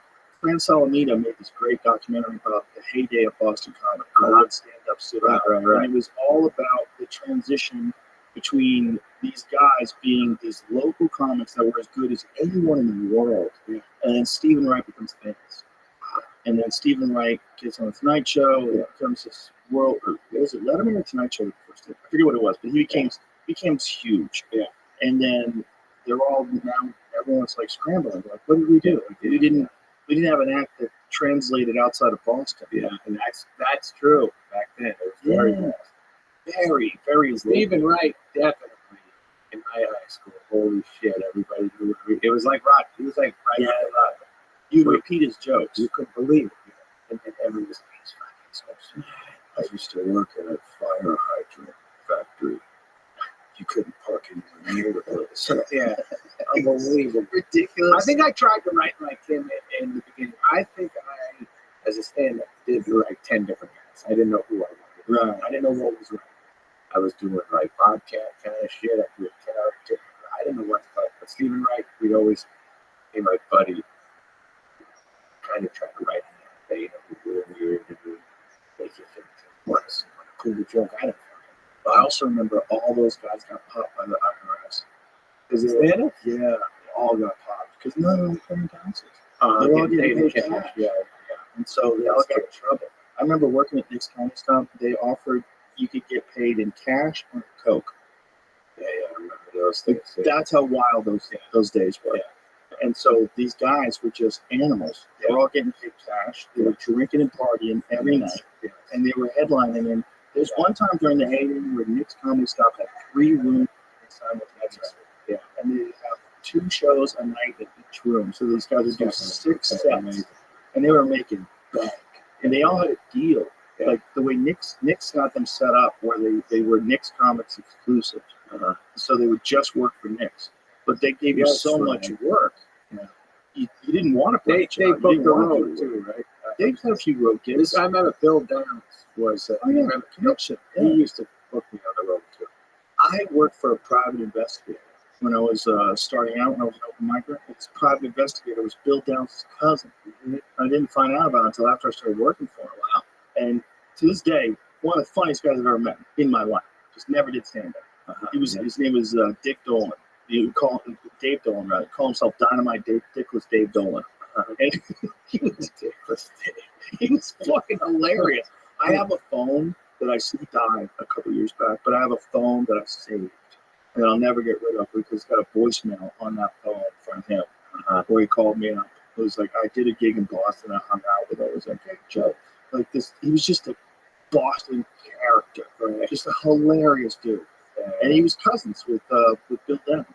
Funny, man. This is just small Downs. What a guy. That guy used to book me all the time. And even when I would do bad, he'd be like, I heard he didn't go. I'd be like, in my head, I'm like, okay, it's over. Big guy. Oh, yeah. Big guy. Big guy. It didn't go that good, big guy. Yeah, right. Yes, I know. But then he fucking give me another gig. Oh, yeah. In Quincy, there was some place in Quincy. The Naughty Pine. Mm-hmm. Did you ever work for Dick Doherty? So. You never did Dick Doherty's Comedy Huts? Dick Doherty was the Godfather. He called himself the Godfather of Boston. Oh, okay. Yeah, he had a bunch of terrible gigs. Was that like 88? Yeah, 88. I fucking was in the scene in Boston more from 84 to 88. Okay, so you were in the heyday. You got there like right. I got there. It was huge. I wasn't great, but then all of a sudden, I got on Saturday Night Live, I don't know, 89 or something, and those same guys would come see me. All of a sudden, I got big in the colleges. These fucking giant shows. Back then, it was unbelievable. 2,000, 3,000, 5,000 seats, and the guys that I used to eat it in front of would come do the gigs with me, and they'd watch me. They'd be like, "That fucking loser's killing now? The fuck did that happen?" That's again the thing. When they see you in the beginning, they never respect you. Right. They remember you sucking. Yeah, they were right. They were right back then. Yeah. But it's hard for people to accept that you grew. Yeah, which is weird. That's true. It's like some fucking pro athletes. It's like Jordan fucking wasn't the man for a while. Right. They got cut from his high school team. Right? Exactly. Yeah. It's gonna happen in every profession. That you just gotta figure out what you just gotta practice. Did you always want to be on SNL, or was it something that came up? I didn't even know. It wasn't a thought. I wanted to be a movie star. I was cocky and telling my friends in college I never thought a movie star. They'd be like, why? Why would you be a movie star? Look at you. They got fucking idea. You don't get it now. And I thought I was good looking too. I thought I was good looking. Like now I go, how the fuck did I think? I know I'm normal looking, but I thought there was something fucking attractive about me that people are going to be like, that's a fucking stud right there. And I think I was doing stand-up. Dennis Miller said good shit about me to SNL people, and then Sandy Barnett was my manager of New Orleans, and they cut me an audition, and then I did it, and then they hired me asked me to be a writer, and I remember saying to Hurley, who knew about SNL, I didn't watch SNL that much. I was kind of lost in it. It's really good. Dana Carvey's incredible. I thought, yeah, he's great. I was like, but I kind of want to get your movies. And my buddies were like, you should do SNL if that's the choice, And so you were thinking about not doing I wasn't sure. I was going, let's see. I'm not a writer. So why am I going to become a writer? It doesn't make any sense. I'm not even that fucking good at that. What was the audition like? What did you have to do? I did stand up at Chicago Improv. It was me, Rock, Dana Gould, and a couple other guys. And I did decent. And I doesn't know people thought I wrote some funny shit. Warren thought I wrote some funny shit. Rock thought I had some shit. And then I got Wow. and Spade was How old were you? I was 23. Whoa. Yes, that was good. That's nuts. That's as cool as it gets. What was that film? It was all of a sudden became like you were in a rock band because I had, finally got on fucking Rock and Spade, and we would walk down the street and Schneider and Norm and we all Tim Manos. We were just always together. So there was this crazy band confidence. If anyone talked shit about the show, we were at a restaurant, like, it wasn't that good this Saturday. We were just like, shut the fuck up, man. Like, we were fucking red. Because there were so many of us, It was like, but then when you're alone and somebody says, I saw you, you're kind of like, oh, yeah. There's something cool about having a bunch of guys. Oh, yeah. That's confidence. Yeah, You got a team. Yeah. 23. What was it like when it was popping? Because you were on a great era of Yes. SNL, too. Yes. Look at that fucking cast. Yes. Popping to look at that fucking cast. Oh, fucking Every young Speed looks rock. Oh, my God. Yeah. Al Franken. Jesus Christ. Yeah. Look at that cast. That's when he was in the cast that year. Wow. Neil and everybody loved, and Ellen Claypool, I get from the comic strip. Wow. And Melanie, Julia, all cool, very tight. But we all love Neil. Every comedian loves Neil. Everybody like the way he dropped jokes in and fucking smooth as hell. Isn't it crazy looking at yourself back then? I fucking don't know what I was thinking. Spade sent me a fucking skit we did like 6 months ago, and I was like, this is the first time this ever happened, Spade. I don't fucking remember that 1 ounce. I don't even know what that thing was about. I don't remember what it was, but I didn't remember saying any of those words. I didn't know what the jokes were. I didn't know what the fucking ending was. And he's like, you don't? I don't fucking remember that. You did? He goes, oh, you did.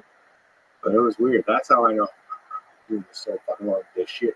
I know I've been doing this shit long when somebody comes up to me, a big, famous motherfucker, and we go, hey, man, and I go, hey, nice to meet you. And he's like, nice to meet you. We met. And I'm like, I fucking do remember meeting you? What the fuck happened? Well, your brain gets overwhelmed with people. Yeah. You know that number, Dunbar's number? You know what that is? No. Dunbar's number is the principle that you can only keep like 150 people in your head at any given time. And then there's some people that you can keep kind of like in a distance, like acquaintances, but there's like a tight group of small number, and then as it branches out, it gets to like 150. Everything after that is very sketchy. Wow. And when you're famous, you're constantly meeting people, which is very unusual for human beings. That's right. Yeah. Very unusual. Also very unusual that they know you, but you don't know them. Right. So there's this weird thing. Yeah. But you go, nice to meet you, like we met.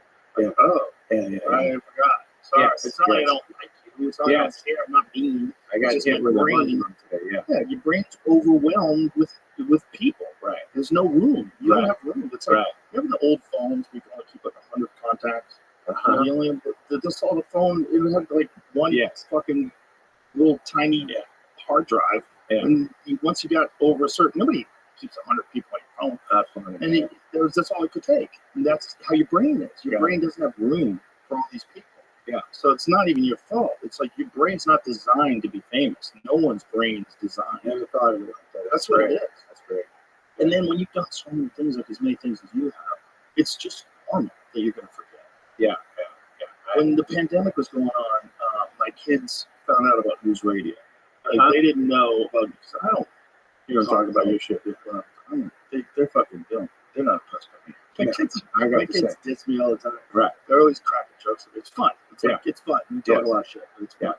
But they watched me on news radio, and I watched one of the scenes. And I was like, I don't even remember this at all. Oh, you had that too, right? Oh yeah, I didn't remember it at all. Don't remember being there. Don't remember that room. Remember not. Occasionally, I'll remember like 4 or 5 episodes. Oh, yeah, I remember that one. That was a fun episode. That's funny. Yeah, but it's weird. Your brain just doesn't have any room for it. It's almost like it's a lie. Like, I didn't do that. This is a lie. Oh my God. This is AI. Yeah, by the way, not one time have I ever looked back at that that shit from 30 years ago. Boy, was I good. I'm always like, jeez, Yeah. what the fuck were you doing? What a fucking horrible performance there. Well, I think that's probably a good sign. That's a sign of a person who's not egocentric. Right. Kind of have a good sense of who you are. Yeah, yes, I hope so. The people that think everything they do is amazing. Do you ever go to someone's house and like you watch something that they've done and make them do this? Oh, that's a tough one. You can watch my reel. Oh, no, that's a rough. Yeah. You can say you don't do this. Don't do this. This is I'll start shit. Yeah. Play that. It's got to be a bizarre feeling to be 23 years old and be on an iconic Oh television. man, I was fucking never more excited to call home and talk to my New Hampshire buddies and be like, remember all that shit I said that was going to happen? It's fucking happening. I don't have to bullshit right now. It's where we're going. And then when I would get on the show, say one line, whatever, it was just like, my parents, my family, my friends, just like, that was incredible. You know, I heard the bus boy or the delivery guy just say half a line, and it was like, holy shit, you did go on TV. Wow. My first TV show was Showtime at the Apollo. I did that. That was my first thing I ever did. Wow. And they fucking sent my number to pick us up. I lived in Chelsea. How old were you then? I think I was 18 or 19. I think it was 18. Whoa. 18! That's crazy. Went on, and it was the second episode ever of Showtime at the Apollo. The first was Rock, and Rock cursed so much that they didn't use his shit. So I was like the first comedian to be on it. I forget. Shit, the host was great guy. He's in the Is this it? Yes, that's Melba Moore. Oh my God, yes. This one goofy guy, terrified. Look at that face. Fucking young, dumb.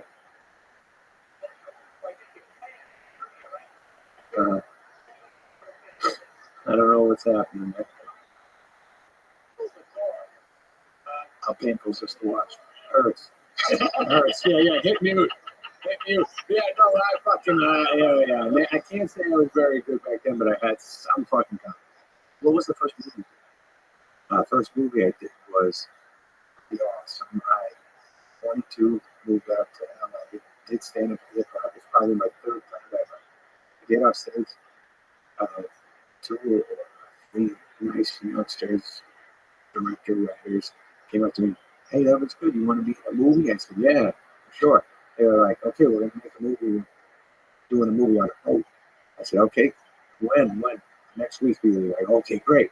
I said, do I have a big part? They go, well, you're the star. I go, okay, cool. So I go home. I tell Judd, I was with all my buddies, and Judd comes from me and goes, what happened? I said, and they said I can start. And they go, do you have a script? I go, oh, I don't know. I didn't even know there were scripts. I knew nothing about it. And then I just fucking went on a boat for 6 days and shot this movie. At the time, it was called The Unsinkable Shetty Moskowitz, but now it's called Babes in Love. And I was 22. Wow. And you were the star of the movie? I was Shetty. Whoa. I don't know how it happened. Milton Berle was in it. Whoa. I had a scene with him, so I got to tell my parents I'm doing great. What was Milton Berle like? Very nice. I always showed everybody's Was accidentally seen, if I remember, that big guy of his fell out of his shorts and He had a monster he had a very Everybody would show everybody his arm. imagine it. Getting to show you dick and beer. There he is. Yes. By the way, I was in shape then. But yeah, that's Adam. He Look at that. yeah, that's me. Skinny. And that's I get shut down by a girl there. That's when I was fucking young and happy.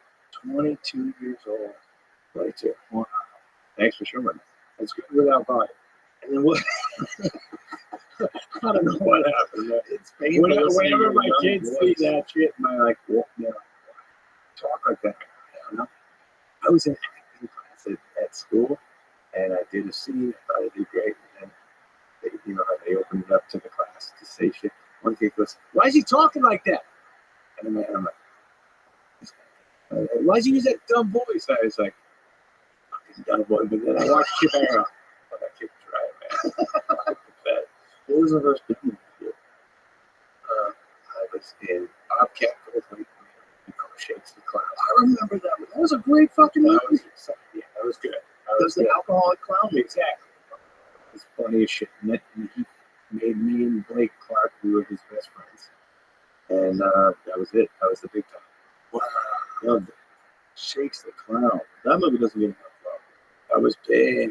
That was like, a lot of people liked it when, you know, it wasn't a massive hit, but it was cool as shit. Yeah, it was cool. It was a crazy movie. Yeah. It was like Bobcat stretching his wings. Is this after Police Academy? I think he did Police Academy first, right? Yeah. Yeah. Wow, man. Every fucking thing ready to go. Julie Brown. Yeah. Wow, man. Yes. And Bob on or I think his guy. And Florence Henderson was in it. Yeah, he knew what he was doing, Bobcat. Yeah. He knew how to direct. I didn't even know what he was talking about back then. He's like, I'm directing. I was like, well, he directed the first episodes of the Chappelle Show. He did? Yeah. I was in New York, and I was walking down the street, and I was doing Caroline's for the weekend. Wow. And I was just walking down the street, and I ran into Bobcat. And I go, hey, what are you doing? He goes, oh, I'm here with Dave Chappelle. We're doing the show. And I ran into Dave. Dave had a fake mustache on. I go, Dave, what are you doing? He goes, oh, hey, Joe, you want to be on my TV show? I was like, okay, what I got? I got an hour. He goes, we're handing out medals for the best New York boobs. And so he gives me this box of medals, and me and him just walk around with this box of medals. This is like 2001, something like that. So funny. So you could never do this today. You got the best New York boobs. Wow, look at you. Yeah. Fucking hey. Oh, wow. And it was just completely random. Shit, he's just like Dave Chappelle there, too. He wasn't coming up with a new guy. He's very... Yeah. Like he's getting his arm on boobs. You go to jail for that today. You go to jail for that today. Yeah. It was just, Bobcat was directing. That's so funny. Yeah, just complete random run-in to Bobcat in the middle of nowhere. That's cool, yes. And he was older than us, where he was like, he knew shit. Well, he was a guy that, like, you know, Bobcat had that crazy act early on where decided he didn't want to do anything. Yes. He just was standing there. Yeah. Like, hey, where's Bobcat? Yeah, right. Fuck you. Yeah, he fucking had, he stayed strong with Quick. Yeah, he had his show. He did a show with me about a year ago. Came out a couple times, I think, and fucking murdered. He's a funny guy. He was always a very funny stand-up. Yeah. But he was trapped in that character that he did, that screaming, crazy, pull your hair out. Yes. You know, it's like there's guys that have characters like Emo Phillips. He has that yeah. I love him. Yeah, but you can't do that when you're 8. Yes, I know. I know. It's like, but I was trying to do that. That's what I'm saying. When I was young and I wasn't doing well, I was like, I started being a guy who's drunk on stage. I started doing a guy who's nervous. I don't know. I was going for that shit too. Just trying to find it. Trying to be comfortable on stage. You know? Right. And that's what you had going on your live show. I was like, oh shit, comfortable, fucking not terrified. You sat in moments, not easy to do. I was in the zone. You were in the zone. How about the fact that you got in the zone when there are times when you walk on stage and these pressure moments, you just go, I'm here, I'm talking, but I'm not here right now. Right. My mouth is moving. I don't know what the fuck is going on. But you didn't have that. Well, I'd been through a bunch of those before, so I knew never to let that happen when I was out there on the live show. That's also why I was scared of doing it. So I just really over prepared. Like, made sure that when I got out there, I just said to myself, everything that I'm talking about, every time I want to be only thinking about that subject. I'm not going to let my mind deviate or go, oh my God, this is going good. Don't fuck up this correct segue. Don't fuck this up. That's funny. You can't think like that. You have to. I felt like when I'm at my best, I'm only thinking about the thing I'm talking about. Yeah. And then you lock the audience. Yes. I think stand-up is a form of hypnosis. Yes. Do you think so too? Absolutely. Yeah. I get exactly what you say. You lock them in to the way you're. When I'm seeing a guy kill on stage, I'm locked into the way they're thinking. I'm letting them think for me. I just like think for me, Right. you know, and they're like, this is funny. And it's like it's a form of hypnosis, and I said the only way that that's going to really work is I have to just be completely dialed in. Like I wrote out all my bits, I listened to recordings, I watched videos, I prepared for 5 hours the day of the show. Wow. Just watching video. I went to the gym, I'm in the gym, listening to myself. Shit. Yeah. I'm just like, I want to be just dialed in. Yeah. 100% dialed in. Oh, that's a fucking great feeling. Yeah. When you go, I know all my shit, man. Because sometimes I'll do a tour, then I'll break down for 2 weeks because I got, I can't be gone too long. And then I go, oh shit, I got a gig again Friday. And then I listen to the shit. Yeah. And then I start going, oh yeah, fuck. I get tags. Oh god, yeah. But then that 2 week break on a tour, and then you go back out, and you start to say that shit again. Oh yeah. You come up with other shit to say. Yeah, but you do have to go over the material. Your brain doesn't remember it. Like, stuff just goes away. What about you with having shit that steps on? The hardest part of doing an hour is fucking having the 10 minutes up front not hurt the fucking next thing. It's just so crazy. I got a lot of stuff, you know. But it's been 6 years since my last special. Like I said, I was thinking about doing a special in August of 2020. Yeah. Then the country shut down. Then I didn't do stand-up for 8 months. And when I did do stand-up again, I remember I had to listen to old recordings. Yeah. Luckily, I record everything. So Yeah, well, that's good. I have all my recordings on my phone, so I listen to that's stuff. smart, and I man. had to write things out. But I remember the first set that I did the Houston Improv. And I hadn't done stand-up in forever. And I remember when I was on stage, I was like, ooh, this is weird. I had never, in my whole career, I got knee surgery. And from my knee surgery, I took 2 weeks off. It was like the most I've ever taken off ever. And I think one other time I took a month off for some reason. I forget why. But that was weird too. But that was like when I was in the middle of a bunch of other stuff. I was just working so much. I didn't have any time. And I remember that was, don't do that again. Because it feels awkward to get back. But 8 months was crazy. Yeah, it was just such a bizarre feeling. Yeah, you forget how to do it. Yeah, but it's kind of even just 2 weeks. Take 2 weeks and go back on stage again. You feel weird. You're like, what am I doing? It's all new shit. Yeah. In your brain again. It's also the experience of doing it is weird. Yeah. You know how to do it, but just doesn't feel comfortable. What a fucking odd feeling when you think about going on stage and just going, I'm basically telling all you people, just watch me for an hour. Right. Just watch me. It's worth your time. You drove, you got babysitters. Yeah.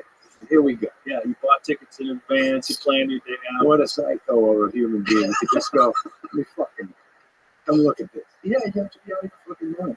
Or just real. Yeah, Really man. so My special, this one, I did probably 2.5 hours of shit. And I had to cut it with, Josh, Sappy, and we all picked the shit we thought was the right shit. But I did have so much shit. By the time I did the special, I just came off the road. So I just had. Where'd you record it? A place in Glendale, a little theater. Oh, cool. Hey, I'm sorry to interrupt. Can I peek for one? Yeah, we can wrap this up. We've done 2 hours and 40 minutes. We did? Yeah. We've been in that long? Yeah. Fucking insane. This is That's my first. I like the backdrop. The That was backdrop too. It's just that's normal. It's like, did you set it up like that, or is that just what it looked like back there? That was it. That was that theater. I forgot the name of that theater. So it's left in the way it looks. Yeah. That actually, that day was, Paul Thomas Anderson, a great guy and a great director. He shot that shit. How many people are there in the crowd? That one there, that's that first special I did like 5-6 years ago. Some are like big ass joints, like bigger than, and some are like 200 people. But the new one Was only like, I don't know, 200 people? 250. Oh, wow. It was real small. Nice. That's a great way to do it, too, because the people that are in the audience, there's 200 people. Like, so people at home, it's going to be like you're there. Instead of being in an arena where you feel disconnected. You can laugh at the jokes, but you don't feel like you're there. That's exactly what so Josh Safdie, he directed it. He wanted it to feel like you're getting to hang out with me. And it's kind of like just shit goes on throughout the show that's that wasn't supposed to happen. And that's that. It shows me before the show, during the show, and after the show. And man, we had fun. It is a great fucking vibe, that place. That was not a comedy club. It was just a little theater that they do. These people bought a theater. They put on little plays there and shit, and then Josh liked it, and they made it kind of feel like stand up. That's awesome. And when is it out? What day? The 22nd. Oh, 22nd. Okay, it's a couple weeks ago. Yeah. All right, man. Congrats on yours. Congrats on everything, bud. Congratulations to you too. My piss ended the whole thing. I appreciate it. All right, right on, man. It's amazing you hung in this long. A lot of people, an hour and a half in, they start clamping up. That's good, man. I just mentally said I got to get past that piss. Well, thank you, brother. I appreciate you. Thanks for being here. Good to see you, Joe. Congrats. Thank you. Keep up all the good work. You Say hi to too. your family, too. Thank you. All right. Bye, brother.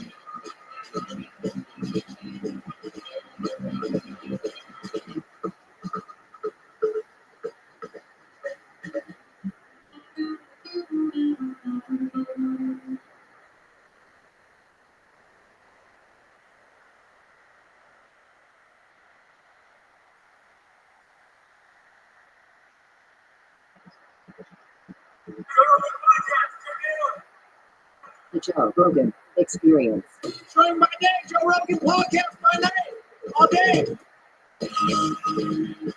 Okay, we're up. So what were you guys talking shop about? What is it? What's the question? Okay, about, Jay? Jimmy's going to fucking run a train on me. I felt that there was some controversy. There was some tension. There was a little tension. When we had a lovely dinner after your show, we went at it a little bit, and we had a little disagreement about compression technologies, preamps, cloud lifters. You know, what is your position? well, my position is Okay. Hold on. Okay. From a different place, though. Also. okay. Yeah, very different. Let's just say financially, we're coming from a very different place. But Okay. I try to use the Shure SM70. We actually got from my podcast, Tusi Shout out. Here we are. It's Estonian. Okay. What did you just shout out? Tusi It means What?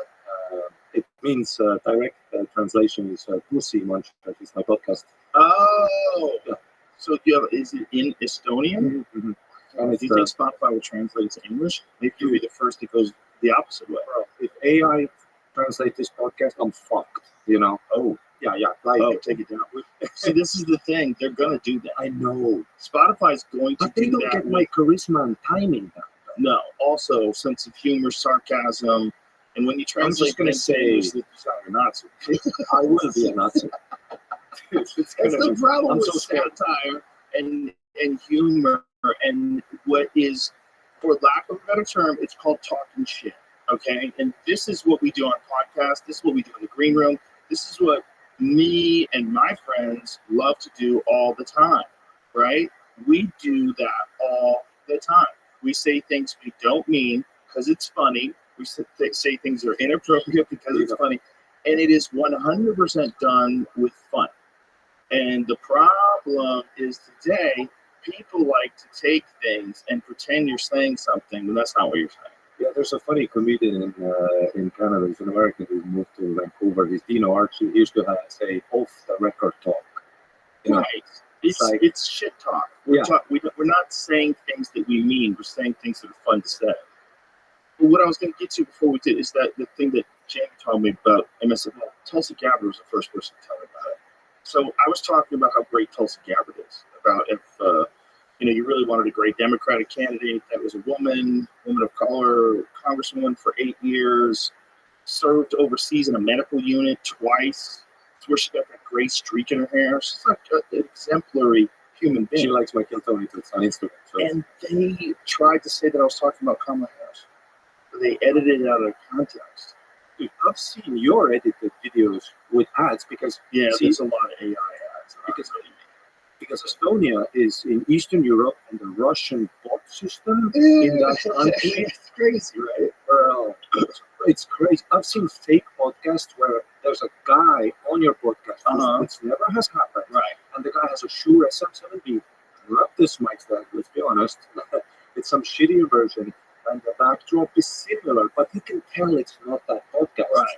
But you can do amazing things now today. You could do it with video editing for sure. Like you could just have a guy splice in him being in this chair, me being in that chair, and if you did it right and spent your time on it, you could make it very convincing. And that's just the beginning, though. There's a podcast with me and Steve Jobs. I never met Steve Jobs. There's I think it's 40 minutes long. How long is the podcast with me and Steve Jobs? But it's a completely AI generated podcast. It's just audio. But from what I've heard, you can kind of tell, but it's getting close. It's getting to the point where you're not going to be able to tell.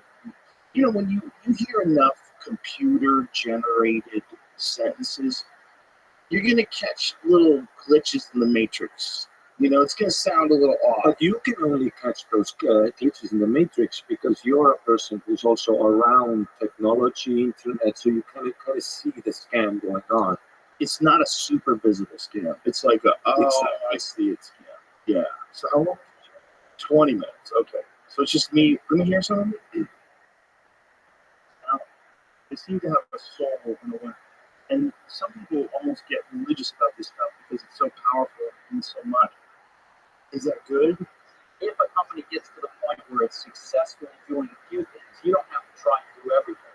We're in the process now of trying to cut the things we're doing so that we can concentrate on the few that are really high on our priority list. Because if you try to do too many things, none of them get done.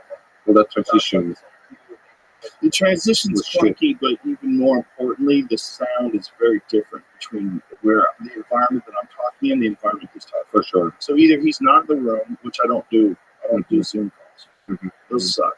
Yeah. Or that's fake.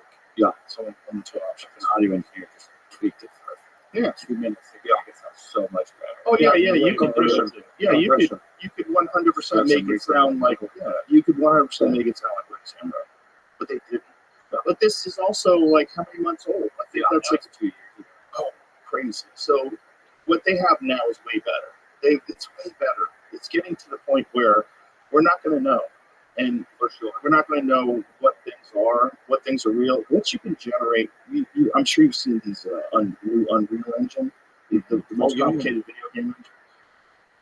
What is it called? Engine 5? Is that what it's called?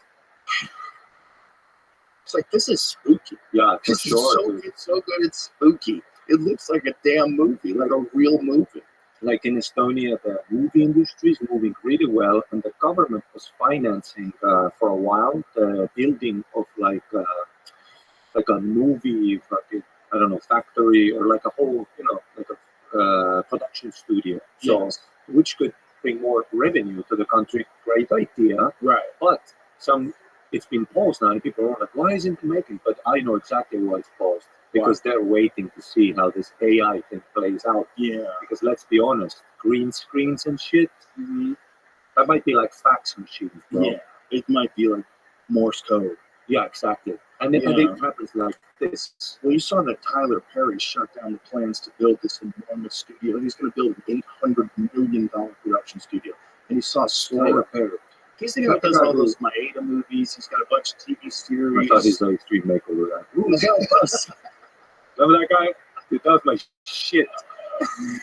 No, he plays a lady in a bunch of films. Yeah, he's Maeda. Yeah. So anyway, Maeda. Yeah, that's right. Sorry.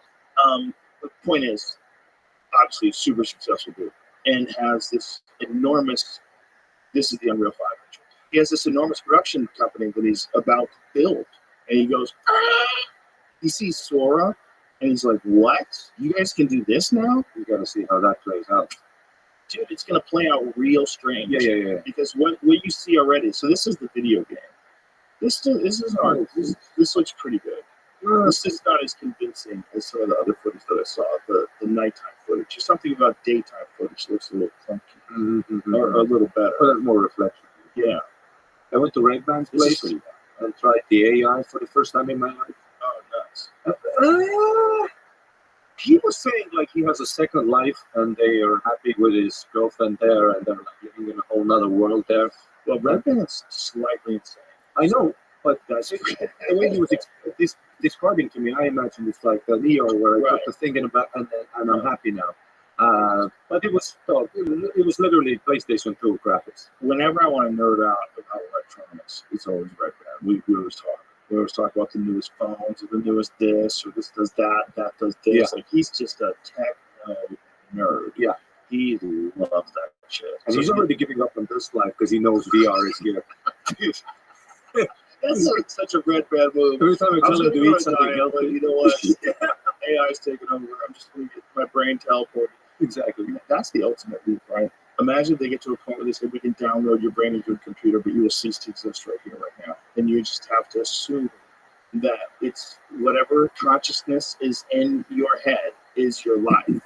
And it's not just a fraction of that consciousness being in a very particular state and time, that consciousness being attached to this particular biological body in this particular place. Like, what makes you you? And if you take that shit out and stick it in a machine, what kind of horrific existence is that? What's screaming into the abyss, unattached from a body, but trapped in a newly created computer dimension because you didn't get to go to heaven because you got trapped in a metal box. And maybe that's how the aliens contain souls. Maybe that's how they get them. Matrix was basically that whole. That's the thing. They get you to think that you can download your soul into a computer. Boy, I'm going to live forever. I'm going to download my soul into a computer. And what all you're doing is you're so smart that you're stupid enough to think that technology is capable of recreating you as a whole, not just your consciousness, but what if your fingernails have memories, motherfucker? What if what if it all is a part of a system and disconnected from that system, your soul is just like, just separated from love forever. That was what I really liked in the Matrix franchise. Remember when they got out of the Matrix, they went to Zion? There was that scene where they were fucking, and then there was that scene where they were dancing, and the whole thing, Morpheus was explaining that, yeah, you're not feeling the things with your physical body in this Matrix world, you know. You're going through, it's just the synapses are firing in the machine. And I remember, because I was like a teenager when I saw that movie, and I remember that scene when they were fucking, and I was like, oh shit. See, that's the thing, if you download your brain into a system, and then they came back, the world was shitty. Remember how shitty Zion looked? Like, place got no beaches. Like us in 50 years. And then they were eating, remember that food, everything the body needs. But I remember when they did the dancing scene, I remember that, like inspiring the thought where I'm like, maybe even if there is a secondary fucking AI world that comes, they'll be rebellion. See, that's what I'm saying. No question. That's why I love when people go, is AI going to destroy stand-up comedy? I always love to say that stand-up, luckily, is the art form that can comment on its own demise, kind of, you know? Yeah. Like, even if AI creates the perfect act, the perfect ha-ha laughs per minute, there's going to be able to comment on how fucked that is, you know? Yeah, so 100%. And then on top of that, what we're really doing is we're performing for live audiences. And so how is AI going to do that? Yeah, like, absolutely. There's a thing that happens when you see a singer on stage. Someone's got an incredible voice, and you see him sing, and that voice just echoes. Or someone like Gary Clark Jr.'s guitar, where you're in the room while they're hitting those keys, you're like, God damn. And then there's this story. It's not even only the technique and the incredible voice. It's also it's history of his experience. Yeah, I remember when I was like 19, I worked at a jazz bar. Didn't know shit about jazz. I don't know shit about music. I don't know how to play. Do you know how to play? No. Literally, I don't know how to draw or play, and like my hands just don't work like that. I tried guitar, it just doesn't happen. Dudes are just, and they're like, feel that nothing, this connection, nothing's happening. Interesting. But I remember working at that bar. There was like, there's a famous Estonian guy who was performing like an unplugged, he was like a rock star. And he was performing an unplugged version on the weekends, you know. And technically, he sounded amazing. He was an amazing guitar player. But he was a young guy, maybe only 5 years older than me. Technically perfect from the traditional training, the school. He had all the things. And for me, that sounds amazing, right? But then I remember we started having, because it was turning, we had blues nights on Tuesdays. And the owner would fly out from America, like New Orleans. He's 65-year-old black dudes that live a rough life. You can see from their face, from the way they move, it's been a rough life. And the way they would sing, maybe technically, it wouldn't be sound as clean, but what you would feel, because I was bartending, and I would look at the audiences and I would see them also, you feel it. Right. You can't explain. Dude, I don't know. Of course, later, when I got to be friends of musicians, that they would explain. They would be like, no. That guy, the other guy was doing the basic ABC, DDD. He's doing a whole different shit right now. So it's something that only the people that really know how to play recognize. Like stand-up. Right. But I feel it. I think that's the case with everything. I really do. I think that's the case with everything. Everything. Yeah. Especially art. I think everything that's a true form of expression. You know, even like chess. I think games people play. I think it exists in everything. You know, because I even remember when there was peer-to-peer before torrents. Peer-to-peer. Sure. What did you guys have? Kazaa, iMesh. What do we have? What was that one? Kazaa, what was the one that everybody used? Wire. What was the one that everybody used? We started off with Napster, and then we went into Kazaa. Metallica sued Napster. I remember the Napster. Metallica sued Napster, you know? Oh yeah. Lars Ulrich was very upset. Yeah. And so was Paul Stanley from Kiss on the podcast. Wow. He was just flat out saying those people are stealing. They're stealing money. You know, my position was I was like, okay, a bomb just went off. And you can either recognize you have a hole in the ship, or you can go full steam ahead with the original plan, and this motherfucker's gonna sink. It's like a cartoon when Tom and Jerry, when he's trying to tip the shrinking. The moment music becomes a digital piece of information that can be uploaded to a hard drive, the moment that happens, it's over. Mm-hmm. So if you don't realize that the war has been lost and devise some sort of monetization streaming platform, make it simpler, quicker, faster than anybody else's, and then get it up there quick. Because they should have done that the moment Napster came out. Mm-hmm. They should have hired the best coders and sort of thing. There is no way you're stopping this. Like we did, the dam broke, water's coming through, and record sales are gone. Records just so quickly. Guys were making millions and millions of dollars from record sales, and then they'd go on tour. But even live touring was on a downslope because you didn't need to do that much. Record sales was the bad. Right. That's why Madonna went back on tour. I mean, yes. I don't know this, but that's why. So it's for sure. Records now, for sure, still around, for sure. You know. But there's a lot of bands that went back on tour for that very reason. Yeah, for sure, definitely. Yeah, their revenue dried up, which is crazy. That one of the biggest entertainment businesses in the world lost all of its sales revenue from recordings. I mean, I don't know, it didn't lose all of it. I'm sure some people still buy some of them. But like the drop off must have been crazy. Because it was all like, you guys had not cassettes. What did you guys have? 8-track. We had 8-tracks first, and then we had cassettes, and then we had compact discs. Yeah, we only got cassettes, then it was CDs. So the format was always changing. And then it was the Blu-ray and the Microsoft, whatever format they had, battle. So there's always that battle of data. Then for a while, like USBs were tried, there was small USBs. But then just the internet was like physical. Yeah. Isn't that crazy? And not only that, it's way better. Like imagine if YouTube was just a bunch of discs that you had to get. Dude, how stupid that would be. But then again, that's a good example of how much things have changed. Is the fact that YouTube exists and that YouTube is not a stack of discs that you have to go to a library or a bookstore to get. Yeah, YouTube just exists instantaneously. But then again, there was that magic of, I feel lucky at least to have that childhood where I remember that my attention was actually not raped by technology that much, but I had to actually look forward to consuming something and work, physical exertion to get it. Go to the DVD thing. You would read the back. You would look at there's a more maybe commitment to consumption.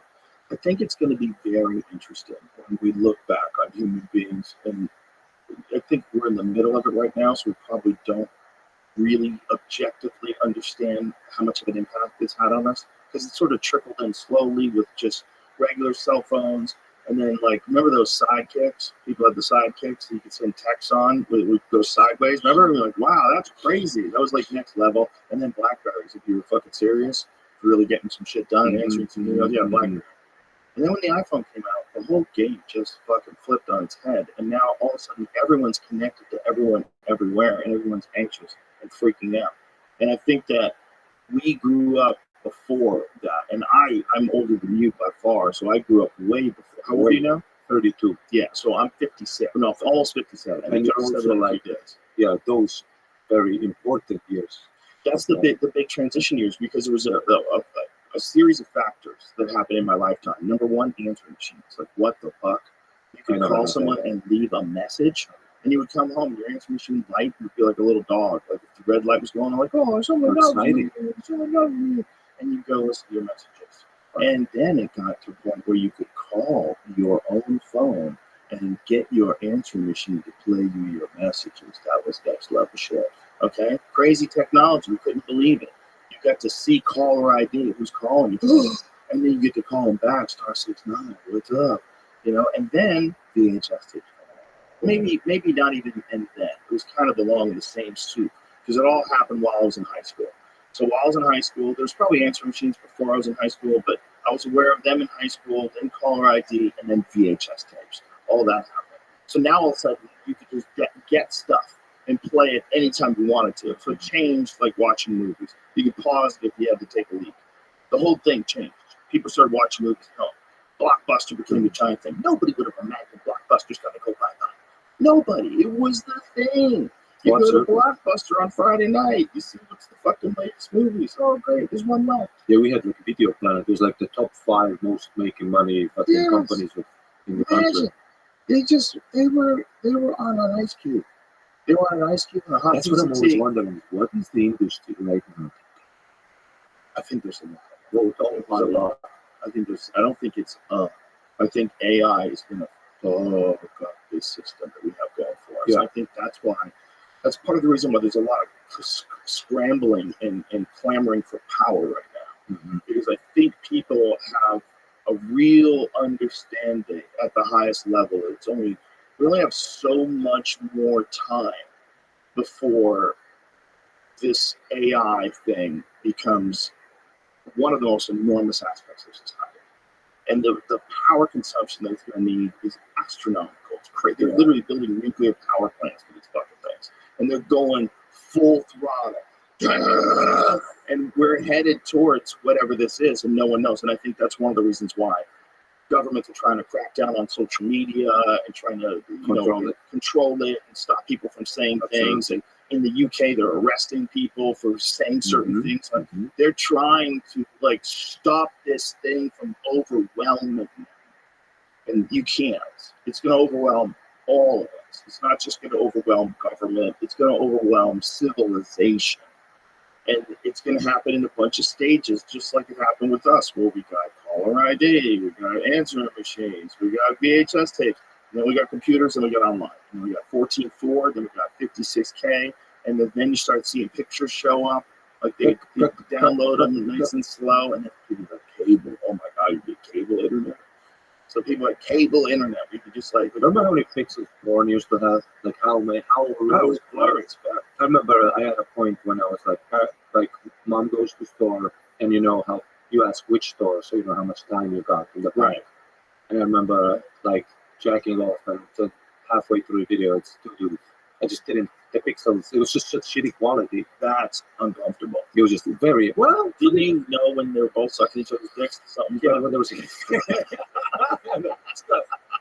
Where is the girl? Yeah, when is she going here? But it was like in a sauna in the dark, and I saw the dude's like hog hanging. But he had a nice spot, and it all looked. You ever flashed in the sauna by a dude? What was that? We only go naked, you know that. Oh, in the country? Of course. And if you have pants on, that's creepy and that's weird. If you come with pants, you would have an issue. Really? Because it's weird. What are you hiding? What's the thing? You have a dick. boner? Exactly. Oh, What's going on? did you just staring at my dick? I'd rather We see all my stare dick. at each other's dicks. I've seen, Good luck with that. like in the green room. In the green room, comedians were talking about how many dicks they've seen in their lifetime. And I remember they were saying like numbers. Bro, I've seen 10. Yeah. I've seen 16 to 22,000 dicks. Do you think that's healthy? Yeah. Yeah, it's normal. You know, normal shit. And then sometimes I remember in high school we all showered with it. There was always one weird kid that would not shower with us. You make fun of him, show me, you know, what are you? What's going on? Why didn't you show us your dick? And then sometimes the shower would be a bit warm and it would get a little bit of a vein going there, you know, and get a little bit of 25%. Dude. And then you lathering it down. Yeah. Oh yeah. I'm trying to just fucking Now, mentally just make it go away. yeah. Naked dudes and shot in saunas is an odd thing. I only feel comfortable when it's naked. There was a, I used to be a member of 24 Hour Fitness in Woodland Hills, California, and the guy who was the manager there was a cool guy. I used to talk to him all the time. I used to live there. And he was the former manager of the West Hollywood one. So he said, he goes, bro, the West Hollywood 24 Hour Fitness, he goes, it was basically like a gay hookup spot. That's all it was. Like, these guys would just go ham. Just get after each other. Oh yeah. And like, you'd have to say, hey, don't do that. But it's like you've got guys who want to fuck guys hanging out, all working out together, getting sweaty. Yeah. With like guy mentality. Yeah. You know, like, let's do it here. Like, yeah, and they're doing it there. And there's all guys that are gay there. So they're like, what are you going to do? And he was like, dude, it was crazy. He goes, I used to have to stop people from fucking in the sauna. In the showers. I'm sure they don't do that anymore, folks. Yeah, I'm sure that's all been cleaned up. But back then, he was telling me. I can imagine that bananas. 24 the fitness still existing, and then this podcast coming out, and there's just 800 gay dudes with them. Fuck. They're like, Joe Rogan, can you stop saying this is the suck and fuck spot? Make sure make sure it's the right gym. I don't want to slander anyone, but there is a 24-hour fitness, right? Because I know there's another one. There's another gym like that. I used to actually work out at a gym that was in a gay neighborhood. I used to have a bit about it. I swear out at Gold's Gym on Cole, and it was in full-on West Hollywood, like super gay gym. But it was really close to the studio where we film news radio. So I just got a membership there. So I get off work and I go lift. I just go lift with these like hungry gay dudes. These dudes are hungry, man. Yeah. And they like look at you. They're friendly. Nobody fucked with me. Nobody like no unwanted attention or anything like that. But I didn't take a lot of showers there. I remember there was an old guy at the gym. Yeah. It's closed now. So good. Okay, good. It's closed. Okay. So Gold's is the Gold's on Coles, what I'm talking about. Yeah, that's the one that's not West East Hollywood. Yeah. Whatever it was. Yeah. But like men, you know, like big, hairy, muscular gay dudes looking for more of that. So it's like nice. Men. Yeah. It's like a wounded gazelle. Yeah. Pack of hyenas. Yeah, Excuse me, pardon me. Just want to get to the river. I remember there was an older guy in my gym, and that was the first time I also experienced where it's like, it's an old guy, you know. I can fucking not threatened. Right. I'm not threatened, but look he had in his eyes just made me feel vulnerable for, you know, it's really because he wanted to penetrate you. Because men have a certain, and I remember then I started thinking, that's like when I was like younger, and that was the first time I started thinking of, oh shit, that's how women feel. Plus the physical. Oh yeah. Like that's like Brock Lesnar looking at you like, you know, that's like a, you know. Dude, I have had gay guys hit on me that I could kill, and it made me uncomfortable. That guy, like it just gets to this like, hey, you know I'm not gay, so what are you doing? Exactly. You're just trying to make me uncomfortable. Exactly. And then you get nervous. And this old guy would give me looks. I would just feel. And it was the first time in my life, I'm just like, dude, I'm jacked, I'm doing fucking MMA, but I'm feeling vulnerable. And then one point in the shower, this was like, you know when showers have the booths, you know, the separation booths? Yeah. And it was me and him. So I go in the sauna, the gym is empty. I go in the sauna, I'm alone, and it takes up, it's technician, you know, just on the So I'm in the sauna. I hear the shower door open, and in my head, I know, you know, in your head, you're like, there's other people at this gym, but let me bet. As I saw him looking at me, I go, let me bet. You know it. He comes in, he sees one towel up, you know, so there's somebody in the sauna. Right. He comes to the sauna. I wait for him to go to the showers first, because I know if I go, the next booth over, this guy's joining. So he goes into the corner. I pick the opposite corner. And then at one point, I'm showering, and it's that human thing. It's that human thing where you feel something is watch or something is attention. And I look through the fucking all the separation booths. They had a small gap that you could see through all of them. And in the other end, I just see his one arm like this, and he's stick in his hand. He's not jacking off. He's just holding on to it. But something's going on. He's getting ready. He's warming up. He's showing you that he's got a dick. But then, and he had this look, Serious. yeah, Angry. and I'm leaving the gym, and I'm passing, and I know the administrator girls working at the gym. I pass them, and in my head, I'm thinking, I just got like sexually assaulted, actually. No, that's not so. So, Don't be a baby. yeah, exactly. See, No, he made you feel creepy. made me feel creepy. Yeah. So I feel I can't keep this in. I turn around, I go to the administrator, I go, hey, and we're laughing about it. I go, this fucking old guy, let me wait. And he takes 40 to 50 minutes to come out of that shower. See, what I think is shameful. Because, Oh yeah. and he comes out, his face is red, he has a hoodie on, and he just ran out of the gym, never came back. I think it just, that's that post-nut, Yeah. you know. Well, he probably is embarrassed that he did it Exactly. again. Mhm. You know, it's probably one of those things. He's probably been kicked out of gyms before. Like he's got an exit strategy. Yeah, that's what he does. He's a shower dribbler. Yeah, those exist. That's why I don't like walking around naked.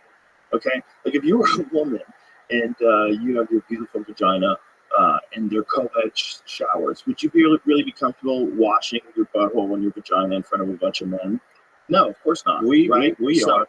gay guys are real, Mhm. and your little booty hole and your little dick is out flopping around in front of them.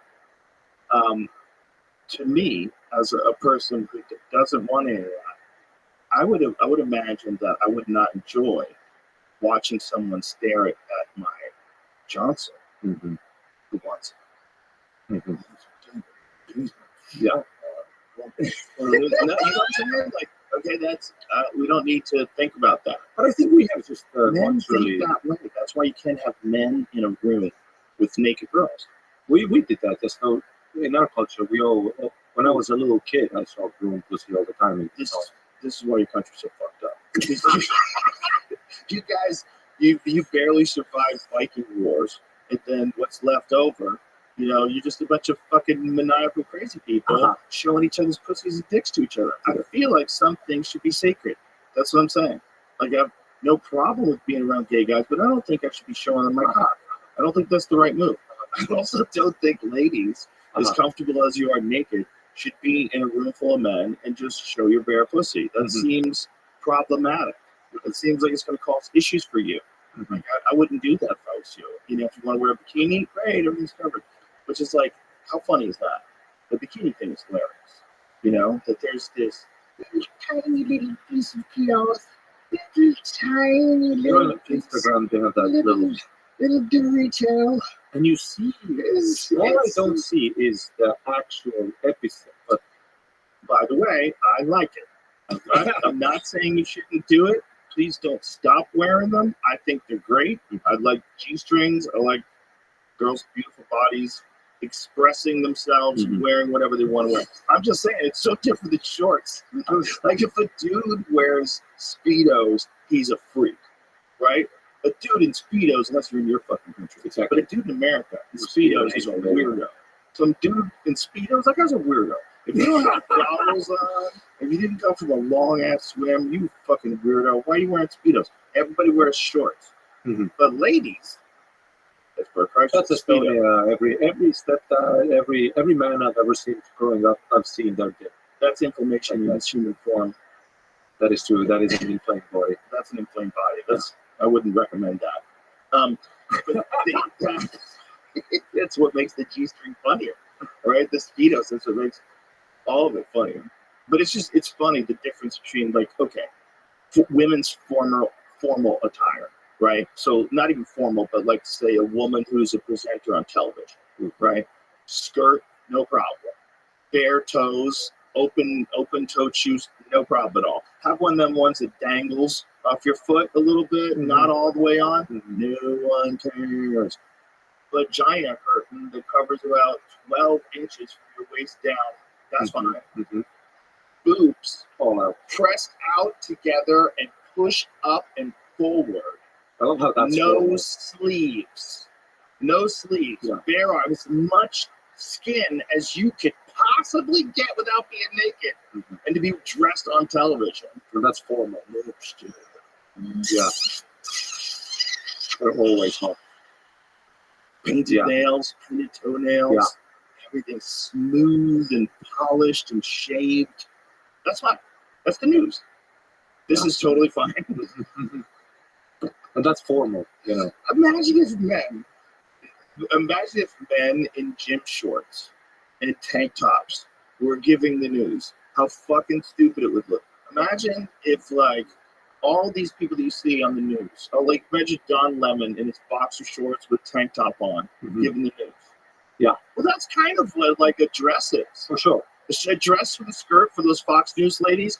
How is that different than me in these shorts that I'm wearing right now and a tank top? How is it different? It's just less threatening, maybe. And it's nice. It's nice. I don't want to discourage you. I just think how crazy is the difference between what men wear versus what women wear. We have a jacket on, it's cold out. We have a fucking vest and a tie and a shirt and all this shit. And women can essentially be almost naked. Yeah. And you only assume they have underwear on. That might be a threat if you don't know that. Yeah. Oh, shit, underwear. Maybe you'd be able to see it through the garments from the outside. That'd be terrible. That would ruin the look. Oh, what's going on with my pussy? Have you ever had a girl like that? Did you go to a nightclub and they're not wearing underwear? I have not. I would imagine that's a wild lady. It's hot. Yes. I was one time dancing with a girl. And she told you? No, she grabbed my hand and we were holding. Walking to the dance floor, how chicks just fucking push people out of the way and grab you. And then we get to the dance floor and she pulls my hand and where's this? And it's soaking. Damn. She's a wild one. Wild. Viking babies. That's what that is. That's what it is. The survivor. She was strong. Survivor. She was really strong out there. Of the massacres. And she was living in Australia and she had one of those jeeps that has one of those fucking things that kills that kind of roost, Oh. We saw one of those in San Antonio, right in front of the truck. Or the production trucks. You see that fucking crazy thing that super over the top? Oh, because they're big. It looks mad, Max. It looks like I'm off. It looks crazy. And she had that jeep, she had horns, and then the balls hanging from the back, the soft balls that they had that. And she was just a fucking wow. They had a kangaroo shield in front of her vehicle. And this was when I visited Australia. In my head, I was like, kangaroos are like cutie patooties. But when you go to Australia, they'll tell, we hate them. Because they just keep jumping in front of cars. Well, they're everywhere. They're fucking everywhere. They have a lot of kangaroos. It's a weird animal, man. Marsupial, it's so strange. They have a pouch to keep their babies in their skin. How'd they develop a backpack? It is the insanest evolutionary. How is that? How does nature make you get a bag? That's so crazy. It's one of the out of all the animals, they're where the fuck did that come from? If you look at a deer and then you look at an elk, you go, I kind of see. You look at a moose, you look at a caribou, you're I'm kind of seeing. And they're what's that? And why is it only in this one spot? When does it jump like those? What is that thing? Yeah. Why did it develop on Australia and nowhere else? What the fuck is that thing? And how come there's nothing that can kill it? And how come you stand on your tail and do a steamroll kick? Kick you. And do a steamroll kick. They kick you hard. Yeah. They fuck you up. They disembowel people, man.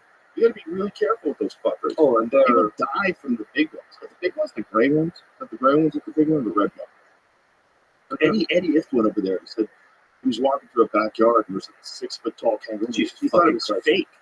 He thought it was fake. He didn't know what it was. And his friend was screaming at him, "Can't turn around. Get the fuck away from it." Jesus Christ. The red kangaroo. That's the big one? It's more soupy and that sounds like a 100 pounds. So you got to think a 100-pound thing that can run 43 miles an hour and could probably strangle you. Like those ones that are jacked. You ever see them that choke out dogs and shit? Look at the fucking muscles on that thing. What a freaky animal to have all over the place. But it just looks. Look at that one. Check out. I've seen all those pictures. That's one that went to my gym. That's gold. Look at that dude. This guy is Yeah, he's just chilling. flaunting giant muscles. Look at the fucking guns on those stuff. Yeah. Can you imagine getting in a scratching match with that thing with its giant claws? I know you're back. I mean, They'll fuck you up, man. They're dangerous. And they're all over the place. But that was my question. Like, what was supposed to be killing them? Because there's no, like, infestations of wild animals like that unless something disrupts the ecosystem.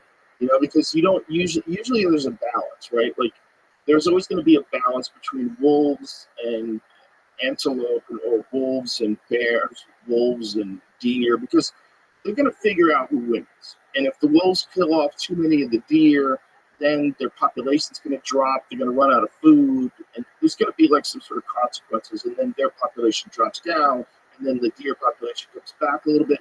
Nature has a way of balancing itself out in most environments until human beings step in and start fucking with things. So my question is, like, what happened over in Australia that thing, that one crazy animal, becomes like hordes of them, swarms of them? Like, do you see? Show some of those videos of the swarms of kangaroos just running. So these people are in their car, and you see just like, I don't even know what the number is. oh yeah, and they're fat. They're fat, but it's also like, why are there so many of them? In any environment where there's something like this, there'd be something bigger that eats it. In every environment, there'd be a bear, there'd be something. I guess Australia has crocodiles, but I don't think they're doing such a good job of killing these things. Yeah, and Oh, maybe the thylacine. the fuck is that? Okay, the Tasmanian tiger that went extinct. That's a native of Australia as well. That they have that in Australia. But they should have to shoot so many kangaroos. Where is that, Jamie? With a dingo, a wedge-tailed eagle. Okay, so the humans probably killed all those animals. The humans probably killed all the dingoes. What was the other animal? Makes sense. That's probably exactly what it is. So I bet. So the thylacine was Australia, though, right? This says Tasmania. I just typed in marsupial natural predators, and Tasmanian wolf is the first one. The thylacine? Wolf. Yeah, but the thylacine, the Tasmanian tiger. That's the Tasmanian tiger before they were extinct, and also. Was that ever in Australia, or am I making that up? I feel like that's in Australia. Right, that movie was a good movie about a guy that goes to kill it because they're trying to find it, the last thylacine. What the fuck is Willem Dafoe? Yeah, Willem Dafoe. It's a good movie. Yeah. So what? It is Australia. Right. Okay. So there was that thing. You ever seen one? They're freaky. Show the video of the last known living thylacine. That's the thylacine. Look at the mouth on that fucking thing. Look how big its mouth is. Isn't that insane? It's like a horror movie. Look at his fucking mouth. Have you saw that thing opening its face at you? It's a dog with life and shit. Yeah, it looks like a tiger. It's a weird marsupial. Yeah. I'm pretty sure they're marsupial as well. So they think that thing might be still alive. There might be limited numbers of them. Well, this isn't. That's not real. Somebody's doing. Oh, this is in color. Oh, they colorized it. Oh, okay. Because I think the film is from like the 1930s. But this is the last one. And look, they have it in a fucking box, man. Ugh, God, it seems creeping me out. We just get so comfortable with torturing some animal mentally. I understand, but can you bitches afford a larger piece of land, goddammit? It's concrete. That's crazy. With the last of these things alive, and you make it suffer in a small box with no pillow. There's nothing in there. True guy either. Even as a kid, I remember, like, I just didn't. Yeah. I remember even seeing I remember seeing like a hippo in the zoo, and all he has is a small, probably in zoo too. Yeah. And it's a small just a dribble of water on his head, and he would just because they're all drugged out, and they would just do this, like just because also the animal doesn't know. Dude, I was in Massachusetts once, and then I was on my way home from this when I was driving limos, and I was coming down this highway, and I saw this really rinky-dink zoo. And I think I was coming from New Hampshire. I don't really remember, but I remember it was a long drive, and I had the rest of the day off. So I said, fuck it, we'll go in this zoo and see what the fuck is going on in this zoo. Just for funsies, because I was out there. And I saw this polar bear. I'll never forget this dude. Just pacing. Yeah, Just pacing. And I was like, oh my God, he's in hell. It's a horrible thing to watch, man. It's a horrible thing to watch.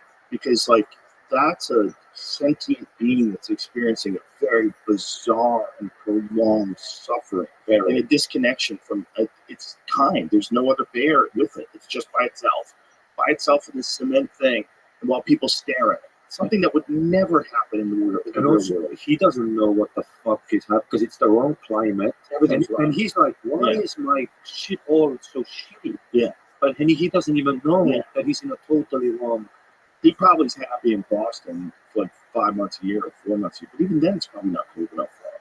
Those fuckers, they're used to living in places where there's nothing but ice. But it's also like that thing of like they say that, but if you let him go, he would die. But that's also because you shouldn't have him in the first place. That's the Matrix, the real world thing again. That animals also will have that thing where if they're in the wild, I'm sure it's exactly like being in the Matrix where in the zoo, you have all your food, all the stimulus, you're alive. Yeah.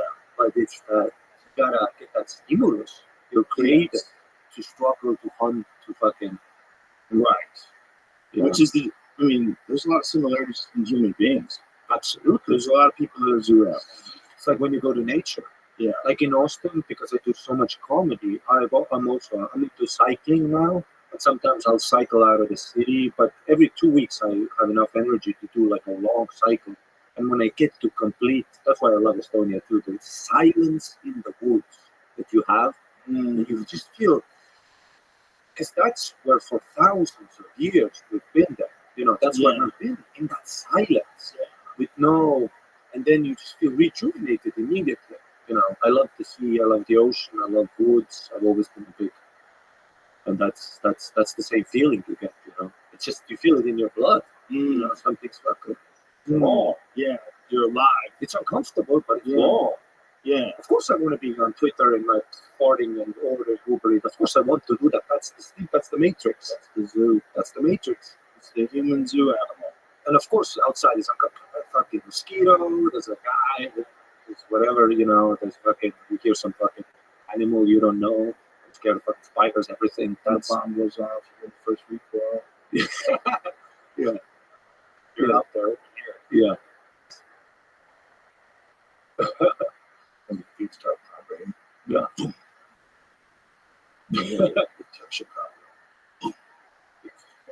Yeah. So that's what we have to look forward to. When these fucking kooky places being around. It's closer and closer. So my luck that as soon as I come to America, the fucking country collapses. It's not collapsing. Before it's in a weird state of this strange struggle where people kind of forgot we're all supposed to be united, and that's our strength. Of being divided the way we're being divided, especially being divided by bullshit. Like you shouldn't be allowed to lie, and you shouldn't be allowed to lie in a campaign ad. You shouldn't be allowed to use CGI to make your crowds look bigger. Like you shouldn't be allowed. You shouldn't be allowed to do any of these things. And we're allowing it, and it's having this tremendous impact on the way people see the news. The news is so filtered. Everything in this country that's in mainstream news, you have to follow a certain set of rules in order to be able to get information out. And if you want to talk about the campaigns, if you want to talk about the war, if you want to talk about what's going on in Ukraine, what's going on in Gaza. You have to have like very specific narrative. And you're not allowed to deviate from that at all. And then that's what's giving you the news. And so we're all like, what the fuck is real? And so anytime anything happens, even the president gets shot, we're like, was that even real? Like, we don't think anything's real. Absolutely. But no one knows what it is. It's so much easier to slide right in, slide right in on and fuck the world, dude. I'm in a secure apartment complex. It's level 5 security. There's bank vault doors that lock to make sure the marauders don't get in while you're connected. And you can just be free in this other world. Ride around the dragon on Pandora. Yeah, blue lady with the hair. Remember the connected hairs with the dragon? Yeah. That's what's going to happen. And we're going to give into it because we're making this world such a goddamn mess by not paying attention to what we're doing, not paying attention to really important things. Like, don't let corporations tell you what's true. They're not going to tell you what's true if they don't have to. Yeah. If they get away with not telling you, if they make more money, if they don't tell you, you can't have that. That's not how you get your news. You can't have that because it's just too easy to manipulate. So easy to manipulate. You know, insider trading is illegal, but that's legal. That's legal. To manipulate the news. Like what? You can have certain companies can advertise on the news, and then you'll never criticize those companies. That seems great. Yes, somebody was explaining how isn't it crazy that how any politician that wants to get elected never mentions tobacco, alcohol, like never the because tobacco. Yeah. You can't mention that shit. Which is crazy. You can kind of mention cigarettes because people are so stupid they're going to smoke them. Like, it's just like, you can kind of get rid of that. We should. Cigarettes should be terrible. No one should smoke. Yeah. As soon as they can figure out like a spray, like an inhaler, it cleans your. Excuse me? They outlawed this a long time ago. Outlawed what? Cigarette ads. Or like, sorry, commercials. Yeah, for TV and radio. Do they still have them on the internet? We haven't had tobacco or alcohol commercials like 10 years now. They used to only be magazines. And then your cigarette packs are so cool. It's like a throwback to my childhood because it's like the red, beautiful marble design. In Europe and Australia, you know, they have like cancer on it. And you have the baby, tumors, dead baby, premature babies, lung, black lung. I'd like to see what else those people are doing. 100%. 100%. They're blaming it on cigarettes. That guy's probably all fucked up in a lot of different ways. Yeah, 100%. But I mean, you can criticize tobacco, and no one really cares because people are going to keep smoking as long as it's legal. It's like alcohol. People are not going to stop drinking. Shut up. They're not going to. They want to drink. They're hanging out with friends, have a cocktail, drink, salute. You know, congratulations, yay, clink glasses. They're going to. People like doing that. They're not going to stop. And part of the talk all the shit. Part of the excitement of the clink is the fact that it's back. Come on, that's the part of the fun. Yeah, it's part of the fun. Yeah, absolutely. It's a little bit of the type fun. Yeah, and you know it's a good feeling when you're with friends and you have a couple of cocktails and you're laughing your ass off. Like, it's a good feeling, but you shouldn't do it every goddamn day. It shouldn't be your whole life. You shouldn't be drinking 12 hours a day every day. But that's why it's so exciting is that life is not infinite and you do take those small risks and that's what's so exciting. You know? Also, people that do drink 20 hours a day, those people in your life, in your journey, those people are examples where you can learn something without having to actually do it yourself. Like, you don't have to become an alcoholic and ruin your life. But you can see someone do it and say, okay. My stepdad was a bad one. One of those where in the mornings is because your system is done. In the mornings in the bathroom, you would take 2 to 3 hours of like shitting and then just heaving, you know, because your body is just rejecting all this poison. Oh, God. So you hear him throw up every day? Every day. And the violence, you know, there's no throw up left, but it's just the heaving. It's and then put on a suit, bloated, fuck, put on a suit, all happy puppy, survive for 8 hours, and then I remember he would come home, and as a child, he would come home and he would be in the car and just sit there in his car.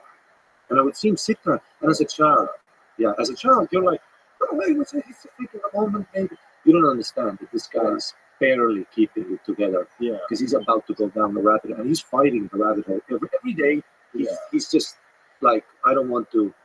And then if you're drinking all the time, always smoke tired. about it all the time. Get him quick. The airline ones? Yeah, and his hands, and the sobriety starts coming.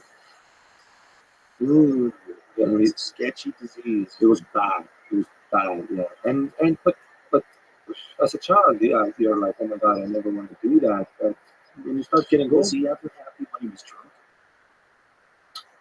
it was a tipping point. When he became happy? No, it was like the first drink. You're always happy because your addiction is giving you all green lights. Right, When you have an addiction, the first hit of that substance, right. all your body is saying is it's all green lights, baby. Right. This is the night. This is the night. Yes. Let's fucking go. Because it's Straight your whiskey. it's your addiction. Yeah, let's fucking rock and roll. That's whiskey. But then, as a child growing up in that environment, there would always be that point where you see him on the couch and that look, an alcoholic's look is, the detachment of the soul. Yeah, it's dangerous. But it's time for you to go to your room, and just fucking hang out there and wait for the storm to pass, And it's like, and it was like, there was always that point, like, Such a creepy fucker. and when you're a child, you're like, oh, don't do that. But when you start getting older, you also start feeling empathetic of like, I don't know the life he lived as well. Substance abuse always works with trauma really well. They go hand to hand. But this guy's childhood, the more Which I is found out. true. Which is true. Because I hated him. Fucking hate. He was, If he's drinking heavily, it also could be like family influence. See, sometimes that's what I found out later. Behavior when you're young. absolutely. That's what I found out later. That he was I thought I'm in a dark spot when he's home. I had some friends that became alcoholics that didn't necessarily have childhood trauma as much as they had childhood influence. And then friends that kind of all went down a bad road. They were all like doing hard drugs and drinking a lot. It just becomes a part of the culture of your little community if you're hanging with a group of people who just like get fucked up all the time. It can. I've seen it suck good people in. Like everybody wants to say that there's like some sort of a reason why you get sucked into it. I have had friends that have nothing wrong in their life. They're happy people and they take oxys and they don't want to stop taking them. They get injured, something happens, they take them. They don't want to stop. They feel good. Mm-hmm. They don't want to stop. And essentially, oxycodone, we learned this recently, is what Hitler was taking during the war. They were giving him form of oxycodone. We had this gentleman on the podcast the other day. What's his name again?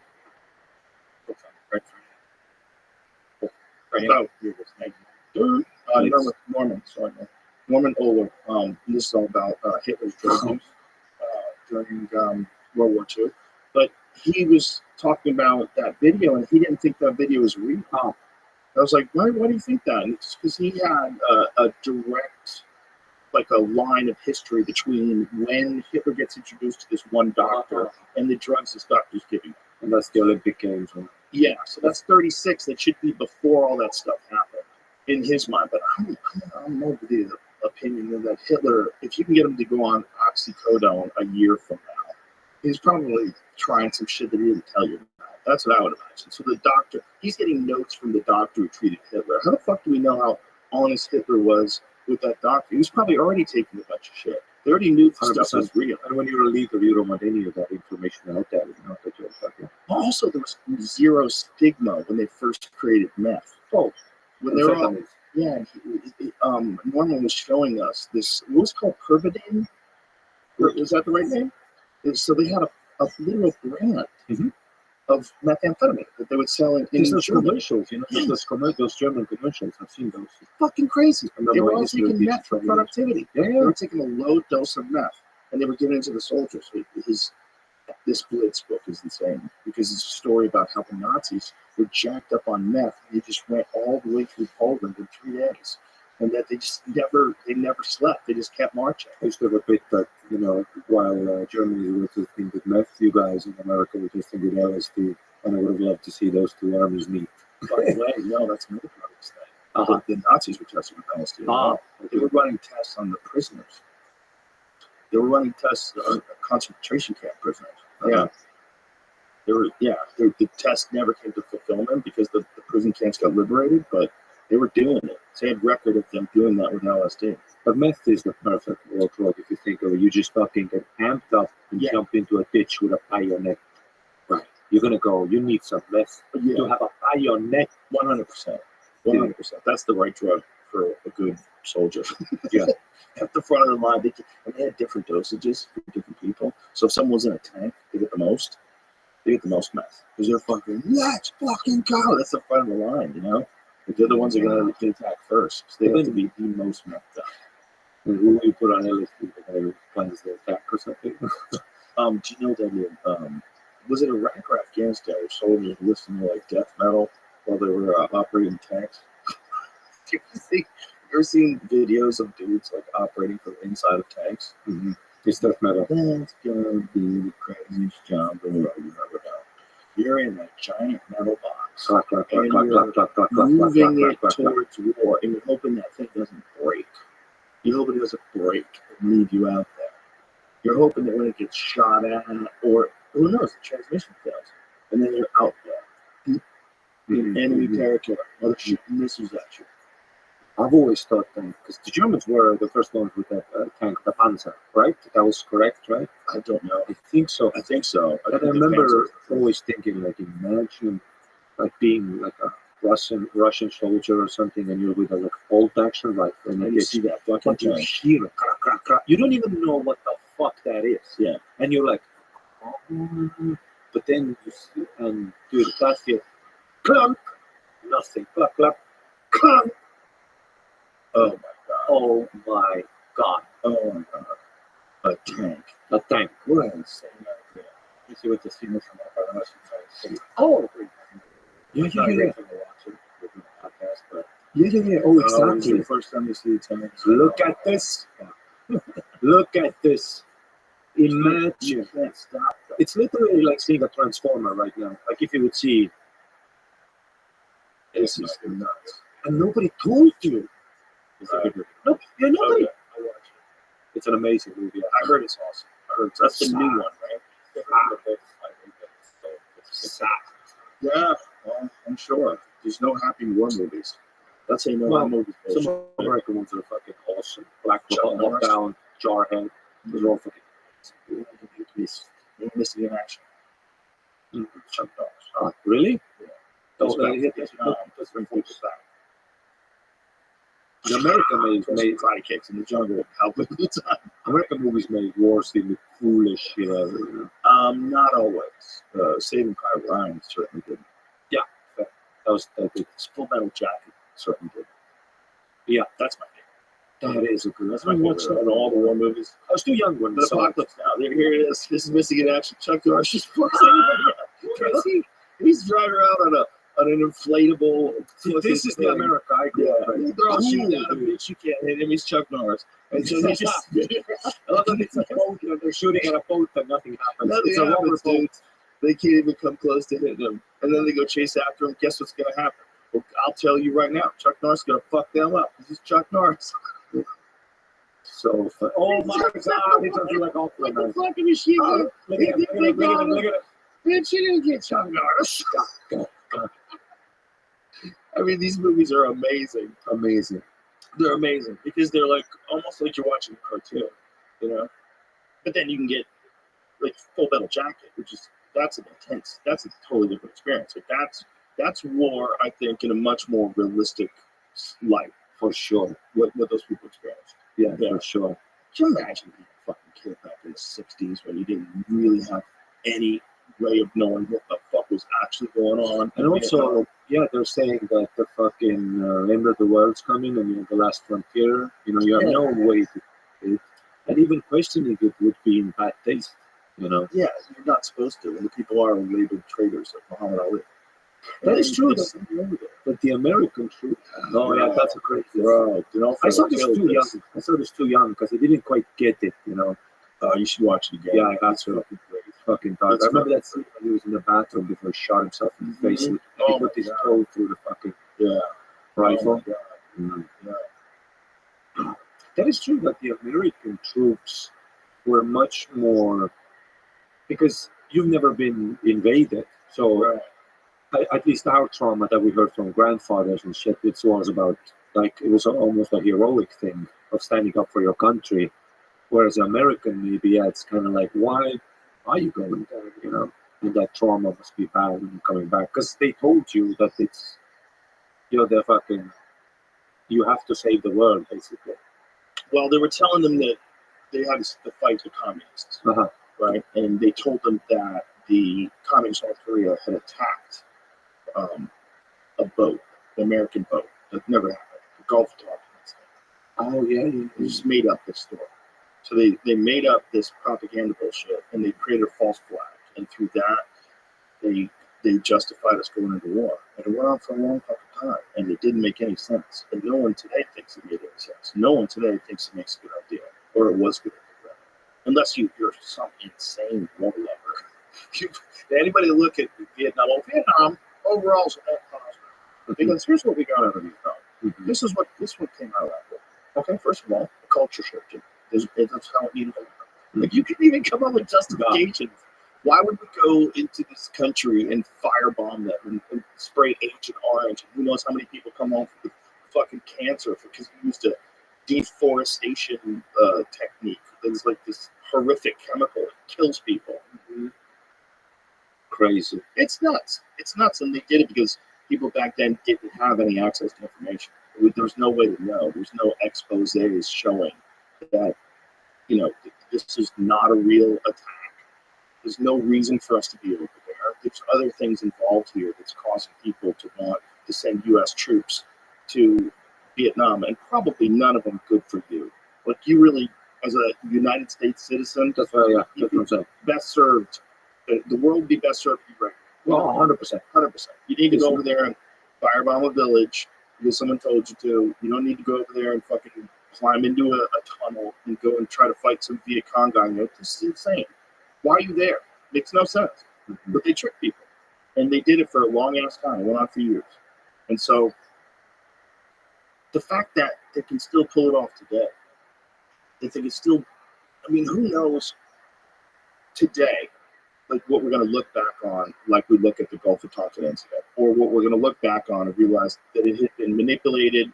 So the event was real, but the event was caused by a series of moves behind the scenes to ensure that war took place. And there's so much complication when it comes to these things because there's so much money being thrown around. Yeah. And then, at least today, we have other outlets for information. At least today, you can kind of get a sense of how things are true or not true based on really intelligent people that that are online that talk about them. And you go, no, it's actually this. Like, with that female boxer, like, that was a big one, right? Where everybody's like, okay, what is going on? Yeah. Is that a female? Is that a male? Is that someone who has XY chromosomes? I saw that information that it was the XY thing early, but it was just the Levine of that it's a man just came a bit too strong. Because both information came out pretty much, I would, in my sources, I would say I saw a similar time, where it was like, oh, it's a man, but then you just open another, scroll a bit more, and then you see the XY chromosome thingy, and then you're like, okay, but just the Levine, so too, it came out a bit strong. Well, the XY chromosome is male. Yeah, it's that male. Yeah, but the definition of like was because I think the first reaction was that it's a man transitioning to a woman. Right. That's what people thought initially, and then they realized, no, this is someone who has a genetic issue. But there's a boxing committee that had. I'm going to send you this, Jay, because this kind of makes it all make like a little bit more sense. But it was essentially that there's different versions of these kinds of diseases that people have, and depending on those versions, some of them they go through male puberty, and they have male frames and they're male. But when they're born, they have like some significant issues. Okay, so here it is. I found it, and I'll send it to Jamie. But it's European Vice President of the World Boxing Organization has come forward to confirm that Algerian boxer Elaine Khalif is male. This person said he warned the Olympic Committee about several male boxers in the women's category, but nothing was done. Who knows? You know, I don't have any direct information about whether that is a male or female. Let's just say that 1-2 slaps. The 1-2's not bad, but also that person's lost before. To female boxers. But here's the thing. That doesn't mean that like there's a lot of girls out there, boys, that can kick your ass. Exactly. There are, you know. Get in the ring with Amanda Nunes. Good luck, bitch. She'll fuck you up.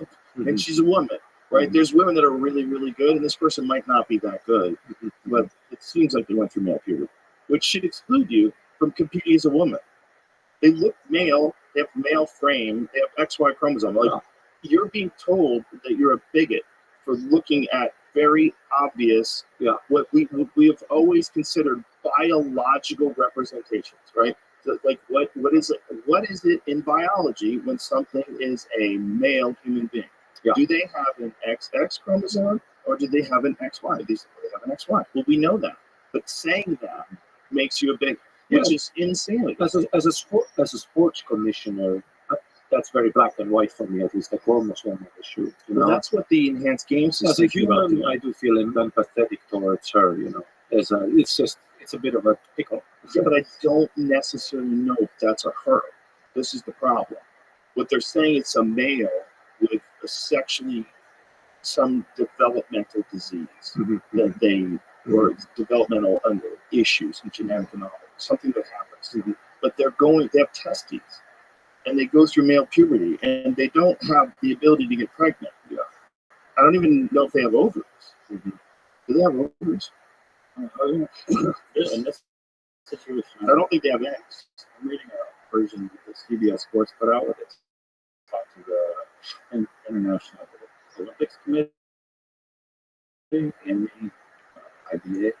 They're saying these tests are not legitimate tests. Yeah, I was going to bring this up too. They're saying that some people think that it's because the Soviets did them. They don't trust them. So the International Olympic Committee spokesperson, Mark Adams, said in a press conference on Sunday, the tests themselves, the process of the tests, and the ad hoc nature of the tests are not legitimate. The testing, the method of the testing, the idea of the testing, which happened kind of overnight, none of it is legitimate, and this does not deserve any response. Okay, that's, by saying it's not legitimate is a very weird thing. I'd read it came up after this event. Right. But did this person, let's Google this now. Did this person, this boxer, did they take a chromosome test? Did you see that article? This article says that originally the test was kept confidential. Did not undergo a testosterone examination, but were subject to a separate and recognized test whereby the specifics remained confidential. Then the next day, or like Monday, I don't know how many days later that was, then they came out and said something different. These testing show they have a high level of testosterone. Kremlin said, like men, if men's level of testosterone cannot go further in our investigation, whether they were born like men or some changes intervene at the later stages. And that's what the IOC said, what you read earlier. This test is not legitimate. Right, but they're not saying why they're not legitimate. This is what gives me pause. When they just keep saying it's not legitimate, the ad hoc nature of the tests are not legitimate, you have to say, when you're talking about a scientific test, there's some test that's repeatable, right? So if you can test for XY chromosome versus XX chromosome, do it. Tell me what the results are. If you can test for testosterone, do it. Tell me what the results are. And if one says male, says XY, and the other one says high levels of testosterone, that's not a woman. Okay? Sports-wise. Sports-wise. Yeah. The 1-2 slaps with those shoulders. But it's like, what are we doing? Like, why do we have women's sports in the first place if you let... I mean, you could say that some people have a genetic anomaly, like that woman, she had XXY, right? She was like a legitimate hermaphrodite. Testosterone levels, not XY chromosome, which is the pattern typically seen in men, are the key criteria of eligibility in Olympic events where the sport's governing body has framed and approved rules. That's interesting. But it's the same thing with when like totally, I mean, genetical women start doing steroids. That's the whole thing about women's sports. Is the big problem. I remember, like, once they do it, they change their. I'm not making accusations, but Chris Cyborg, I remember, was a big thing in Strikeforce, where it was the first time I saw where I was like, this is a big loophole in women's sports right now, especially combat sports, because it's about doing actually physical damage. 100%. It's very visibly seen the difference. It's very, in other sports where it's reaction time and whatever, tennis or whatever, you might make the argument of like just get better at the technique, you know. But in combat, it's very visible because it's not only about the body and whatever. It's literally people who are on testosterone has been proven harder to KO because you're just ramped up. Yeah, your testosterone. It's literally like a God particle in the sense of fucking sports. It stops some fighters from fighting because they're tested so high. Absolutely, they're like, yeah, these fucking guys. Yeah. I remember it was who failed. I remember it was Jelson and Alistair Over, and they used to fail tests where it was like the number. It's like there's the rage of 18 coming at you right now. Well, that's Vitor Belfort's prime, right? Oh, the TRT Vitor days. I only compete in Brazil. I want to be bro. Oh shit, like a demon would come at you, like a demon. Yeah. You would have those videos where he was looking on an elliptical machine. And the thing about this too, it's like if they're saying they're testing for testosterone levels, how often they do that? Because guess what? It's easy to make your testosterone levels crash. Real easy. Well, the whole thing is always that it's that there's things. Yeah. You can. It's like pirating. They're always a step ahead. They're always. Even all you have to do to kill your testosterone levels are drink alcohol, eat shitty food, and don't just fucking live in the mountains of Dagestan. The connection flight is a bit late. That's all. No, very interesting that you went to training camp. Yeah, they're the best wrestlers. Oh, very interesting. Well, they are the best wrestlers. It's true, but jacked. Yeah. So, is that what you're saying? Yeah. Yeah. Well, I would imagine that if they knew for a fact that you couldn't get to the North Pole to do a drug test, it'd be a fucking MMA camp on the North Pole. Yeah. Also, I went to a camp in Thailand back in the day, and I remember over there it was like not even a secret. I go to that camp, and it's like American fighters would be there. And everybody would know that that's what they're doing. No. Everybody would know. They'll be like, fucking, they'll be like handing out shots at a bar. Who wants the syringe? You know, what are we doing? And there's not, dude, these are all retards that are just smoking joints and sparring. There's nobody doing like, we need to, like, nah, fucking give me what you got. And are these people like pros? Semi-pro. You know, you live in a Honda Civic, and every once in a while you move back to your parents' place because it's hard. Fighting's really hard. Yeah. It's hard, dude. So people don't know you. When did you start doing stand-up comedy? And were you fighting at the same time you were doing stand-up comedy? There was a transitionary period, and I started. Okay, so this is my martial arts history. Of course, as I mentioned, had a stepdad who was fucking crazy, so there was that insecurity. You know, there's that thing of like, I'm not saying that having a father who's maybe violent towards your mother is a bit better, but I think there's a bit of a more evolutionary connection that a family dynamic can have. Whereas if you're like a 12 to 13, 14-year-old boy and a new guy, you're supposed to be the man of the house, even though you're a child. Right. It's my sister and my mother, and it's our dynamic. And a new guy moves in, and this retard is now. And he's not going. Yeah. So that creates obviously insecurity in the house. Yeah. Tension. No, I would still no. My mom, Riff City. My mom has always been Riff City. She was always having fun throughout all the darkness in our life. We had some rough periods, you know. But in my house, it's always been fun city. I would always, it's always been my humor. I would literally, dude, I would have points where it's me and my mother on because we would just leave the house during the night, we just walk towards, and my sister was a bit older, so she moved out. So we would just walk in the night towards the direction, and she would try to call all her friends where we stay for the night, because this ape is fucking on bananas back home. And we'd be on the sidewalk, So what did you start out with? What was the first martial arts? And the next day I would go to school and still be fucking happy puppy, just because, I don't know, that was how we came up, right? So then there was this program called Kick-Ass Martial Arts, and it was Chris Crudelli, this guy.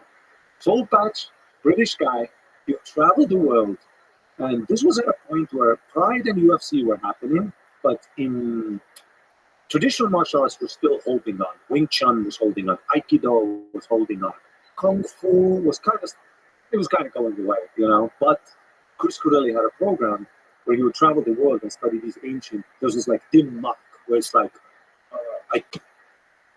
and 7 years later you die of cancer, all that shit. And as a kid, I'm like, oh, that's all I gotta do. Move to Korea for 2 weeks, study this fucking death touch, and just come back and kill somebody, Yeah.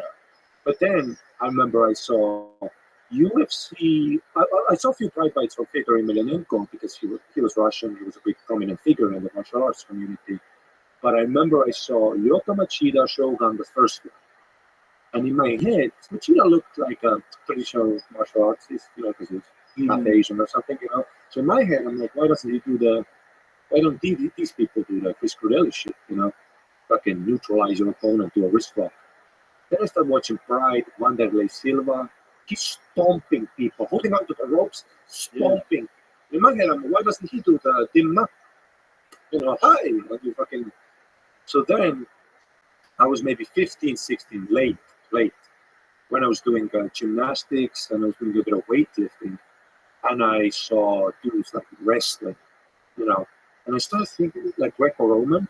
I started like super jack guys and fucking just suplexing each other, and that's where the wheels start turning. It's like, dude, you're not gonna wrist lock this guy. You're not gonna, right. I'm not gonna death touch this guy. This guy's gonna run through me. So I joined a gym, SPG, subsidiary gym, Pete Mikkelson, shout out my man. He was a great mentor and a father figure at that time for me. And I joined his gym. And it was jiu-jitsu, MMA, we did everything together. And I had my first amateur fight like 5 months into like doing it. That's crazy. Did they make sure the person who fought didn't have a lot of experience either?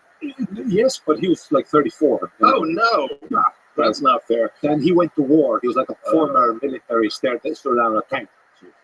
Yeah, but he was still amateur rules, but still MMA gloves, fucking haymaker city, Right. Was he good? Yeah, he choked me to sleep anytime. I tried to tackle feeling. But yeah, I would not recommend that.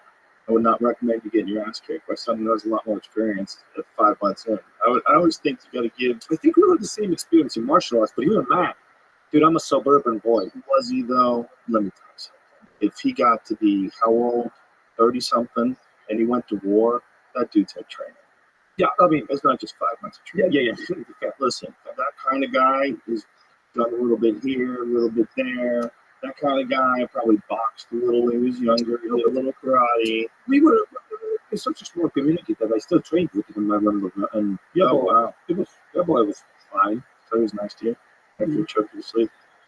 No, even before. I mean, oh, you trained with him before? Yeah, in such a small community, So I wouldn't say the skill discrepancy was actually that big, but it was just when you go to war and you can be in a competition. I'm not having a full-on panic attack.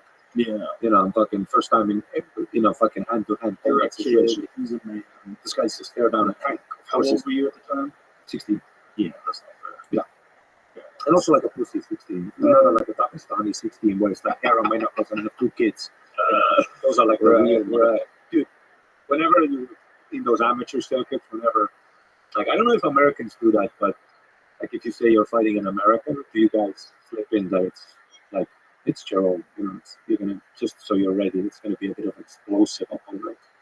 Like in Estonia, it's like if you're fighting a Russian guy, are you fighting Ivan, who's like me, he's a Russian guy, or are you fighting somebody whose name's ends with Mamedov? You know, it's a very different. It's still Russia. Yeah, mountain Russia. We say from the hills. Yeah, we always say from the hills. Like it's a bit of a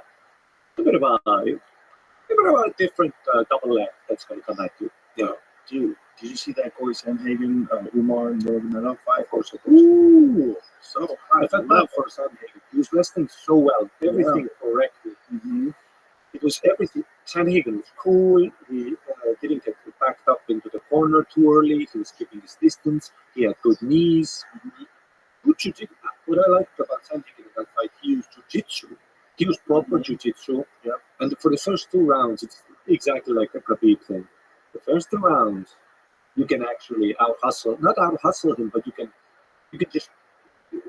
be explosive enough to create those moments of jiu-jitsu where you can stay safe. Right. But that train just keeps coming. Train keeps coming. Just fucking keeps coming and mean.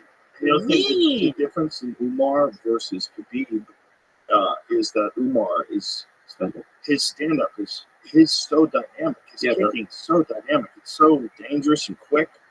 You know, like he throws head kicks off the front leg quick. He throws things that are fast. Yeah, he threw that front switch kick. Like, not even a switch. He just slapped it out there. Yeah, dude, he's good. He's very fucking good. real good. His striking was on point. Like everything was on point, and it's more threatening wrestling. It's like it was a more potent combination of the skills that Corey has as well. I mean, Sandhagen's brilliant. He's one of the best fighters in the sport, in my opinion. Yeah. So to see a guy like Umar beat him, like, wow, that's hot. And to come on strong in the fourth and the fifth. That guy's fucking good. Yeah, he's fucking good. And him versus O'Malley would be wild. Wild. Or Marab. Him versus Marab would be wild too. Well, Marab and him I want to see more because Marab is also a bully. You know, Marab is different. It's He's like a he's bully. made different. He's made out of different stuff. They say Marab trains hard, like right up to the fight. you can see it. But you can see that. Right You up can to see the that. fight. You can see it. And with a guy like that, you're always like, okay, how long can your joints help pull out? Exactly. How long is it going to be before your back goes? Because Absolutely. your will carry you through. If the human body wasn't so goddamn fragile, guys like that would never. Never get beat. Yeah. Exactly. That's the whole thing. Like Cain Velasquez, when his body started going. Also, Marab's been dropped. Hurt. I think it was Marlon who hurt him. Moraes. Bad. Had him really bad. And then he went out and stopped him in the next round. Yeah, exactly. Moraes got that thing where Poor bastard. I feel so bad for him because he was so good. But just it's such a chaotic sport where a few bad fights just can have such a tremendous amount impact for your fights the next one. You know, it's not like the that. Cejudo fight, man, the first round, he was lighting Henry up. Lighting him up. Where I was like, if this guy can keep this up for 5 rounds, Henry's going to get stopped. Henry just came on in the second round like an animal, beat the shit out of him. He closed the distance. He won in PFL too with that left hook and that switch kick. Yeah. He KO'd Aljamain Sterling. Oh, damn. Bad. He KO'd Aljamain bad. Went for a switch kick to the body. Aljamain shot in the knee. But then once he lost to Henry, he started losing to a lot of folks. A lot. And now it's there was the Sandhagen dropped him the wheel kick. Remember that? Yeah, that was a bad one too. That was a bad one. Right to the temple. Yeah, that just shows the skill diversity that guy has. He can do everything. Sandhagen's so good. So to watch Umar beat him, God damn, Umar's the truth. He's the truth. It's like those guys in that part of the world. Yeah. And they're so frustrating because it's not like an incredible thing that they do, you know. If you watch somebody like Conor McGregor who has the fucking death touch, it's such a spectacle. It's just like, oh my God, this guy has the power. Right. But these guys fucking just out hustle you, out grind you, and they keep coming. They keep coming. Annoying and bully and mean. But then you got guys like Islam that can do everything. And Umar. This is the difference. Yeah, right? True. Islam is scary standing up. Like in the beginning of his career, he was really good at wrestling, not as good at standing up, but now he's just as good at standing up. When you KO Volkanovski like that, you know, and then you choke out Dustin Poirier like that guy, that's the full thing, right? He can head kick you, he can strike with you and knock you. Knocked out Gleason T-Bow one shot standing. Yeah. And he can knock you out, like legitimately. And he can still strike with you. And he can still smother you. Like, it's the perfect combination. But it's like, that is such a crazy strategy. It's like you're outmanning every guy you fight. Is out grappling him, out striking him. Most people like try to be like specialists. Exactly.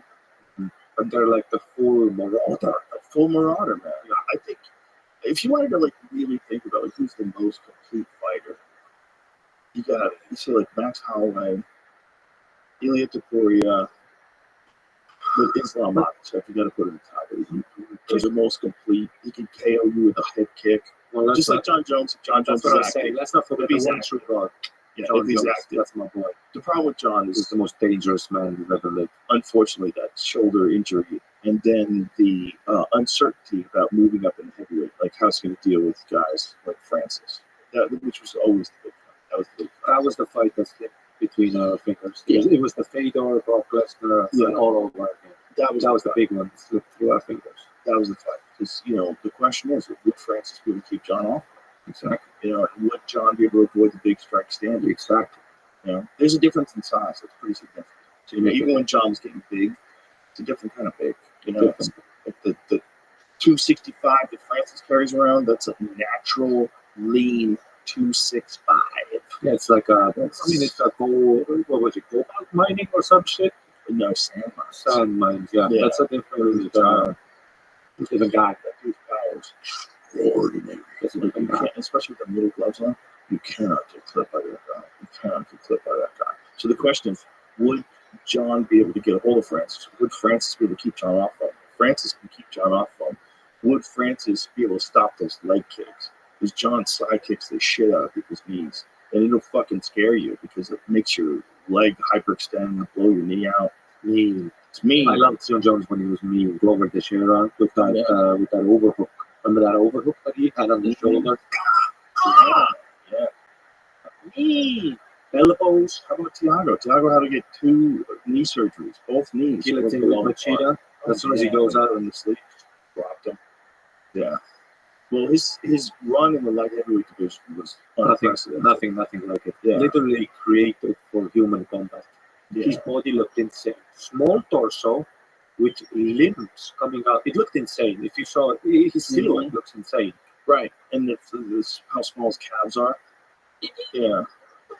But yet, tremendous and strong and small, and the best guy ever at like utilizing distance. Strong mentally for sure. And clever.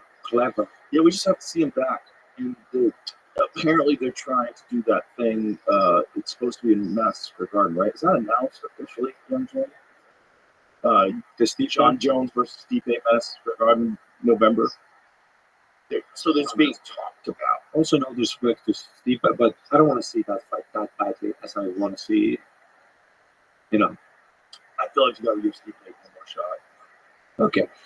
I feel like the guy's been strung around for this long. If you want to respect the history and the lineage of the UFC heavyweight champion, you're right. He's the most accomplished UFC heavyweight of all time. He defended the title more than anybody. And, you know, he stopped Daniel Cormier. He's a legit fucking killer. He stopped a lot of, like, very, very good people. He stopped Junior Dos Santos. He also won Francis. Yeah. He beat Francis the first time. I mean, you heard him the second time. Yeah, but it was a different Francis. Jesus Christ. One of the scariest KOs I've ever seen in my life. In the Apex. Yeah. Dude, being there live was incredible. Oh, yeah. So there was like 100 people in that place. When he followed up with the hammer fist in the next area, and that thud.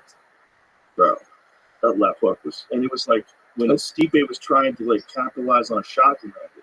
It's one of those victories where me and the boys were on the couch, and it's not a woo, it's a just a because also you know how much damage Stipe has taken in his career. Jesus Christ. And Stipe hurts him. There it is. You hit him with the left foot really hurt him. Yeah, but Steve also hurts him. Steve also hurts him. Look at this. And now Steve goes, He thought he had it, so he moved the in. neck. He thought he had him, and he landed that right hand. Oh, Christ. No. So apparently he's gained a bunch of muscle. Stipe has. He's been lifting a lot. And, he hasn't fought in 2 years. Yeah, thank God. But for me, when I look at an older fighter like Stipe, who's a legend, that's kind of what I want. I want a guy to take a long time off in between a bad KO. And then, no one's more disciplined than that guy. He's a very disciplined, dedicated fighter. That's why he was the most successful UFC heavyweight champion ever. He's also 40-something years old, right? 42, I think. Okay, so you got to, if you just look realistically at natural athletes, when they get to that age, you have concerns. Like, how much of their performance do they have left? And it varies, but it does last longer as a heavyweight. Absolutely. Heavyweights, they can because the nervous system doesn't need to be as rapid fire as like a bantamweight. Yeah. Like 42-year-old bantamweight kind of done. But George Foreman won the heavyweight title at 45. Absolutely. So I just feel like, Bernard was a freak. I just feel like as a fan and as a person who respects the sport, you got to give Stipe a shot. Okay, yeah. Especially when he was supposed to fight John, and John tore his shoulder. With me, it's just like if it's a classic thing. It's the meme quote that Don King used to have. That when they asked him why he was like ripping off Mike Tyson, he was like, "You got to keep the lion hungry." Oh God! Imagine that's your justification for stealing money. I know. But Mike Tyson fought 6 times that year, so that's true, right? That's true. But that is for some of those guys. That's not some. It's as soon as because I was a big Conor guy, SPG, the lineage, we were had a connection, And as soon as Conor started getting rich, I was as soon as John Jones got rich, all of it. I'm at home. Let me guess. Never gonna see you. I don't think that's what happened with John. With John, there's a bunch of other factors. True. Absolutely, and that's why that Stipe fight is also exhilarating. With like a traditional family guy in the gym, and then the other guy, right? The greatest psycho that's ever. And I love it, dude. When he went to Vegas to get his Hall of Fame induction, just disappeared into the night. I like the Aspinall. How many million? Threes? Yeah, this is Athletic Nicotines, another company. Somebody gave me an 8 million. I was having a panic attack. That's too ridiculous. I was having a panic attack at 2 a.m. I've cut down my consumption quite a bit. I like that fight. I think John Jones and Tom Aspinall is an interesting fight because Tom is a big, fast heavyweight. He's a fucking powerhouse, man. And he's big. He's big as shit. And big as shit. If you look at fights where John has had difficulty, some of them have been like really elite strikers. Like he had some difficulty with Lyoto Machida before he got First round Machida. He had some difficulty with Dominic Reyes. Absolutely. Dominic Reyes, some people even thought he lost that fight. Absolutely.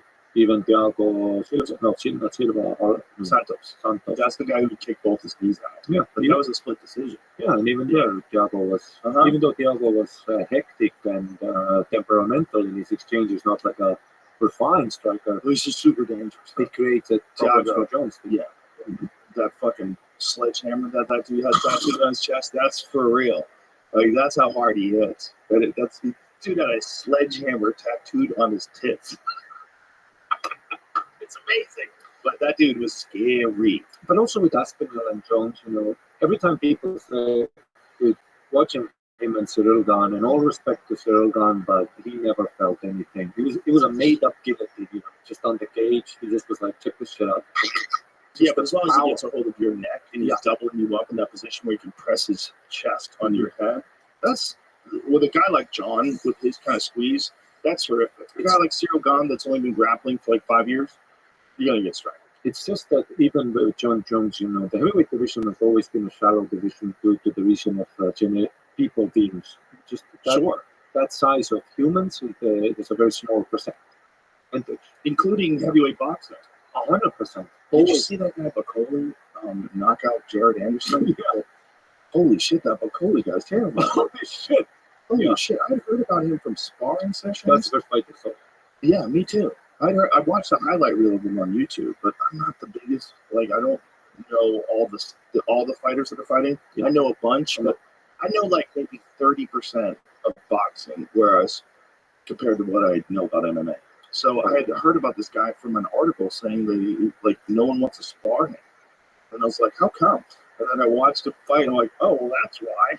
Jesus Christ, he's 285 pounds. He's 6'6". 285 pounds, and takes a fucking tremendous shot. And a lot of people thought this kid Jared Anderson is only 24, and he's still very talented. But look at this fucking Jesus Christ, bro. That was round one. Okay, he dropped him in round one, but then he hit him with this sneaky ass uppercut late in the fight. Shorts on the pockets. Watch this uppercut. Look at this uppercut, dude. I mean, my God, this guy's like casually like beating the shit out of him. This guy is so great, and I heard like people are terrified to spar with this guy. Like, they don't want to fucking spar with this dude. You bring this guy into sparring, and he's just beating the fuck out of you, and he can take an insane shot. He took like a 3-piece. Like it was nothing. Like it was nothing. He just moves his head a little bit when he's getting hit. He rolls it a little bit. But the really good boxers, the guys who spar, look at that uppercut, that sneaky left uppercut. He keeps hitting him with. Look at that one he hits him with. This wasn't exactly in and out of distance, you know what I'm saying? Just he was right in front of you. He was parallel, right? So he could hit with both arms. He's much bigger, right? He's 40 pounds bigger than this dude. And he's fucking dangerous as shit. Jesus. Look at that right hand, man. How beautiful is it, too? But it's like skillful. It's skillful, fluid punching, but from a tank. He's that Panzer. Yeah, skillful. Yeah, exactly. And he's dangerous. And he's crazy knockout power. And he's a vicious body puncher, too, man. I watched some of his highlights of some of his other fights tonight. I went down a rabbit hole. Vicious body puncher, too. Mm-hmm. It's terrifying. Mm-hmm. Just walks towards you, just beats your ass. You can't hurt him. Crazy. It's like, remember Francis Ngannou and who's that South African amazing? What's her? No, it's not. You thinking about Jairzinho Rosenstrike? Yeah, remember that just stormed? No, it was literally not even a proper punch. It was Francis just walked towards him like this. Yeah, just winging nuclear bombs. And one of them caught him. Boom, out cold. Another one on the way down. Boom. Yeah, well, that's the kind of power that Francis has. It's just crazy. It's crazy. It's why I always love combat sports so much. Is that there's a lot of sports like tennis where a lot of money plays a big role in the sport. You know, it's a rich sport. A lot of money, a lot of business, a lot of politics enters into that sport. Soccer is like that. Basketball is like lots of politics. But like combat sports is like a dude from like a sand mine, right? Just somewhere in the world. Yep. She starts KOing people, and within 5. I mean, Conor McGregor, a guy who's a fucking a pipe, not an engineer, but he was some blue-collar job. There's also people that if they do something first and then get into fighting, like there's a lot of guys that are like power lifters, or CrossFit guys, NFL players. I think a big one that's going to be that we'll see is people gymnastics. Because especially guys who do the rings and things like that, think about how much more arm dexterity and strength those guys have. Imagine that guy getting your neck. You know, imagine a guy like that who's a black belt in jiu-jitsu with that kind of crazy strength. You will hold something like that. I did that maybe 3-4 years of gymnastics before I started. Did it help you? Oh, absolutely. That's when I started wrestling. The wrestlers, the Greco-Roman wrestlers, do gymnastics. They all do flips and shit. Right. So that's when I started watching and practiced. And I was doing gymnastics. And I remember when I started jiu-jitsu, I remember just even my get-ups from positions and my techs, where I'm strong, the positions where I could be strong are much more different than a guy who's like in the gym all the time, bench pressing. Right. Yeah. For sure. You have much better control of your body. Yeah. One of the things we found out at 10th Planet was with Richie and Gio Martinez was break dancers. Oh, absolutely. That's gymnastics. Totally. That's gymnastics. Totally. When those guys started training, everybody was like, "Oh, what?" So Eddie like started learning break dancing moves. He's like, "Eddie's the best." They're like, "What do we got to do? What do we got to do? Let's show me how to break dance." And like those guys can do all that crazy shit where they can spin around on one hand like so they can do like a lotus in the air. They can do a handstand. Then they put their legs in the lotus position and they can stand on one hand and hop around on one hand. Bananas. So that kind of control of your body and that kind of strength, like directly, those guys really got very, well, they also drink really hard, but they got very good at jiu-jitsu very quick. Yeah. My party trick used to be a backflip at a nightclub. No slippery shoes for you, bro. Just whip it out. You know, they're slippery. Oh, yeah, Those ones that, I see them wear those shoes. Like, do you hate traction? Dude, with my, when I buy jeans, when I go to stores, the clerks will always think I'm insane because I'll practice checking for a bit. Just check a kick. You know what you need? You need a pair of Origin jeans. Oh, these are like stretchy ones? The most light, stretchy. They are basically pajamas. They're basically pajamas. They feel like sweatpants. But they look pretty good. Yeah, let me show you. Go to the Origin website. All American made, everything, threads, everything. Manufactured in America, everything, 100%. Buttons, everything. All made in America. This is Jocko Williams company. I have the shirts sometimes too when I feel it's just a nice shirt, but it's tight. What if I need to pull them off? They look like regular pants. They look like yeah. If you need to pull guard in these, dude, you could fucking train in these. I could literally kick the bag in these, and I'm not bullshitting. I'm not bullshitting. You can throw head kicks in these. They're like pajamas. But they look like jeans. $129. That's $110 outside of my budget. Yeah, I'll get you a pair. Just text me what your sizes, and I'll get you a pair. They're the shit. There's a bunch of different companies that sell stuff like that.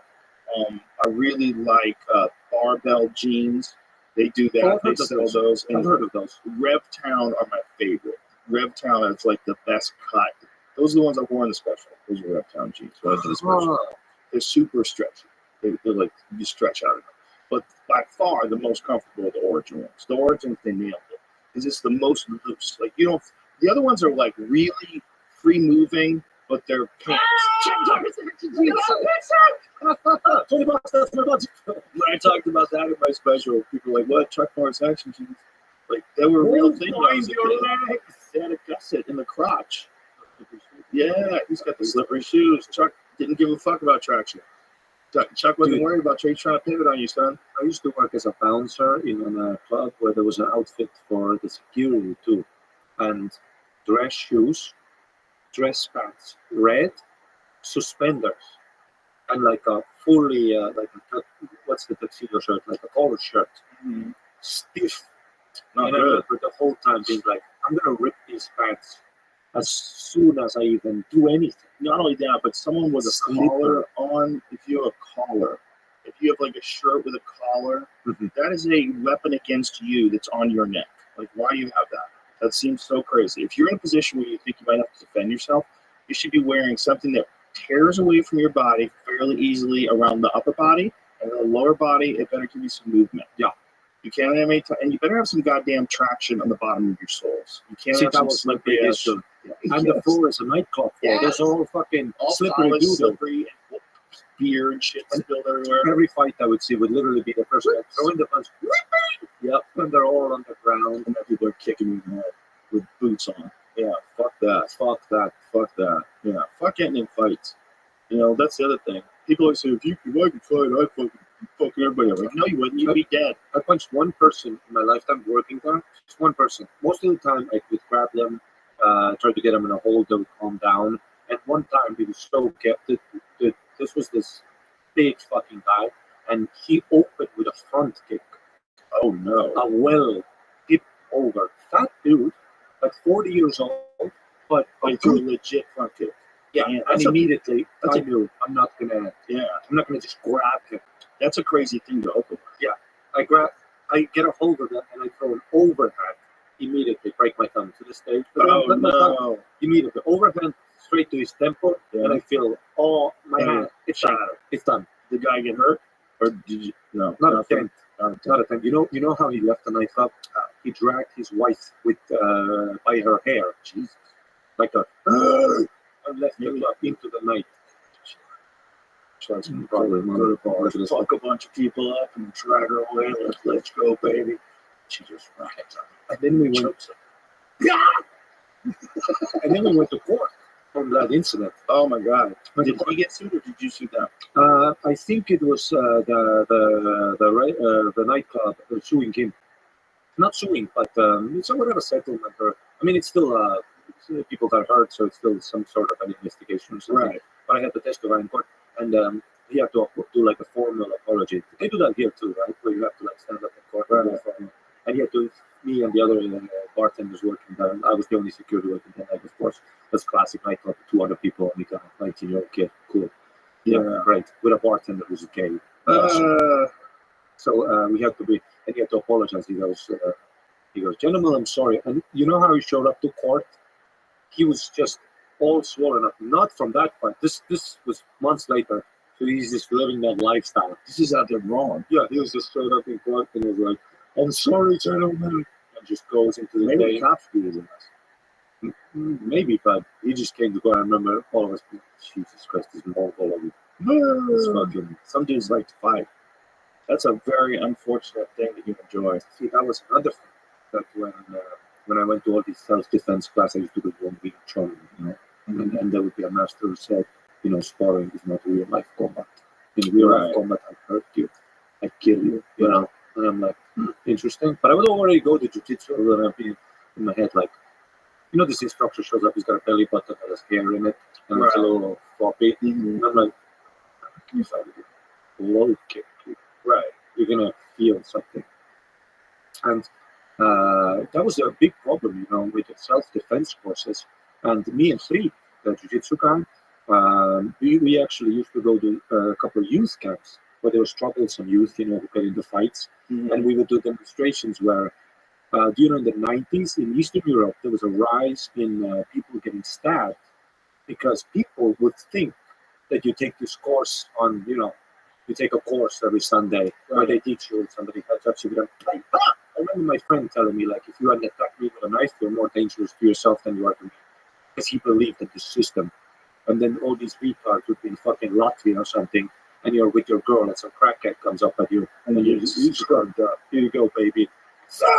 And you see your fucking blood on your hands. And then that, and that's always what I learned from immediately. I was like, from those from working class a bouncer, is that, I'm comfortable in a sparring environment, mouth guard on, and we're friends. Even though you're trying to take my head off, I'm in a comfortable environment where I know if I go out, it's over. You know, if I get hurt, if you hurt me with a middle kick, you're not going to get. But there's men out there who go to bars, they get gacked up, and they just brawl.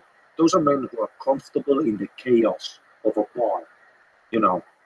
Also, probably not making good decisions at any stage of their life. See, that's what I'm saying, is that even though I might be a jiu-jitsu guy, this guy's going to bite my ear. He's going to, you know. You don't want to fight people, period.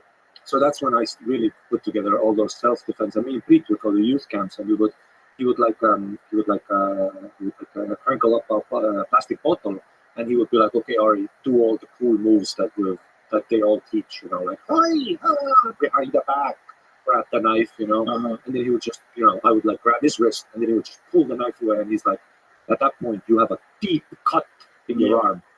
You'd be fucked. And he would look at those kids and go, so you guys think that if you see your white flesh like a rose open up in your palm, you think you're going to look at that and go, okay, fucking get the pose. No, that's a instant panic attack, survival instinct, you know. Recently, I don't want to see if it's really bad. Is that a knife fight? I'm a very... No, it's almost describing exactly what you're saying. Like, this guy gets his leg cut really bad. Oh, I did see that. Don't show it to me. Don't show it to me. It's horrible. It's horrible. It's horrible. They're beating up this kid, and the kid pulls a knife out and slices his thigh open almost to the bone, like where it opens up like a flap. Doing a piece of that. Let's be right back. We'll be right back. And so good. There's a feeling that when you have to pee, that like you have like 30% of your mind is available. 70% is like, don't touch your pants. Don't. And you're talking about wrist locks. I'm like, great. I had to pee too, but I was just like, I'm gonna piss my pants on. We did it. We held it together. Hey, thank you for being there Saturday night. It was a lot of fun. And Friday night too. By the way, I have to say, dude, watching you do that live special is amazing. To just watch you, dude. Me and Ron White were in the green room when you were on stage, and we were like, thank God, we're just chilling. You know, in comedy, it's scary. It's scary. Yeah. But then again, and here's another point that I have to say that you know how crazy it is that you have one of the biggest podcasts in the world, but you are an actual practitioner of an art form that only 10 years ago was not even stand-up comedy wasn't even the main form of comedy. There was sketch comedy, improv, stunts, movies. Stand-up was a subsidiary art form of comedy, like a small genre. Right. And that you, with now your platform and your voice, are a practitioner. You could. This is how lucky we as comedians are to have a guy who's an actual practicing comedian. You could also be like a famous guy and just live in the shadows, show up at a club every 2 months, be a superstar, because you're talented and funny enough, do a good set. You know, people go home, that was great, that was Joe Rogan, because people come out to see you, they'll have a good experience. But you're a guy, you're writing bits, you're like coming to the club, you're on club, of course, you're coming to the club, and you're writing, you're working on it, you're fixing it. And how lucky we are to have a guy who's an actual, you could be like a piece of shit asshole. You could. Absolutely. Yeah, but it wouldn't work. We would never been able to do what we're doing. And what we're doing is really good for me, too. It's one of the reasons why, like, I think we're all benefiting greatly from that place. We're all benefiting from the Bible.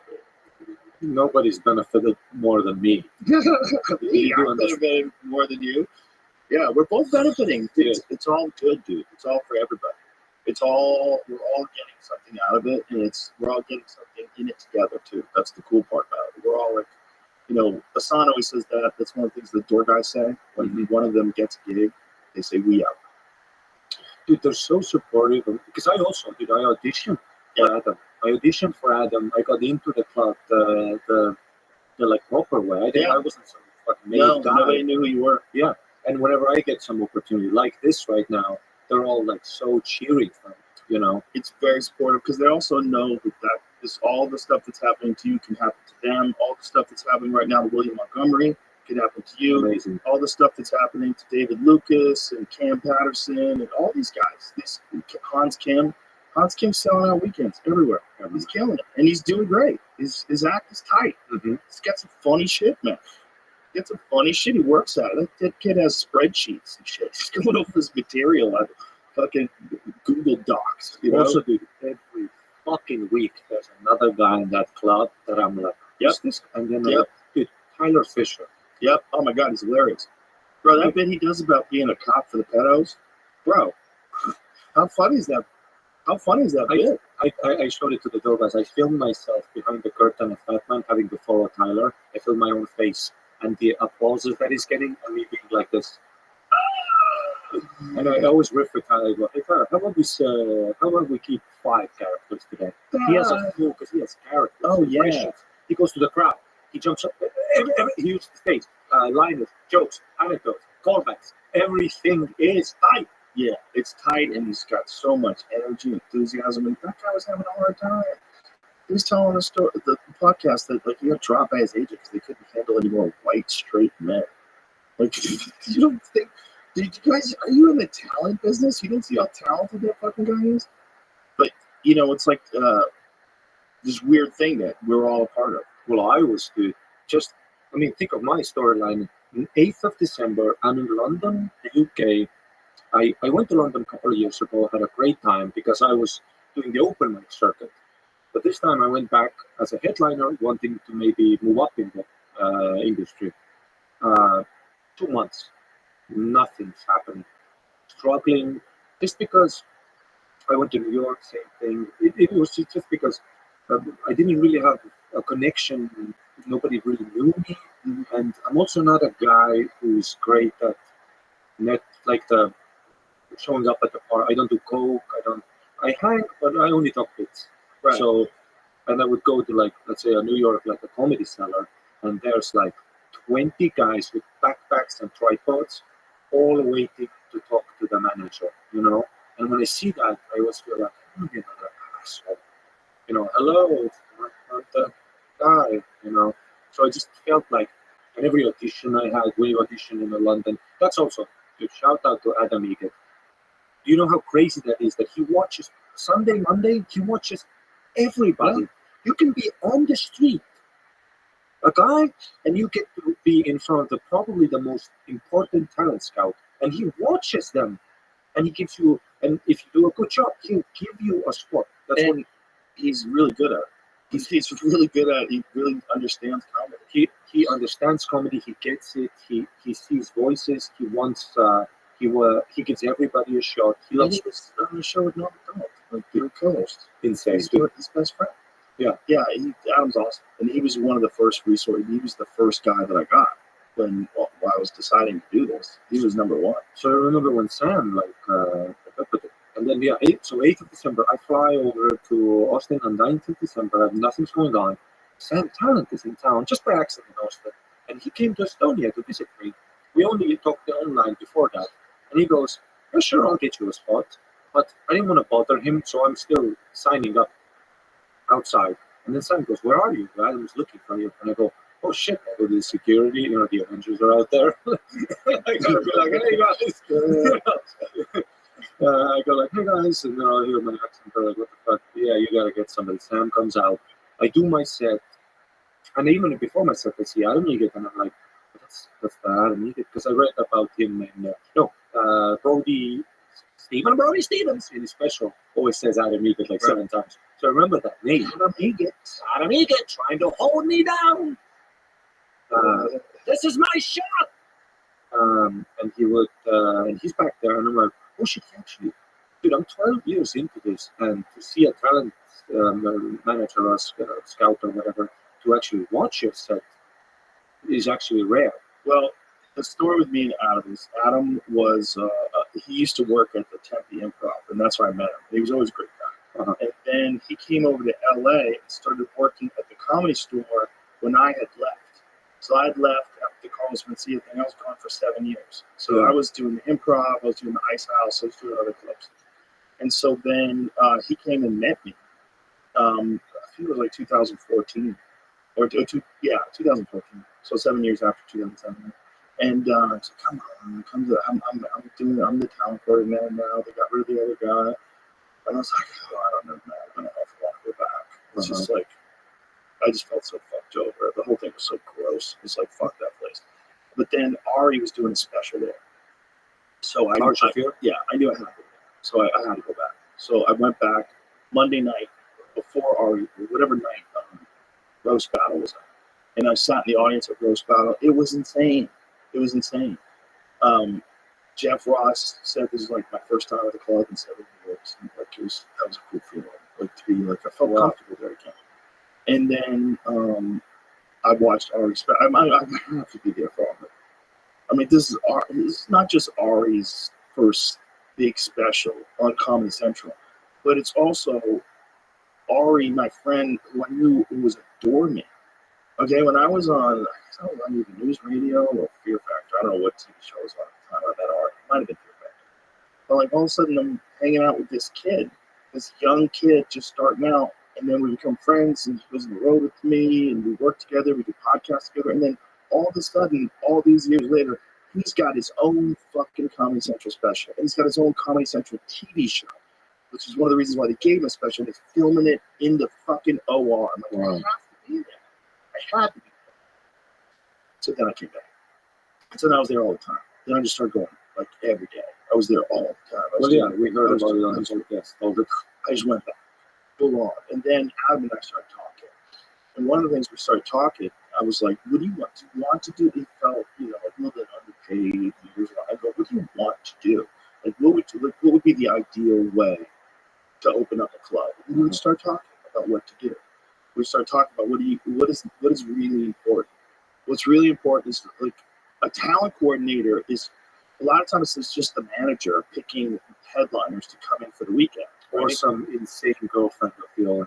Yeah, so this is the difference. The difference is, I think there's probably different kinds of classifications for what kind of clubs they are. Our club is a development club. Absolutely. It's not just a club for great headliners like Colin Quinn's here, or Dice is here. It's a club for developing. So we said, okay, how many nights a week should we have open mic night? And we said 2. Let's do Sunday and Monday. So 2 nights, full open mic night. And then it was Adam's idea to have door people audition with their act. And I was like, you know what? The door guys fucked off so much at the Comedy Store. They were so bad at doing certain things. They were scamming money and getting people to bribe them, which we've had that too. But that's normal, right? You know, you got to. These are comedians. Yeah, wild people. But the door people at the mothership are so much better than any of the door people at the Comedy Store. And I think part of it is because there is this ethic there that we're all the same thing. We're all together. We're all the same. We all hang out together at Vince's Bar. We're all the exact same thing. Just some of us have been doing it 30 years. Some of us have been doing it 12 years. Some of us have been doing it 5 years. Some of us moved here because they did a few open mic nights. It's the only thing they ever loved in their life. It's the only thing they ever wanted to do in their life. They're like, God damn it, I want to be in Austin. And then they moved there and they got a job there. And their act is what gets them the job. And if you could string together a few minutes, you could show that you could get those sparks going and make a little campfire. Okay, let's see how much better you get at making campfires. Let's see what you can do. And that's the difference between that club and everywhere else. And it all goes all the way up to the very top. Whether it's Shane or Tony or anybody who's working on their act and working on new stuff, you see them. You see Brian Simpson constantly. Ron White, sharper than he's ever been. Assassin. He's 1,000 years old. Dude, Ron White was born before there was feet. People still had fins. He's an animal. He's better than he's ever been before. Yeah. We were driving to your special in San Antonio. He picked me up from my house, and I'm like, I'm in the car with Ron White. Yeah. And he's just talking about DMT doing 90 miles an hour all the way sideways. He's like, Ari, there's another world out there. I'm like, we're doing 90 in this one, though. Ron's in the simulation.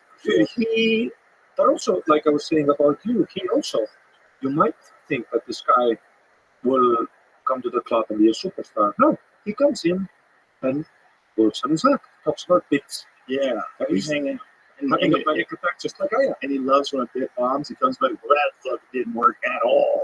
He's like trying to explain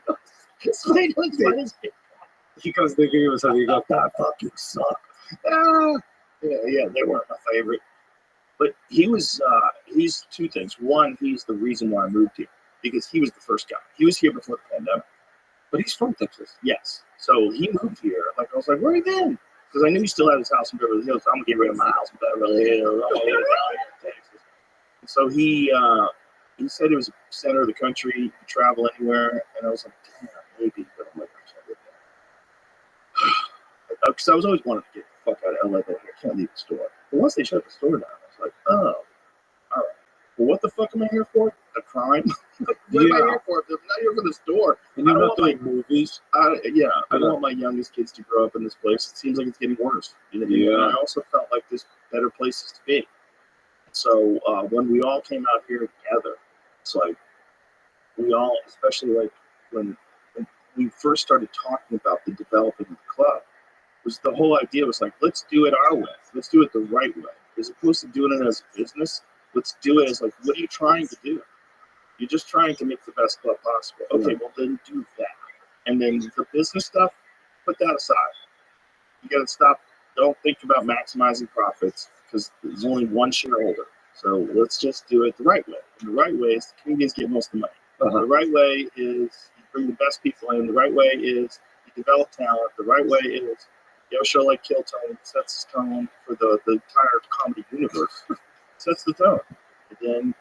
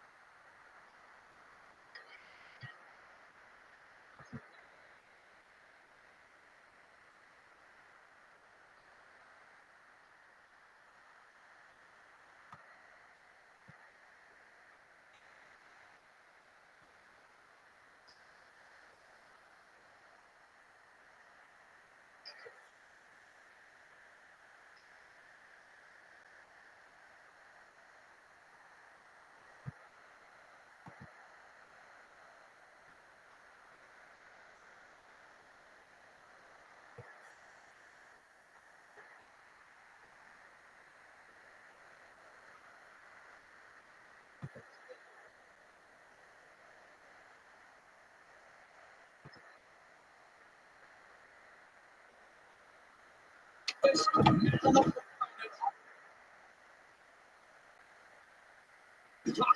pirate like drivers. Yes, it was. Yes, it was. Yes, fast hands, good expression. Much of the really serious George Foreman. It's a beautiful thing to see in the ring. I mean, look at that big guy. And what we don't talk about around here was we also took the big one. A lot of these guys put a good into it first, and still they can come back and knock them out like this. This is where he became the youngest heavyweight champion in history. 20 years, 4 months, trouncing Trevor Bowman in less than 2 rounds. He would go on to become the undisputed champion.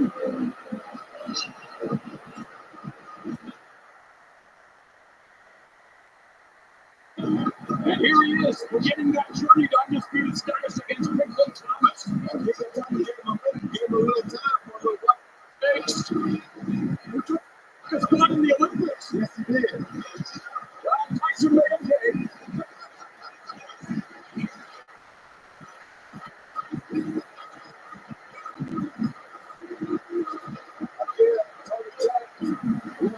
I'm sure that Mike accepted it, given him the left hook, and they went up to him.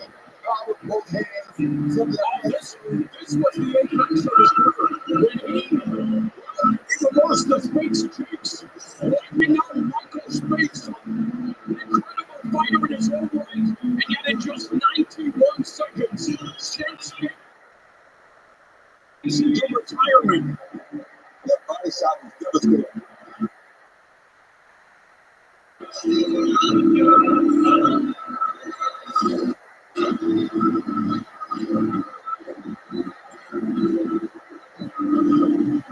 of course, the fateful night, February 1990, Mike Tyson goes to Japan to face 42-1 underdog James Buster Douglas.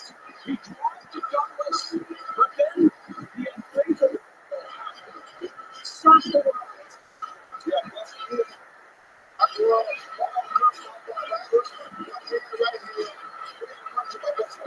that's not the way.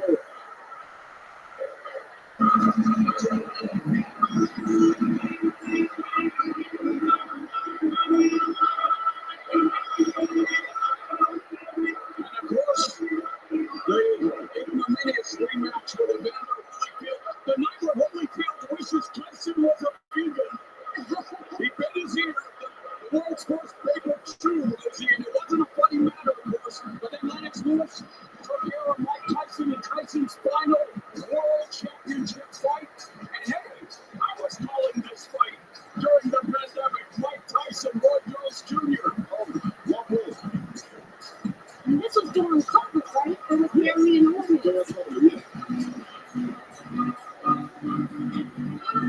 And here we are 4 years later. At the age of 58, Brooklyn's in the house. Rosie Perez, you would follow the Dickensian career of the artist formerly known as Kid Dynamite. I know you're from Brooklyn. I know you have followed Mike Tyson's career since it started. One more night. Because we're done, but we're going to see because the 58 years old is 58 years old. And they usually say that power goes first. But when you fought him, you said you felt like you got hit by a donkey. The power ain't going nowhere. Trust me. What is your feeling about this fight? When you look at the magnitude, the landscape, the boxing business is the whole business. It's not an easy sport. And at 58, yes, he's Mike Tyson, but he's facing a guy in his physical prime at 27. It's definitely a hurt business. I like the fact that he's fighting a guy at 27 because too many rounds are not going to get tired enough or fatigued enough that he has to stop. Mike takes a better punch than people think Mike takes. Now, fatigue is a different animal, but with these too many rounds, you will never see fatigue. But also the ring is much bigger, and that could work to Jake's. 20. Ring, hey, the stakes are as high as the Texas sky. AT&T Center Electric is Thomas Edison's basement. Let's go to break mode. Hey, catch me. Can you hear me? Oh, excellent. We got the fight. It's about to happen. To get us prepped for this main event and to perform the national anthem, it is my honor to welcome the two-time Rabbi.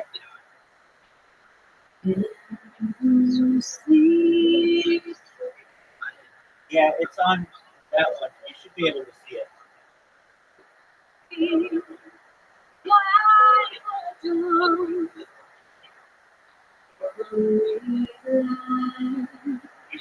You can't see it? Oh, okay.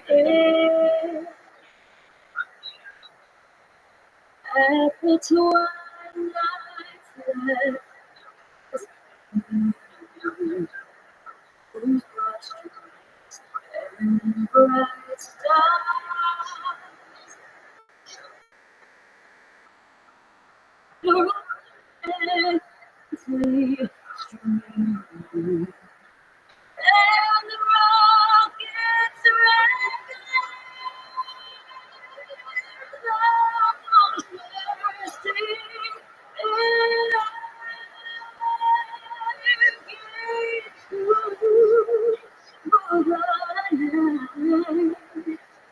our flag was still there. Oh, say does that star-spangled banner yet wave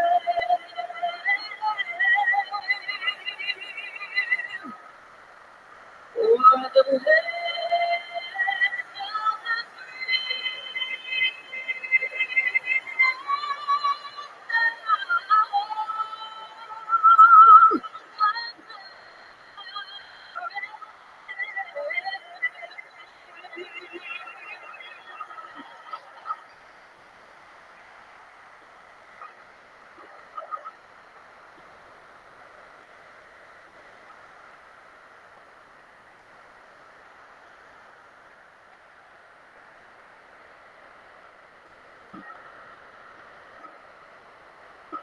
Sports superhero and the Canadian guy. What's going on?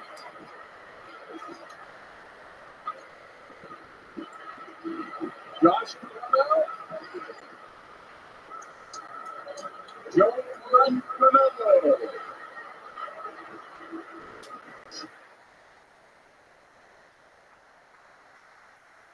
Marlene Sterling, she's a badass on the big screen. Furiosa's in the house. There they are, Karate Kid, Cobra Kai, Ralph Macchio, and William Zabka. Wax on, wax off, and sweep the leg, guys.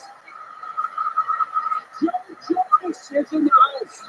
Joe Jonas is in the house, kids. Who gives a fuck? Micah Parsons, the Dallas Cowboys, represent. Shout out to Michael Parsons. He's on my fantasy football team.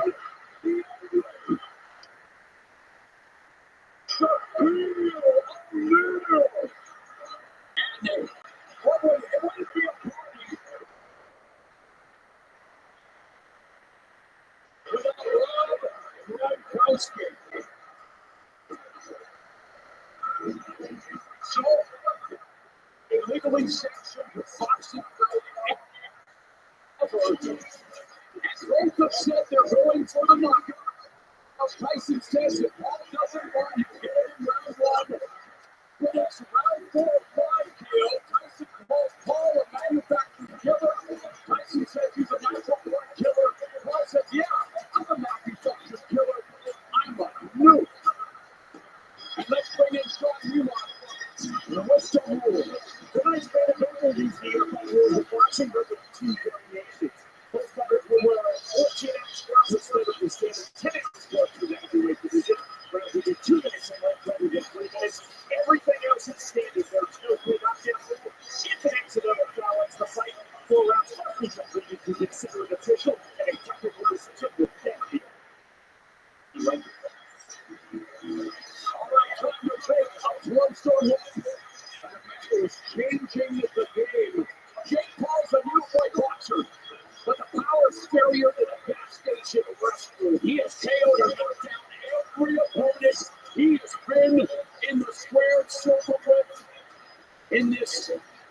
attention economy, well, he commands it and he turns it into capital. It's like his favorite artist, Drake. When it comes to capital, he lets the caps lock on.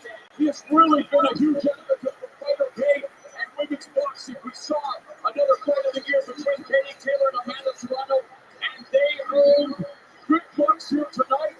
And yeah, his first pro fight came during the pandemic in 2020. We're here now in this large cavernous edifice. It's Paul versus Tyson.